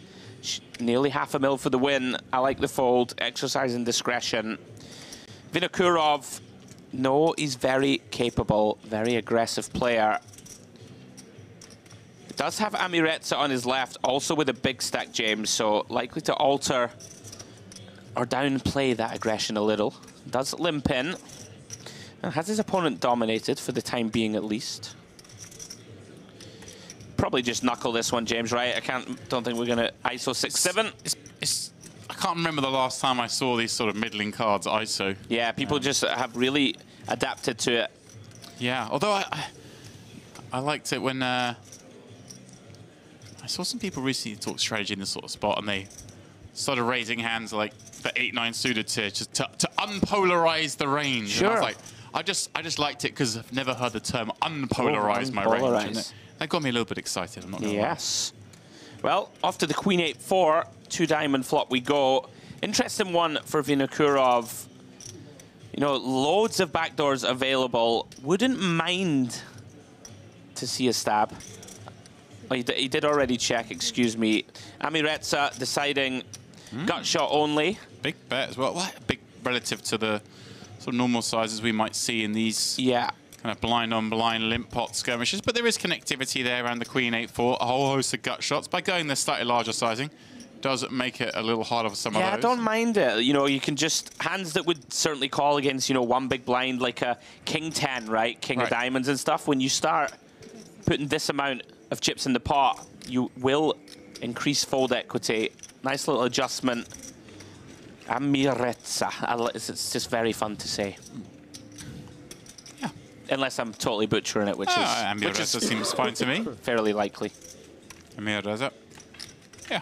If we're wrong, let us know. Actually, don't let us know. We're happy in our ignorance. Being wrong is great. Being wrong and finding out is not so fun.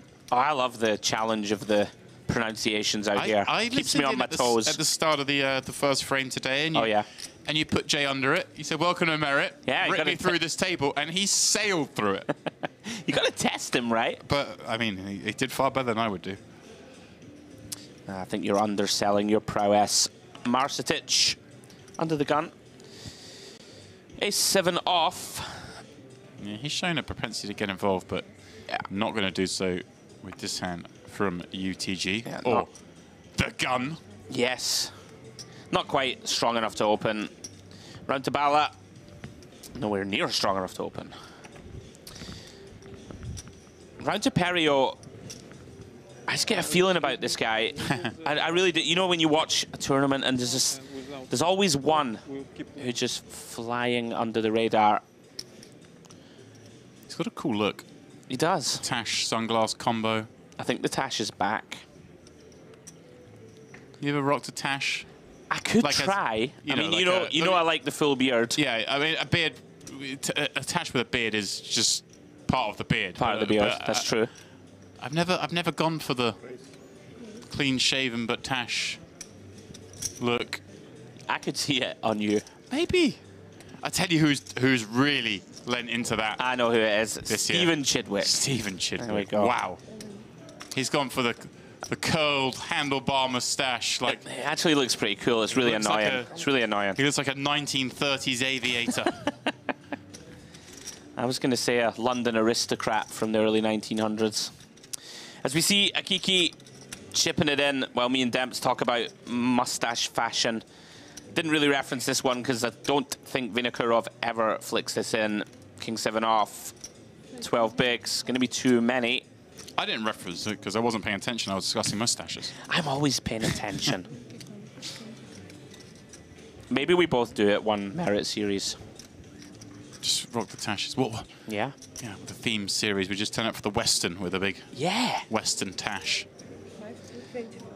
Credit to Akiki. Yep, gets one through. Snap reshove. It's great timing as well. Yeah. In the sense of he needed to build some chips. Obviously, just going through the blinds, but getting a 3-bet fall through off what just over 10 blinds is big. And you're pointing at the screen here because you want to tell me something. Well, how much left? We saw him tank 3 or 4 hands in a row, max tank, as if he's hunting pay jumps. And then on a direct pay jump bubble, just fist pump reshoves ace-4.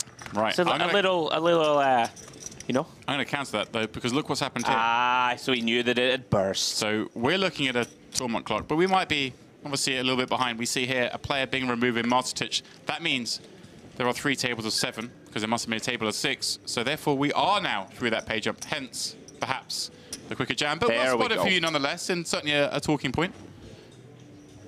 I'm still alert in the wee small hours. Perio, my sleeper pick. King Queen in the hijack. Likely to find this one good enough. Comes in, 800k. We did notice James earlier, he was getting a lot of credit for opens, so I think he has established this tight image very well.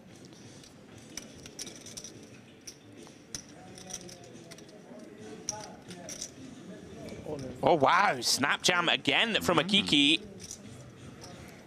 I'm gonna go with better than ace 4. What do you think? Absolutely.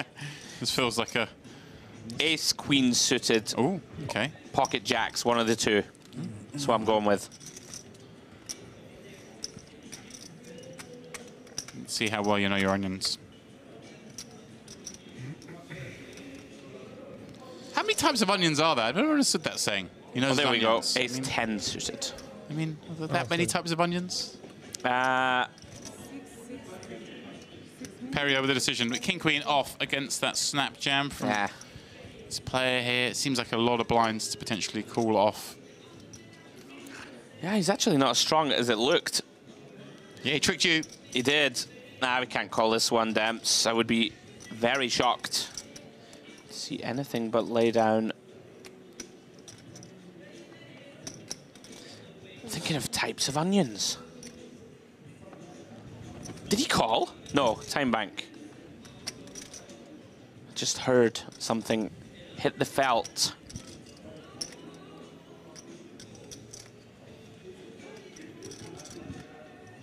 A little surprised.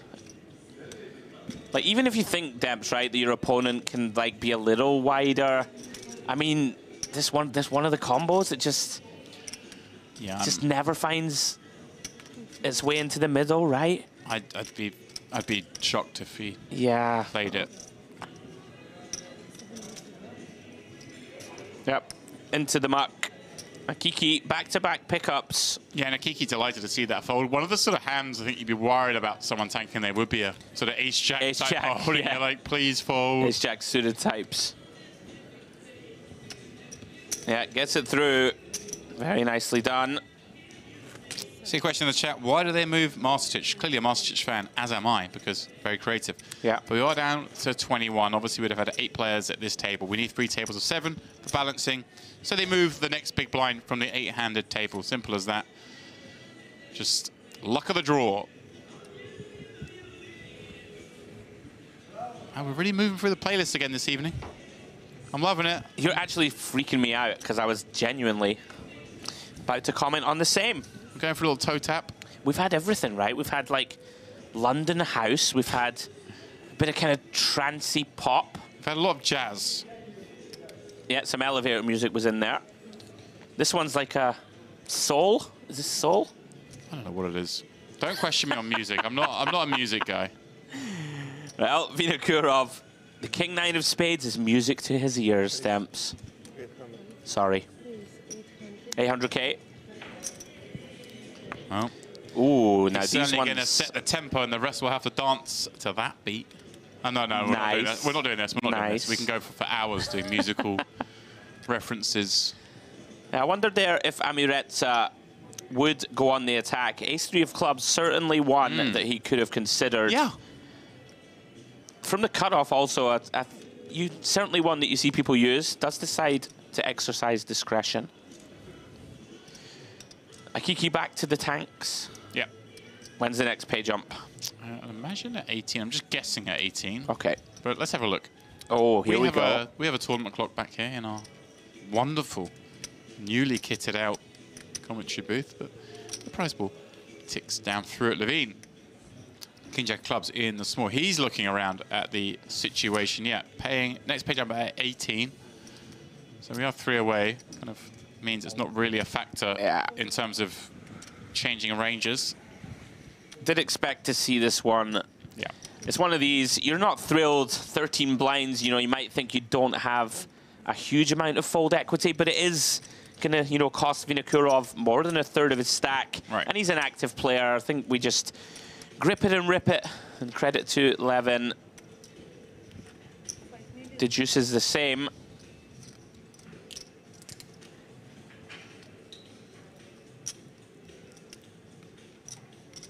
All right.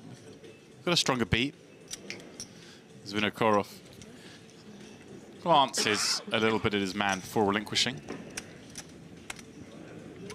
Yeah, very important pots at this stage of the tournament. Every pickup, of course, huge.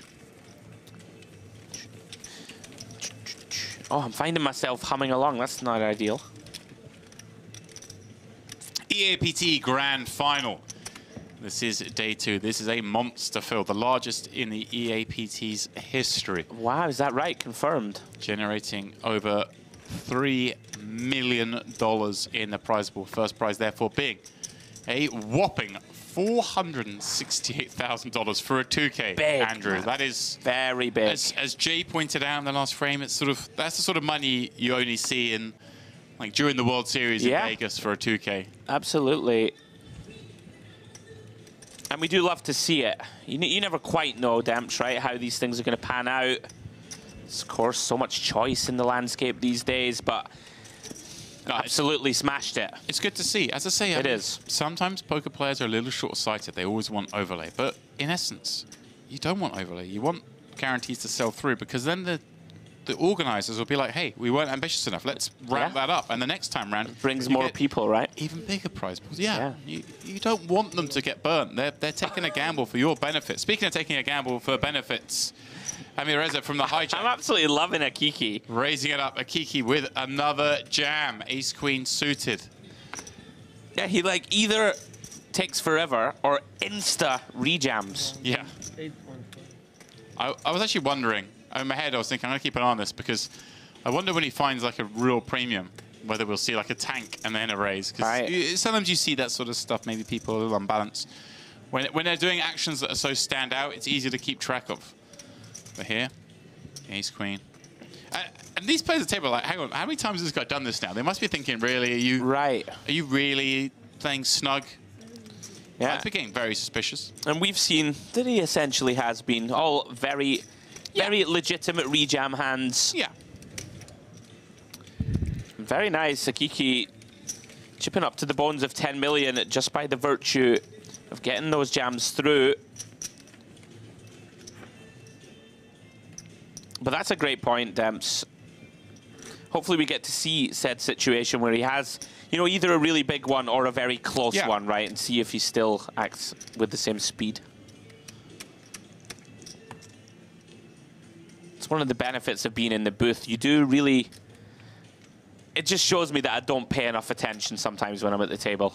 Because when we're privileged to see all the facial expressions in minute detail, and I find myself noticing things that when I'm playing, I'm not noticing enough. So, note to self, look at people. Yeah. It's something that I, the last couple of years, when I've made my annual pilgrimage out west to Vegas, I've made a note to sort of put my phone out of reach, not out of reach, but I put it in a pocket in my backpack, and I'm like, right, I'm only allowed to look at it for sort of 5 minutes every half an hour, because you do need to be keeping up to date with stuff that's going on. It's very fluid out there. Maybe someone's like, hey, do you want to buy a piece of this? Do you want to know this? Can I grab some money? Have you got that money? You know, all that kind of stuff. You know, stuff's moving in Vegas, and you want to keep up to date with the boys group chat kind of thing. But for 25 minutes of every half an hour, I just tucked away and then I focus, and it's kind of nice. Yeah, it is super important. And I like chatting to people at the table as well, so it encourages more of that. Oh, here we go. Umarov, chip leader at the table with the button open. Perio.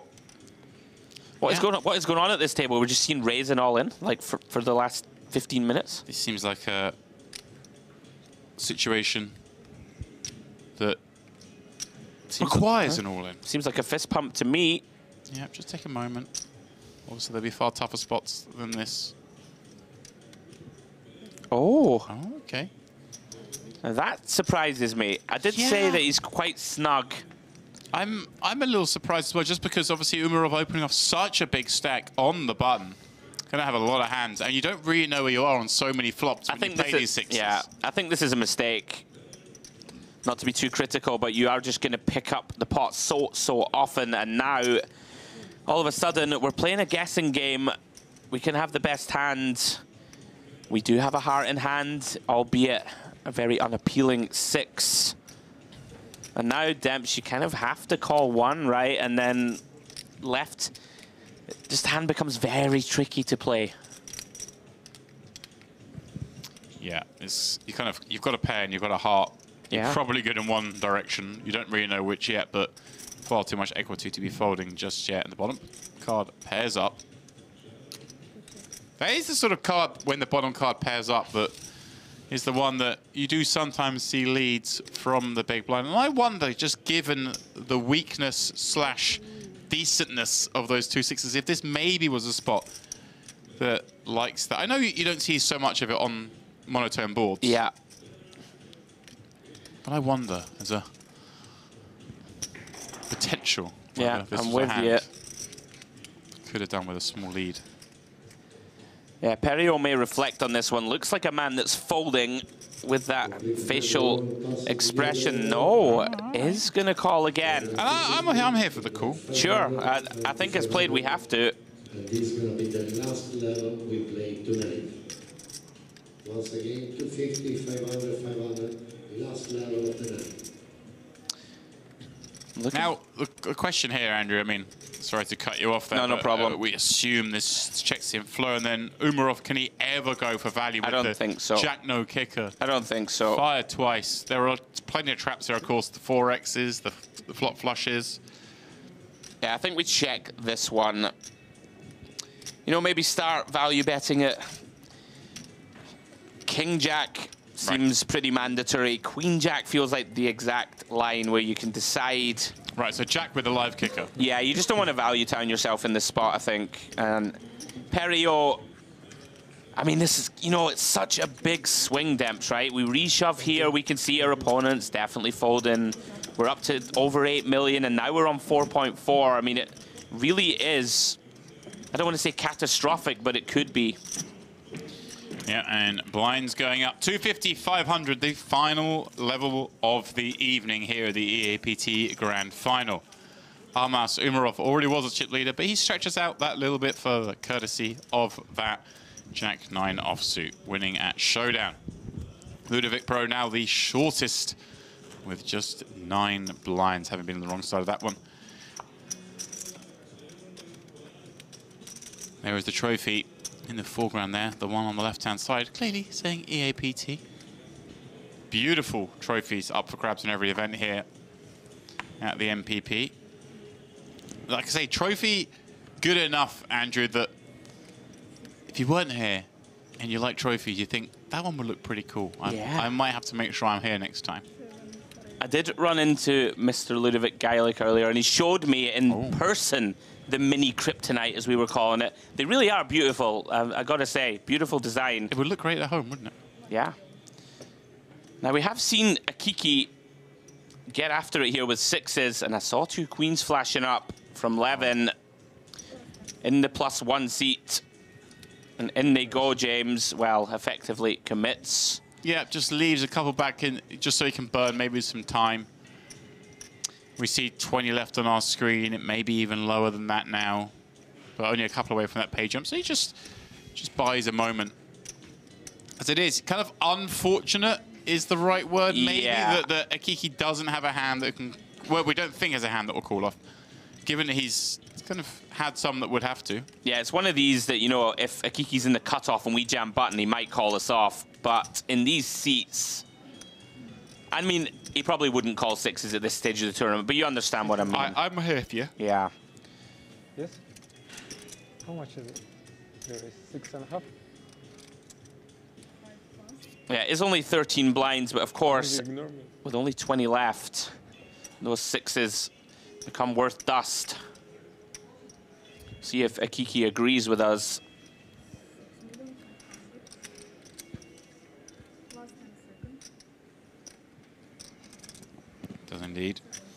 Let's that go.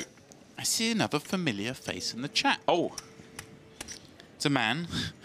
I love this. It's like Cluedo every time. Who we've already mentioned here. It's a man who likes that fashion of hat. It's a man who has chopped the MPP main event in the past, Mr. Steve Morton, in the chat just saying, what a great job you're doing, guys. Loving the stream. Thank you, Steve. We love you too. He has bag chips on day 1A. So he gets a little day off tomorrow. It was great, you know, right? So, boys chat, as you mentioned earlier, you looked through your phone. Earlier, Steve was a little steamed, you know, he was like, oh, I got to over 1 million, there wasn't long left, I could have been tanking, you know, and then I got in 2 confrontations and only bagged 440, was very frustrated. Then I saw him in the lobby, and after a couple of red wines, or a couple of whiskies or whatever it was, he said to himself, you know what, I'm through on 1 bullet, anything can happen. And the world was bright, and everything was good again. 1 bullet and a day off. Like, bagging's not to be sniffed at, right? You know, in for 1, early double up on day 2, you're right in the hunt. But yeah, all the best to Steve. Thank you for the love.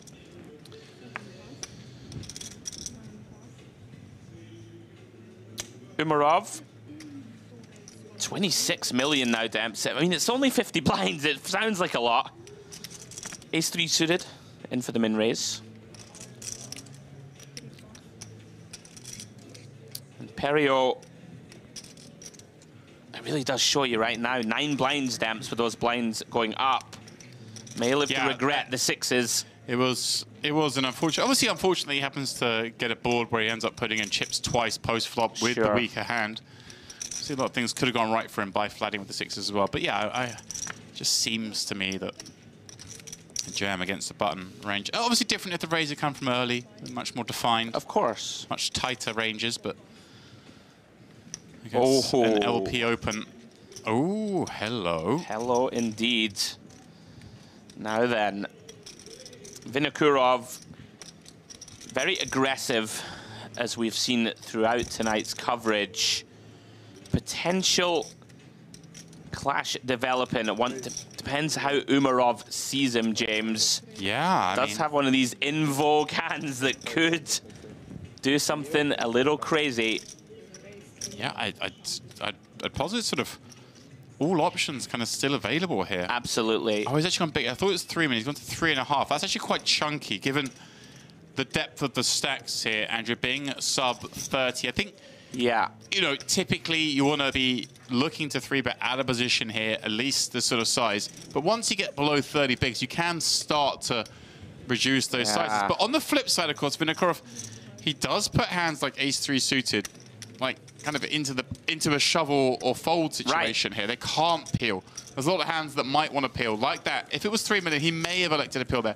Extra $500,000 forces the action to be either a jam or a fold. And in this case, it's a fold. Yeah, Umarov, credit. Quick fold too. Certainly was some potential for fireworks. Gets away. I think Umarov also just recognizing Demps. He's going to get to do a lot of just sort of keeping the pressure on, right? With min raise, with this bigger stack. You don't always have to play for it all, you know, in a marginal sort of spot. Now I'm looking at the chip counts on Poker News. We're showing Umarov as the 3rd largest stack in the room with his 25 million. Andrei Petachuk is in 2nd with 30 million. Now, he was all in for 10 blinds with ace-deuce against 7s on this huge table in the last frame, and it's just gone on the most unbelievable tower. But it is Artyom Lazowski who is showing as 47 million chips. There are 330 million chips in play. This guy has 47 million of them. 2x third. With 19 players left. Yeah. That is insane. Shade under 100 blinds, twice the stack of Umarov. 3x average at this stage of a tournament. That is like so much fun. That is wield the hammer time. I did really well not to launch into the musical version there. Haven't said hammer time for a long time without following it up with the tune. Give it to us. Da, da, da, da, da, da, da, da. I'm so sorry, everybody. Amirezza, ace-8. Another one of these hands. Some potential, but not versus +1. Yeah, we've seen obviously Umarov table Jack 9-0, but that was from the button. Yeah. We've seen him, I think, open a couple more hands, but hard to attack the +1 open. As we see Akiki burning a little time, I believe we are on another pay jump damage. We are. It's coming thick and fast. They do indeed. Akiki very aware. This one worth 2 binds, $4,000 the difference between 19th and 18th, 18K up to 22K. Yeah, I did reference there, you know, Umarov just folding that ace-3 suited to 3-bet. I think we just get to do so much of this now. You know, just min-raise, and if people are going to let you get away with it and, you know, not defend too often, kind of like it. Bit of an old-school strat. Lots of opening, lots of raise folding. Oh, yeah. I'm feeling this. Ooh. No one's ever 4-bet light to this. You're just chilling. Last level music. I'm not sure about this for a music selection, not gonna lie. This is serious business. We're deep in the 2K. Well, Perio, I was critical of him.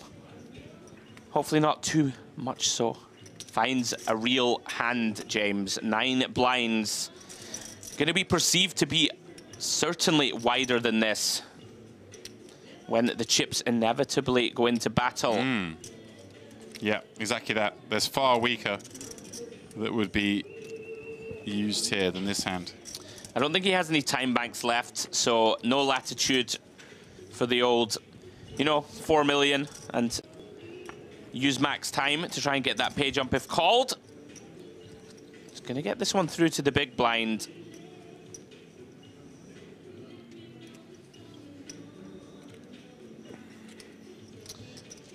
Kiki again, very aware that that pay jump is imminent. Gonna take the max time himself. Yep. As well he should. We always talk about this all the time, and I don't want to wreck your head with it. But like, we need a solution. Because that's not great for viewing, right? Well, we can agree on that. I mean, you're right, it's not great for viewing. Not that viewership should be the key thing. It's more the playability of the players at the table. And no one, like, everyone knows they have to do it, but no one enjoys doing it, right? Everyone wants to play more hands. So the question is the answer the number of hands per level? Obviously, a lot easier to do when you get to a final table. Okay. Right, but obviously, at a final table, less incentive to stalling. We saw some times where you would do it, like last night, where Ludo stalled to make sure that the blinds would go up on another player, part of the game. It's so grim. By doing a number of hands, you kind of negate that. But I wonder if there's a way. Obviously, problem is you do a number of hands per table, but then one table gets way ahead, and then someone gets moved from that table, they end up playing more hands than everyone else. It's so tricky in a live setting, right? Yeah. But I'm with you that some genius out there maybe can come out with some sort of solution. Yeah, we may just be stuck with it for the time being. Let's say I like what Luca Vivaldi's done at the Triton stop, incorporating like a 10-second shot clock pre-flop in unopened pots. It doesn't stop the situation where, of course, someone's already raised and then everyone else can now take 30 seconds, but it limits it so much. Anyway, aces. There'll be some action. That's my prediction. You did the casual sort of look at the clock. What are the blinds? How much can I make this? I can't remember. I've got kind of something of. I've got some cards I want to play. Oh. Nah, he's just tanking. I know, but the way he picked that chips up, he sold me.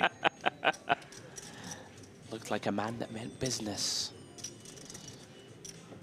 Yeah, Vinokurov praying for some action here.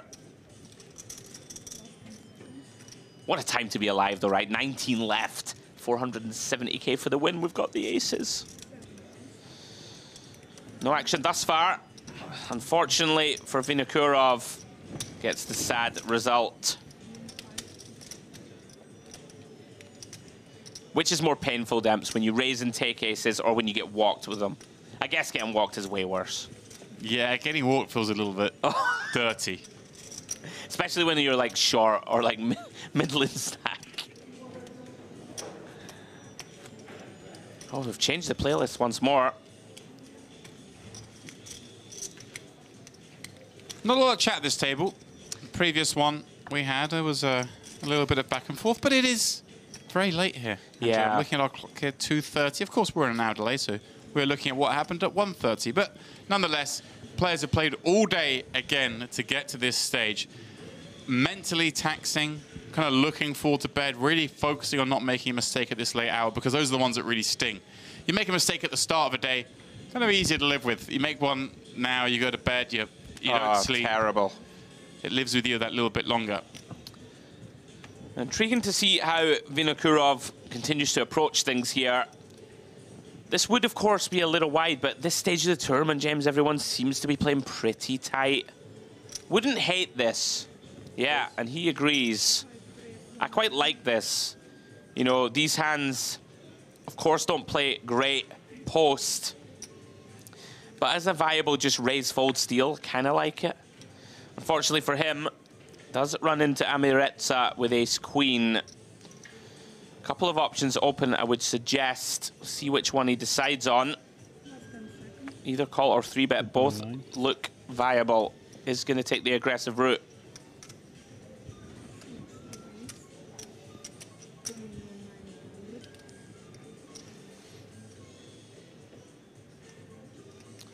$2.9 million, shade under 6 bigs. Yeah, like obviously. Yeah. It's still in the. It's one of those hands at the ace queen. We don't really want to 3-bet. Obviously, we don't want to 3-bet face a 4-bet basically because we don't want to call and we don't want to fold. But against +1, we can kind of trust a little bit that it's hard for our opponents to do too much. We also don't want to call, allow other players in. Want to make this hand heads up if we can. And sometimes we get peeled by some hands we dominate. Absolutely. The ace-jacks of the world, the king-queens of the world. Might want to continue. We also come up against hand like, you know, 10s, 9s, even jacks. They don't really want to put more chips in terms of a raise, so we get to see a flop against them. Yeah, I like it. Gonna want to enter the pot here with 3-bet often. Well played, Amiretsa.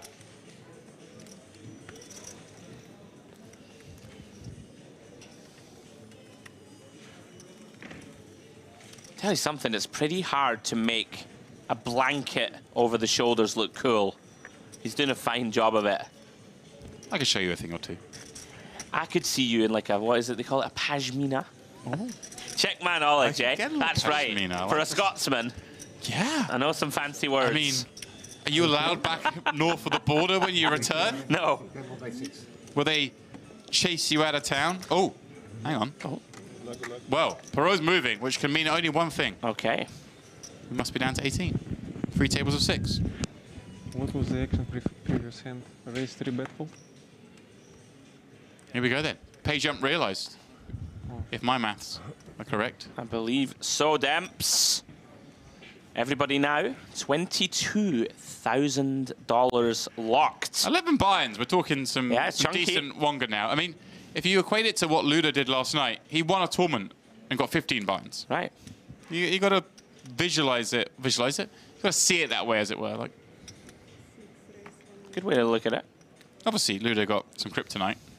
Yeah, he got the crypto with trophy. his 15 buy-ins. Amiretsa back at it. Ace Jack.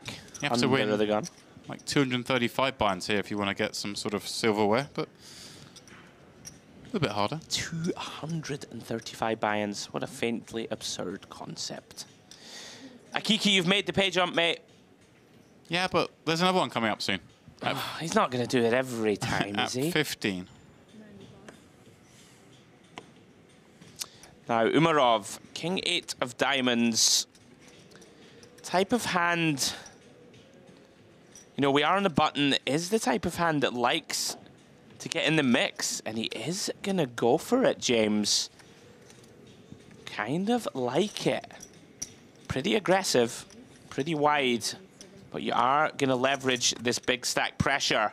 First time we have seen him really step out. Makes it 2.775 million. Of course, benefit of this, should chase Bala out of the pot. Yeah, the old days. I like this. This the old days, you just cold forward the 5s because you've got a pair, and if they call you, they've got ace-king anyway. Yeah, this is going to be very tough for Amiretsa. Yeah, having open behind the gun. Kind of... maybe he opens ace-10 off, but this ace-check-o, one of the worst hands he's going to open with from under the gun. Now, what is his perception of Umarov? Might be that Umarov's often up to no good, wielding that bigger stack from the button against under the gun open, but it's just hard. Oh, beautiful. Exactly that. He's taken... I thought he might go for it. That one of those worst ace-X kind of hands he's going to open with and going to use it as a 4-bet bluff. Ace-check-o. The ace-queen's kind of cool. Ace-check suited would be cool, one imagines. So he takes the ace-check off and says, no, not today, sir. Have that. He went chunky too, 8 million. Did he? I think so. Huh. Very spicy. I'm not messing with a guy in a, you know, in a blanket. I'm just not going to do it. That's a man who's comfortable enough to rock that look. He's comfortable enough to put it in your eye with ace-jack. Well played. Very nice though, Demps, right? These are big moments in the tournament, right? If you time them correctly. Taking down bones of 4 million there, uncontested, with a pretty marginal holding, facing 3-bet.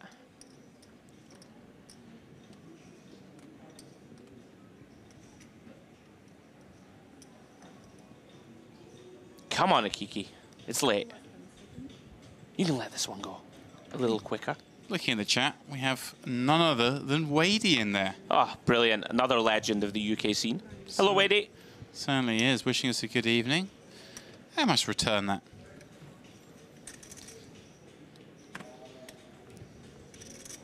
Such a great guy. Yeah.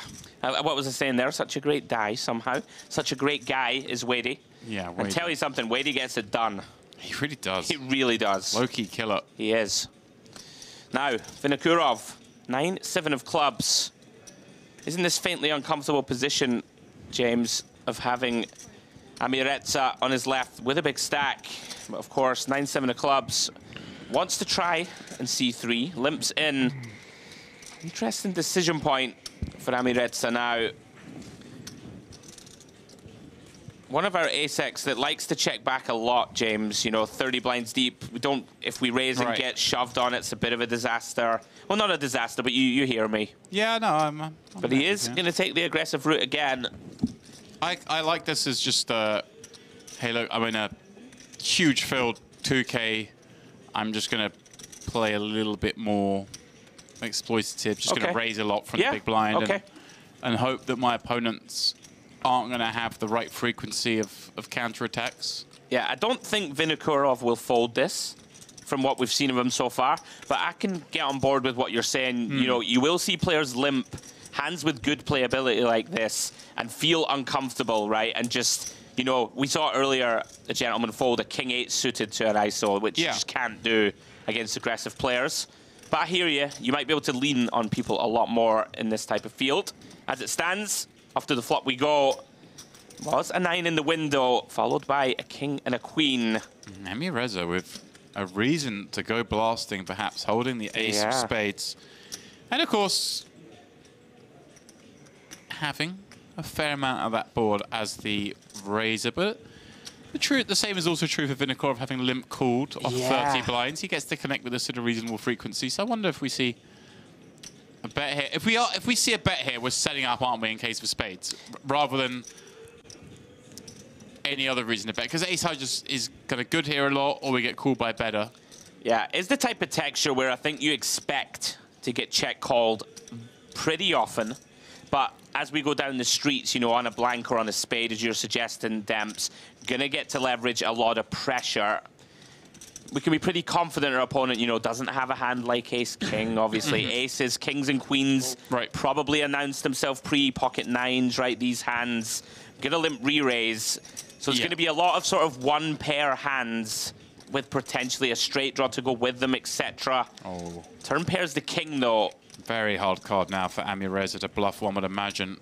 Yeah, this is one of these really fun spots. Right. Where, like, if you do bet again, it just looks so strong.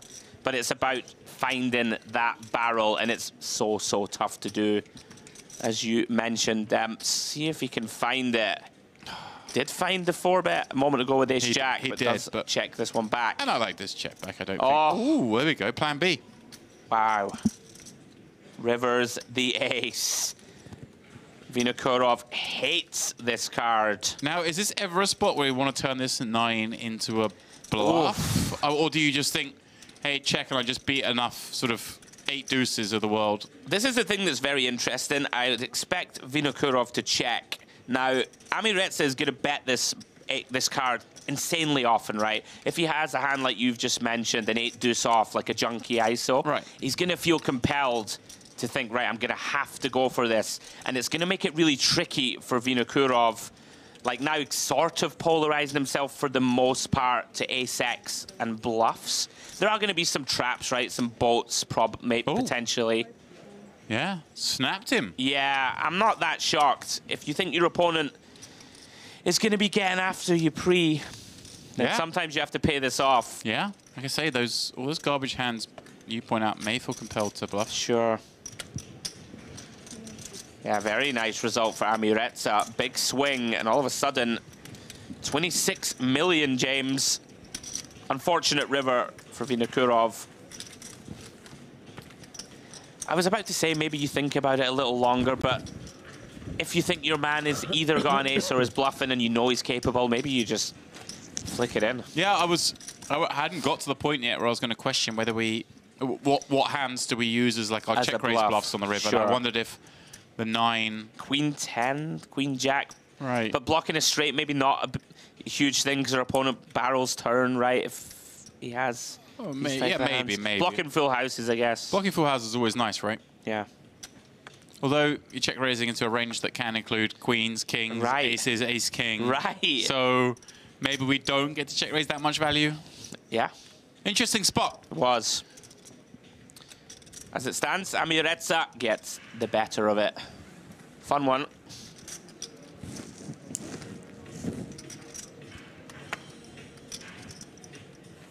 Kind of like it, though, that Vinokurov just that willing, you know? Yeah. Just willing, right. Okay, I'm calling you. And again, you know, we had a redraw to get to this stage, but these players at this point would have been clashing as the field's whistled its way down to the final 18. Yeah. Back on Amiretsa now. Now he has Akiki in the big. Wonder if he ever goes an exploit here, James. We've seen Akiki. Oh, yeah. I thought he might raise fold somehow, right, against a tighter player. Wow, he has jammed right into it. Jack 10-0 up against the ladies of Akiki. Finds it right when you want it. And look Unbelievable. At this. Andrew, it's a 15 million chip pot. Akiki was sort of hovering around 10 blinds. All of a sudden, the chance to have 30 bigs, but he does need to fade 5. Well, that is about as good a flop as you can realistically hope to. Look at this, Amiretsa is already eyeballing the stack. Like, how much have I just torched off here? And that will confirm it. Akiki breathes a sigh of relief. Fist pump, full double up, letting the fans on the rail know.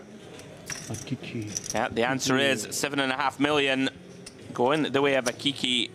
You know, we were just talking about exploits. I wondered if ever... Akiki. Oh! Yes, baby. I love this game. Love that. I've seen this before from Kiki. He's someone who really enjoys the moment. Yeah. I like this refreshing. I like to see this. Beautiful. Good for him. Little couple of peace signs thrown up. Love seeing it.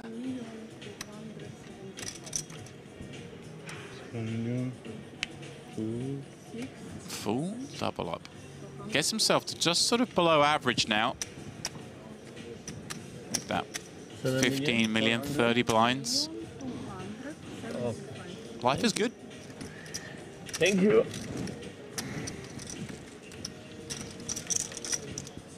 Back to the game. Remember, a man whose best career cash and all his career cashes bar one having come here in Cyprus. Yes. But that standout cash being the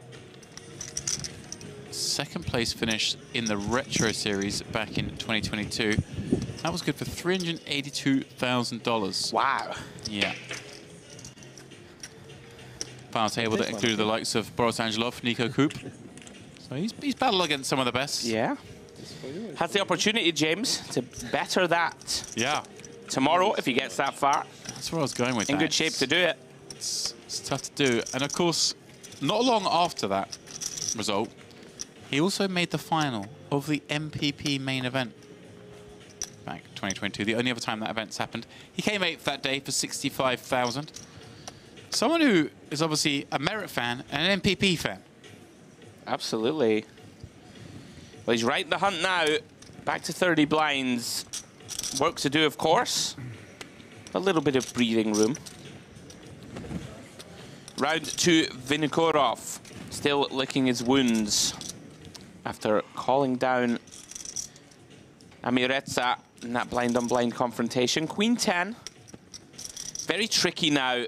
Sort of 24 blinds is a hand we want to open for chips, but when you've got an aggressive player on the button, can sometimes make you shy away a little. But now, he's in there. With that, I was going to ask you, what would your perception be of Amireza? Is he less likely to 3-bet the same hands he would have done had he not just lost that Jack 10, or is he going to play the same range still, or is he perhaps? Would you ever perceive that some players maybe go more 3-bet happy because they've just lost a pot? Like, not tilt, but something akin to tilt. I think in general people do, you know, if he wakes up with an ace 8 off here, right, one of those 3-bet fold type hands, I do think people are inclined to go into their shell a little. Yeah, that's how I always feel. And I think that's smart a lot of the time. You know, there's nothing wrong with just taking a moment. Yeah. You know, steadying the ship, so to speak. But it really depends just on the personality of the player. Yeah, that might be an astute observation from you. I'm with you. I always feel like people might just need a slightly better hand to come after you. So therefore, you know, I think we're going to open this Queen 10 regardless. I like that. Yeah. It would fill me with a little bit more warmth. And obviously, when you're looking at like the elite pros, it doesn't matter. They don't care. Yeah, they're just in there. They're like, I've got a 3-bet hand. I'm taking it. Yeah. But it's true. Emotion, a real thing. 17 left in a huge field like this one. Huge runner field. You get where I'm going with it. Yeah, that's why the elites are the true elites. Just rhino skin, ready to go again. As it stands, nice pickup for Vinokurov. You know, rhinos can run at like an incredibly fast speed. I love watching these, you know, on Facebook or Twitter or whatever, these little shorts. The one that terrifies me, the hippo. Have you seen that? Just hippos, when you see people out on a speedboat and this big looming creature comes launching behind the boat. Faintly the most terrifying thing you could ever see. You see these tour guides just like chilling with the tiller.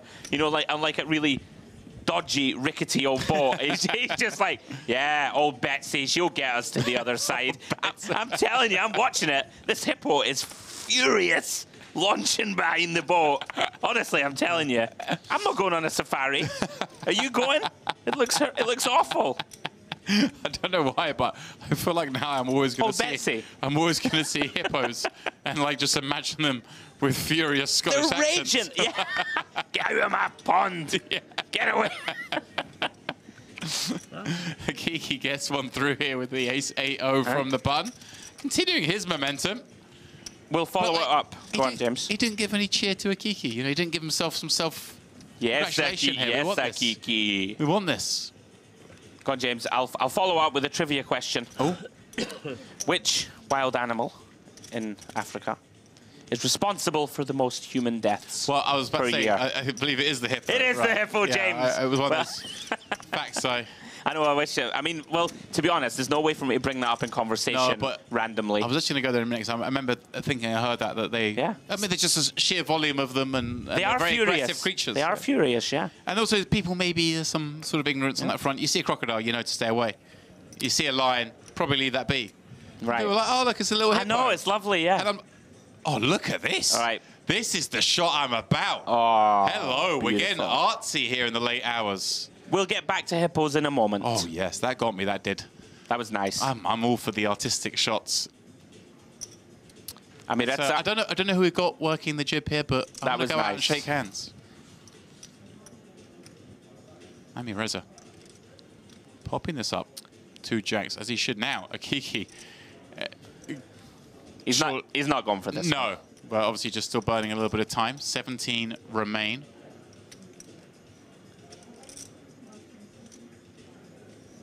Page jump at 15. Now, I'm not sure. Obviously, at 16, we will reduce to 2 tables.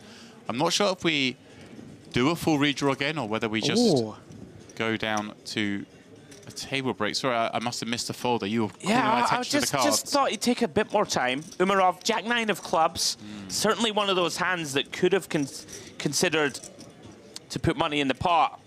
Turbo folded.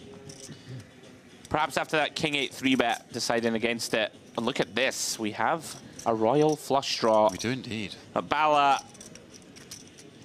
Now, very weak.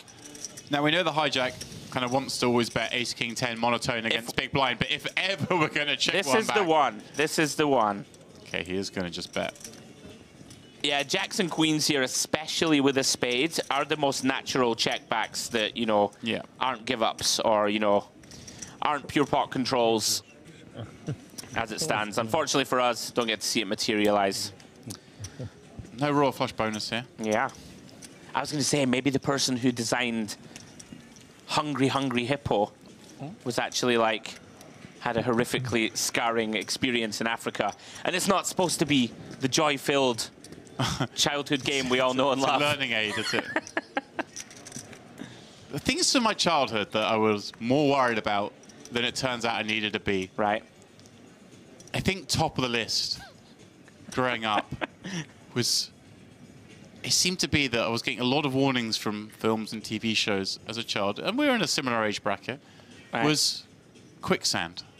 Oh. Like, I grew up thinking this stuff was everywhere and I got to be really careful. Right. I mean, it's not a thing. What happened? Was quicksand not dangerous anymore? I was petrified of the stuff. Just reminds me of the never-ending story. Yeah. Oh, still scarred now. Falco. Oh, that little horse. Yeah. Off he went to quicksand heaven. Awful. We've gone way off track, guys. But Sorry. Am I wrong? Were there not loads of...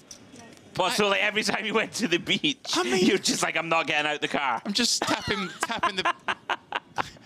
the sand down. Oh, dear. Holding on to something with the other hand. Well. Oh, hello. Levine, ace king in the cutoff against the Ami Reza Open. It's a slam dunk, of course, holding big slick. No messing around. See, I'm loving that. Not interested in the pay jump. Just like whatever. Oh, Vinokurov will be very sad to have to let this one go. Yeah. Ami Reza inquiring as to the number, but we'll find out 13 blinds, not something we're going to call this 10-9. But you have a look here, maybe it was 8. You're not quite sure until you see it counted down. Sure. And again, you know, late in the day. These guys all got back here, what, at midday? It's 3 a.m. here local. Of course, we're on a 1 hour delay, so these guys are still 14 hours into the day. You just want to take a moment, make sure you make no mistakes. Yeah, it really is brutal, the grind. Tournament grind. Do not want to make it's weird. Any missteps. We say it's brutal, but when you're actually in it, you don't doesn't really feel too bad, yeah. Because the adrenaline's pumping. You're down to the last 3 tables in this massive tournament. I can't sleep after, ever. No, it takes a minute, doesn't it? It's impossible for me to wind down. I find it hard to wind down when we've been in here watching it, let alone out there playing. Well, he's still thinking about this one, actually, but... Yeah, okay. Let's let it go. Yeah. Too many chips, unfortunately. Very timely spot for 11. I'm going to go to bed having nightmares about hippos and quicksand. Well, now you combine the two. I was about to say... Put yourself behind some quicksand and taunt the hippo. Oh, wow. I'm just picturing a hippo gingerly tapping the quicksand. Sorry, guys, we've like lost our way a little, but I'm not sorry. It's amusing me.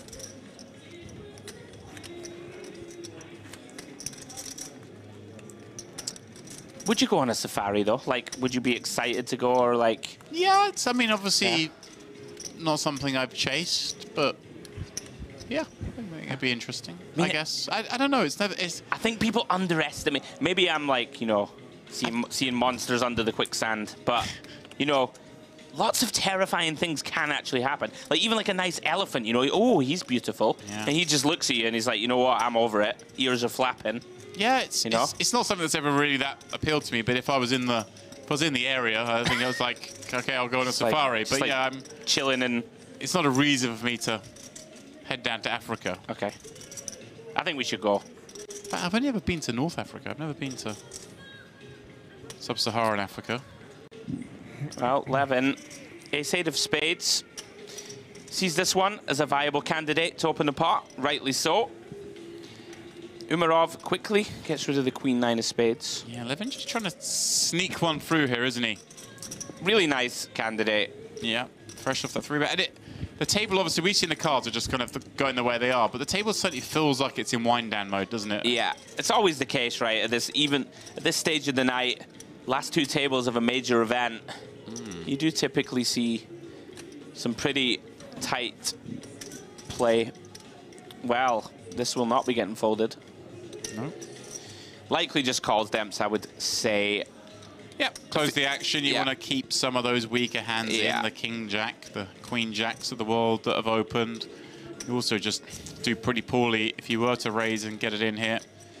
You never quite know with Amuretsa. No, he's certainly got it in him, I think, to just shove this in, but I don't expect it. How fresh does he look, by the way? Yeah. As we're at the end of day 2 of this event. Looks like this is level 1 of the day. Ooh, hello indeed. Ace-high board, Levine. Now then. Does flop the best of it, but Amireza with the king of hearts. And a board, Andrew, the kind of the 6-5 nature certainly favors the big blind, but Levine opened in the hijack off that stack size, just gets to have a lot of ace-x, so it makes sense that we're going to see a c-bet here, and a small bet on this monotone board, because, hey, the big blind just has a lot of hands that fold, right? Yeah, very normal. The interesting spot here, you know, naked king of hearts could start to get spicy, but this one in particular, we can just have the best hand still, right? Like, you know, Levin is going to have some, you know, queen-jack suiteds in there, queen-10 suiteds and the like, king-jack off, you know, stuff like this that does c-bet. So I quite like just check call here. You know, it doesn't mean that we can't turn this into a bluff later, depending on the action. Does land on check call, like it. You know, for example, if he had, I don't know, king of hearts 9, right, we might start turning that one into a bluff. I mean, now this, I don't know about this. Like, really? We're check calling and now leading. Is this in a sense that Levine's just going to have a lot of checkbacks on this turn, so we want to bet to be able to access the entire stack on the river? I mean, do you really check call like one, you know, just over 1 big blind and then lead a flush on this turn? I don't think you do. I'm with you. It seems like we're kind of repping 2 pair or 3-4. Yeah, I think this is a misstep. We will see if he finds the river follow through. Yeah, that's he's going to need to unimproved. He's shadowed it out, so the effective stack is about 0.9.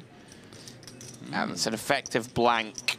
I mean, are we really going to lead something like a 4-5 of clubs on the turn? I don't think so. I mean, I'm trying to think. It just feels kind of bluffy. I know we can see the cards, of course. Is this Amireza taking the spot here where he's like, well, I've got king, queen, so I do block ace, king, ace, queen, kind of... I mean, now he's painted himself into a corner, Demps, where you feel compelled to jam now, and he has found it. I love this. Well done. Credit to for finding it. Now, Levin. You weren't a fan of the turn bet, but if it's coupled with this river jam, suddenly it's that little bit more reasonable. And Levine, yeah, this is horrible now, isn't it? Yeah, I mean, one potential value combo. I don't really like it on the turn anyway, but if we are like an ace deuce. And now that's counterfeited, right? So that's something to consider. Let's see if Levin... Has he got any time bank stamps, by the way? Because this is critical. I don't think he does. Oh, wow. Is he really out of them? You're right. I don't see any there. Oh, he finds it. Yeah. 1 second to go. Wow. Puts the cape on. Yeah, and I'm not shocked. Really, Line didn't make a lot of sense from it. That's a credit to Levin. 1 second to go, by the way. I was watching the clock. Well, bravo. Well. Yeah, I hear everything you're saying, but it's still so hard to press call. It is. There at the end of the night. But maybe he's seen enough from Ami Reza today. We've seen Ami Reza quite active at this table. Levine with the huge double up. Yeah, that's massive. Yeah. I mean, Reza may reflect on that one. You know, for example, Demps like check shove turn, right? Like check shove turn if your opponent barrels. I think it gets way more credit. Credit to him for finding the river bluff, though, as you said. Yeah. Great call from Levin. I think Levin just deciding my opponent's never going to do this ace-9, ace-10, ace-jack. He's just never going to check call leads. So now he's repping flushes and houses somehow. Feels faintly impossible to have a house. Deuce-5 suited or something that... Yeah. Right? So with all that being said, our opponent ends up having a lot of bluffs. But Levin, well done. Found the call. Very, very good, yeah.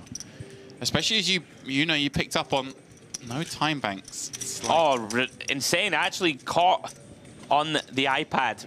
It was literally on 1. Yeah. And he found the quick forward motion. How does Reza feel there when he's got it down to the 1 second and then... Awful. Then in go the chips. 1 second away from scooping up that big pot. Like, but I guess if he has like 4 time banks, he might talk himself out of it. You know, interesting spot. Well done, Levin. That's got to feel incredible with 5 minutes to go. Is that right? Is that all we've got left? Yeah, that's what we have left on the rest of the day.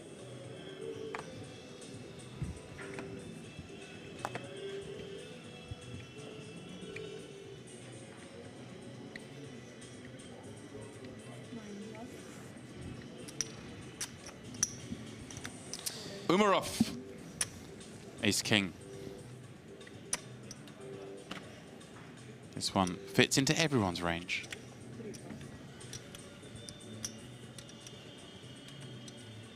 Vinokurov, he's got 2 8s on the button with, what, 24 blinds. This seems to me, Andrew, that just kind of can fit nicely as a call, but maybe against hijack. I think this is really close. Against someone, if you perceive them to be aggressive, like 24 blinds, it's very close, in my opinion, between call and shove. We'll see what he does. Yeah. I'm not shocked, Demps. I really thought that... Thought he might just run this one. You know, you do have 2 re-shove stacks in the blinds. You don't want to call and then call off a jam. Sometimes, you know, if he has even like 28 blinds, I think we just always call. 24, 20 to 24. And here we go. You'd imagine that this gets in. Yeah. I mean, I can't imagine ever Umarov lays this one down. I quite like Vinokurov's style. He's like playing to win. Saw it with the 9-7 of clubs. Yes. Yeah. You know, he's in there. Yeah. He's not afraid to die. Yeah. Here we go. Massive Not flip. what you want to hear when he gets back round to Umarov, the snap jam. Vinokurov, once he's left 4 million chips back, we're not quite on that bubble yet, I believe. I think it's 15 paid, gets you the pay jump. Only has 1 time bank. And we're showing a 17, but maybe someone taking the max amount of time, just in case there's a bust out somewhere else at the same time. He could still get that ladder up. This is massive, James. A double bust out, pardon me. 26 million going to be in the middle here. Well, he's going to use his time backs. One presumes, given this time back use, that they're going to get new ones, I think, for the final day. Certainly the final table you'd always get more. Yeah. But you wouldn't, I don't think, use your time bank here in the hope of a double elimination somewhere else to get ladder up. And we know he's not folding. Eyes on the iPad.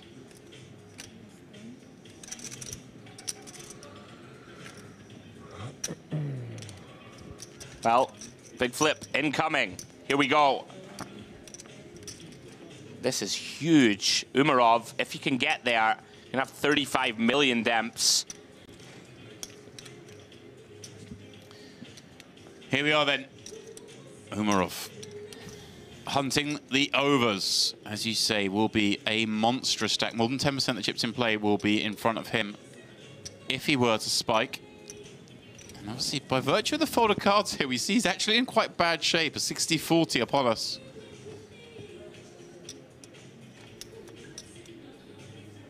But that all changes on the ace-high all-spade board. King of spades covering that 8 means it is just a solitary out. The 8 of clubs, and even then, still needs to see a brick. My goodness, up against it. This is not the music you want to bust out to. It really isn't. Can he find the miracle? Vinokurov, he is not going to find that miracle you alluded to. And will bust out in 17th place, right in the final throes of today's coverage. Yeah, commiserations to him. Great run. There you go. Here we have reached, well, what I imagine, Andrew, is coupling the final 2 tables and the end of the day. It looks like we have 40 seconds left on the clock. It was 2 tables.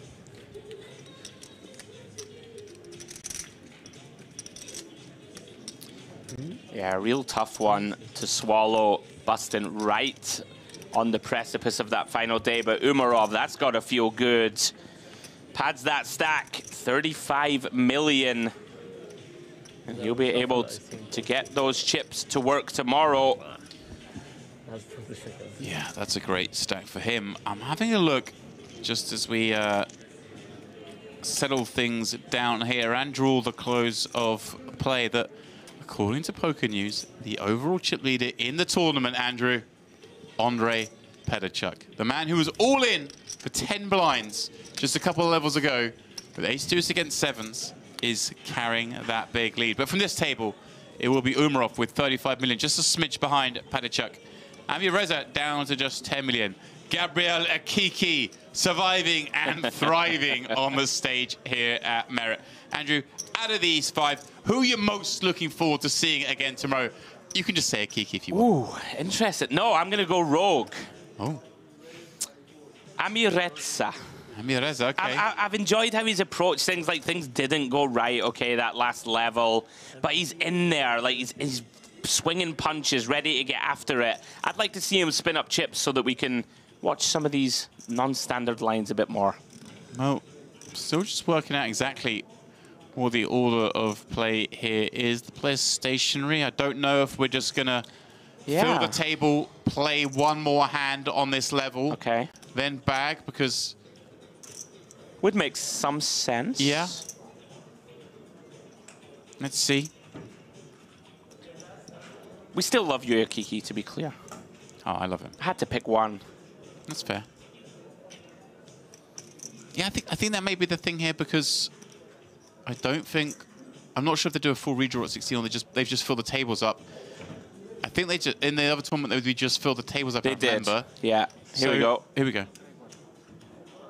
So if that's the case, we could just fill up the spots, play out the one hand that's left, because we've got 40 seconds left on the clock, then bag and tag. And of course, there wouldn't need to be a redraw tomorrow, because we've in the redraw process from the last 24 anyway. Right. So that's why we could still get one more hand in tonight. I think that must be what's happening, given everyone is still sat at the table.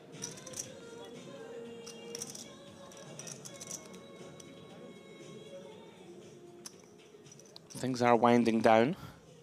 On the outer sections of this magnificent ballroom. As there are other 2 tables there. It looks like they are breaking that table nearest the stage, you see. It'd be a minor irritation, that, to Savinkov. You know, thinking, right, this is my tournament now. Time to run riot. Yeah, and this guy's just not letting me. You do need the cards to play ball, not allow opponents to wake up with the big hands. Yeah, here we go. Even a hand as weak as 3-5 suited. This one's pretty out of line. You know, holding 2 of the kind of cards that you want your opponents to hold, of course. But regardless, people are going to have to find it, Demps. Going to have to find big hands. Well, here's a big hand. Oh, my word. Ebby with 6 blinds. Looks down at the hooks. It's hits go to give them a 12. And a 12 he will. Obviously, made that amazing raise forward with 10s against 2 jacks. Has basically, I mean, assuming he loses that hand, which is the far more likely, he would have been out in 7th. Now here he is with 6 left. And going to be in with a chance to... I mean, Savenkov's going to be very steamed here. Get a spin. I mean, 9 million more. I think we have to call. It's horrible. I think we got to flick it in. Yeah. We are up against enough, you know, ace, jack, ace, 10, ace, queen, ace, king combos, Demps to be live enough. It feels pretty gross. Yeah. He does make the call. Here we go. Ebby with that great fold. Now with an 81% chance of getting up to 30 million chips with one more player out. Yeah, Savenkov somewhat punished here for pretty out of line open, but as we said, your opponents are going to have to find something pretty big to get it in. And he's very live now, Demps. Wow. Flops the open ender on the 8-7-6 board. Even has a backdoor heart draw. Maybe not enjoying the sweat. Oh my word. Wow, the needle card. He improves to a set, but it's a bad card for him. In that it gives Savenkov the flush draw to go with the straight draw. Oh, and it's a heart on the goodness. end. Wow. What a disgusting run out. Running hearts, the 3-5 suited, running down the 2 jacks of Ebay, who, fair play to him, does a lap with the table, gives his respect to all the players. He's going to leave with 17,100.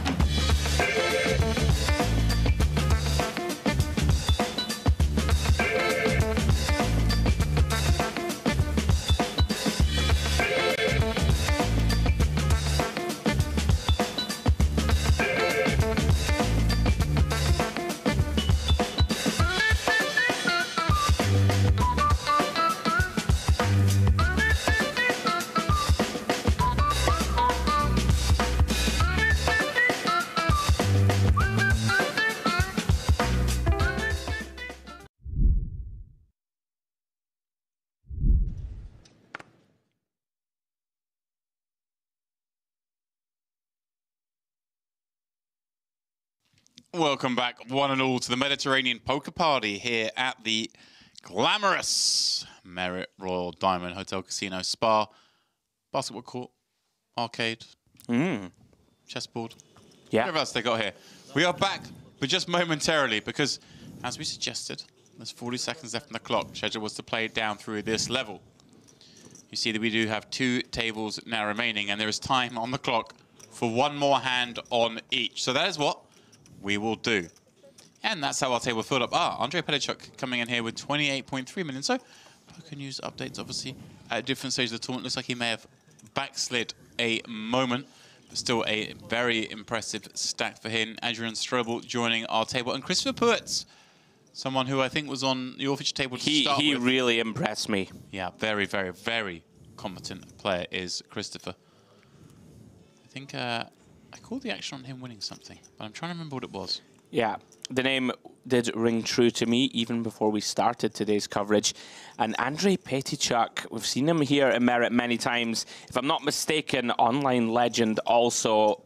Played with him for many, many years. If it is indeed the namesake, I'm pretty sure it is. Oh. But Umarov... There's only one Petachuk. Yeah. A man who has a WPT title, has an EPT title. Yeah, he's a boss. Got very deep in the main event of the World Series last year. Finished 17th, I believe. Oh, did not know that. That's pain. That is pain.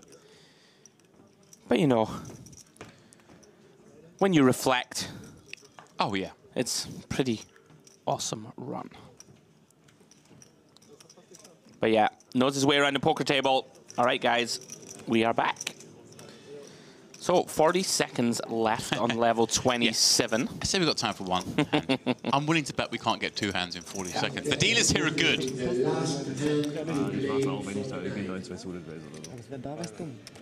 But they're not that good.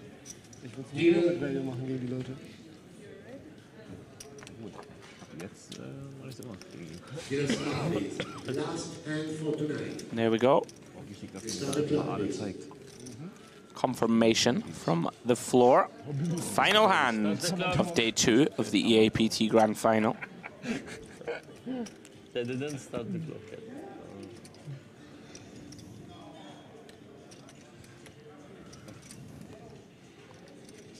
They announced the deal. I don't know. Yeah, the clock already started. And here we go. We are, of course, with 16 left on that pay jump. Don't forget as well.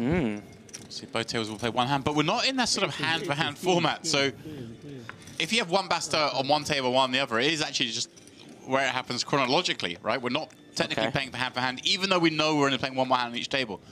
Got it. So there is still, you know, a stalling factor here. If oh, wow. Levin gets to play this final hand, James. Yeah.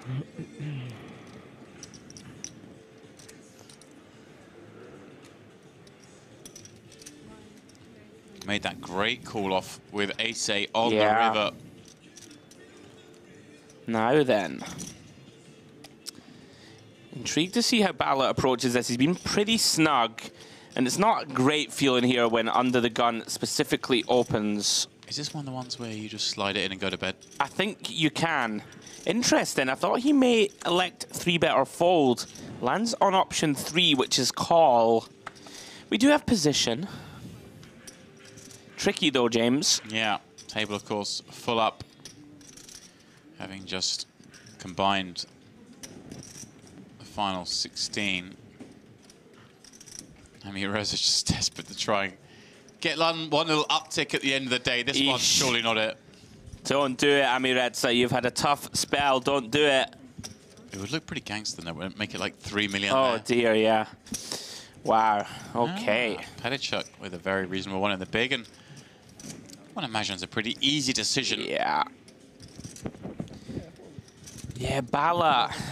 The more I think about this, the less I like it. You know, you can be dominated already. You only have 24 blinds back. It can be very tricky post. We'll see what develops. King 9-4. All three players whiffing the flop, so to speak. Levin's still best. Bala does have that ace of hearts working. And as flops go, Demps, to start bluffing, it's not the worst one. Of course, don't love the king. The under the gun can connect pretty well. Yeah. But I think if we're going to start bluffing, this is very reasonable. And I like this from him. We saw him earlier, the ace-6 of hearts, right? Execute a bluff when he did make a questionable pre-flop peel. Like seeing this from him. And Levin, no time bank Demps. We've referenced it once before. Going to be faced with tricky decisions. Don't think we can fold flop. Backdoor straight draw available. You know, disguised 10 if we can ping it. Our opponent can shut down. Oh, oh, wow. That looked like a motion towards a fold. I mean, this looks weak. Wow. Wow, wow, wow. There we go. Bala, take a bow. Yeah. Love it. A little too tight from Levin, but maybe, you know, you've sort of... That's a tough spot to be in. You've sort of checked out mentally, I think, from the night, and now you're faced with a tricky spot. You don't really want to play it down the streets. Decides to make a tight laydown. Well done, Bala. There we go. 25,000, and then we beg the... A colour up. That explains the necessity of having to get that hand out the way. But on the break, myself and Andrew were questioning why we wouldn't just come back and play that hand tomorrow, but they have to do a colour up. So this makes sense. Here we go then.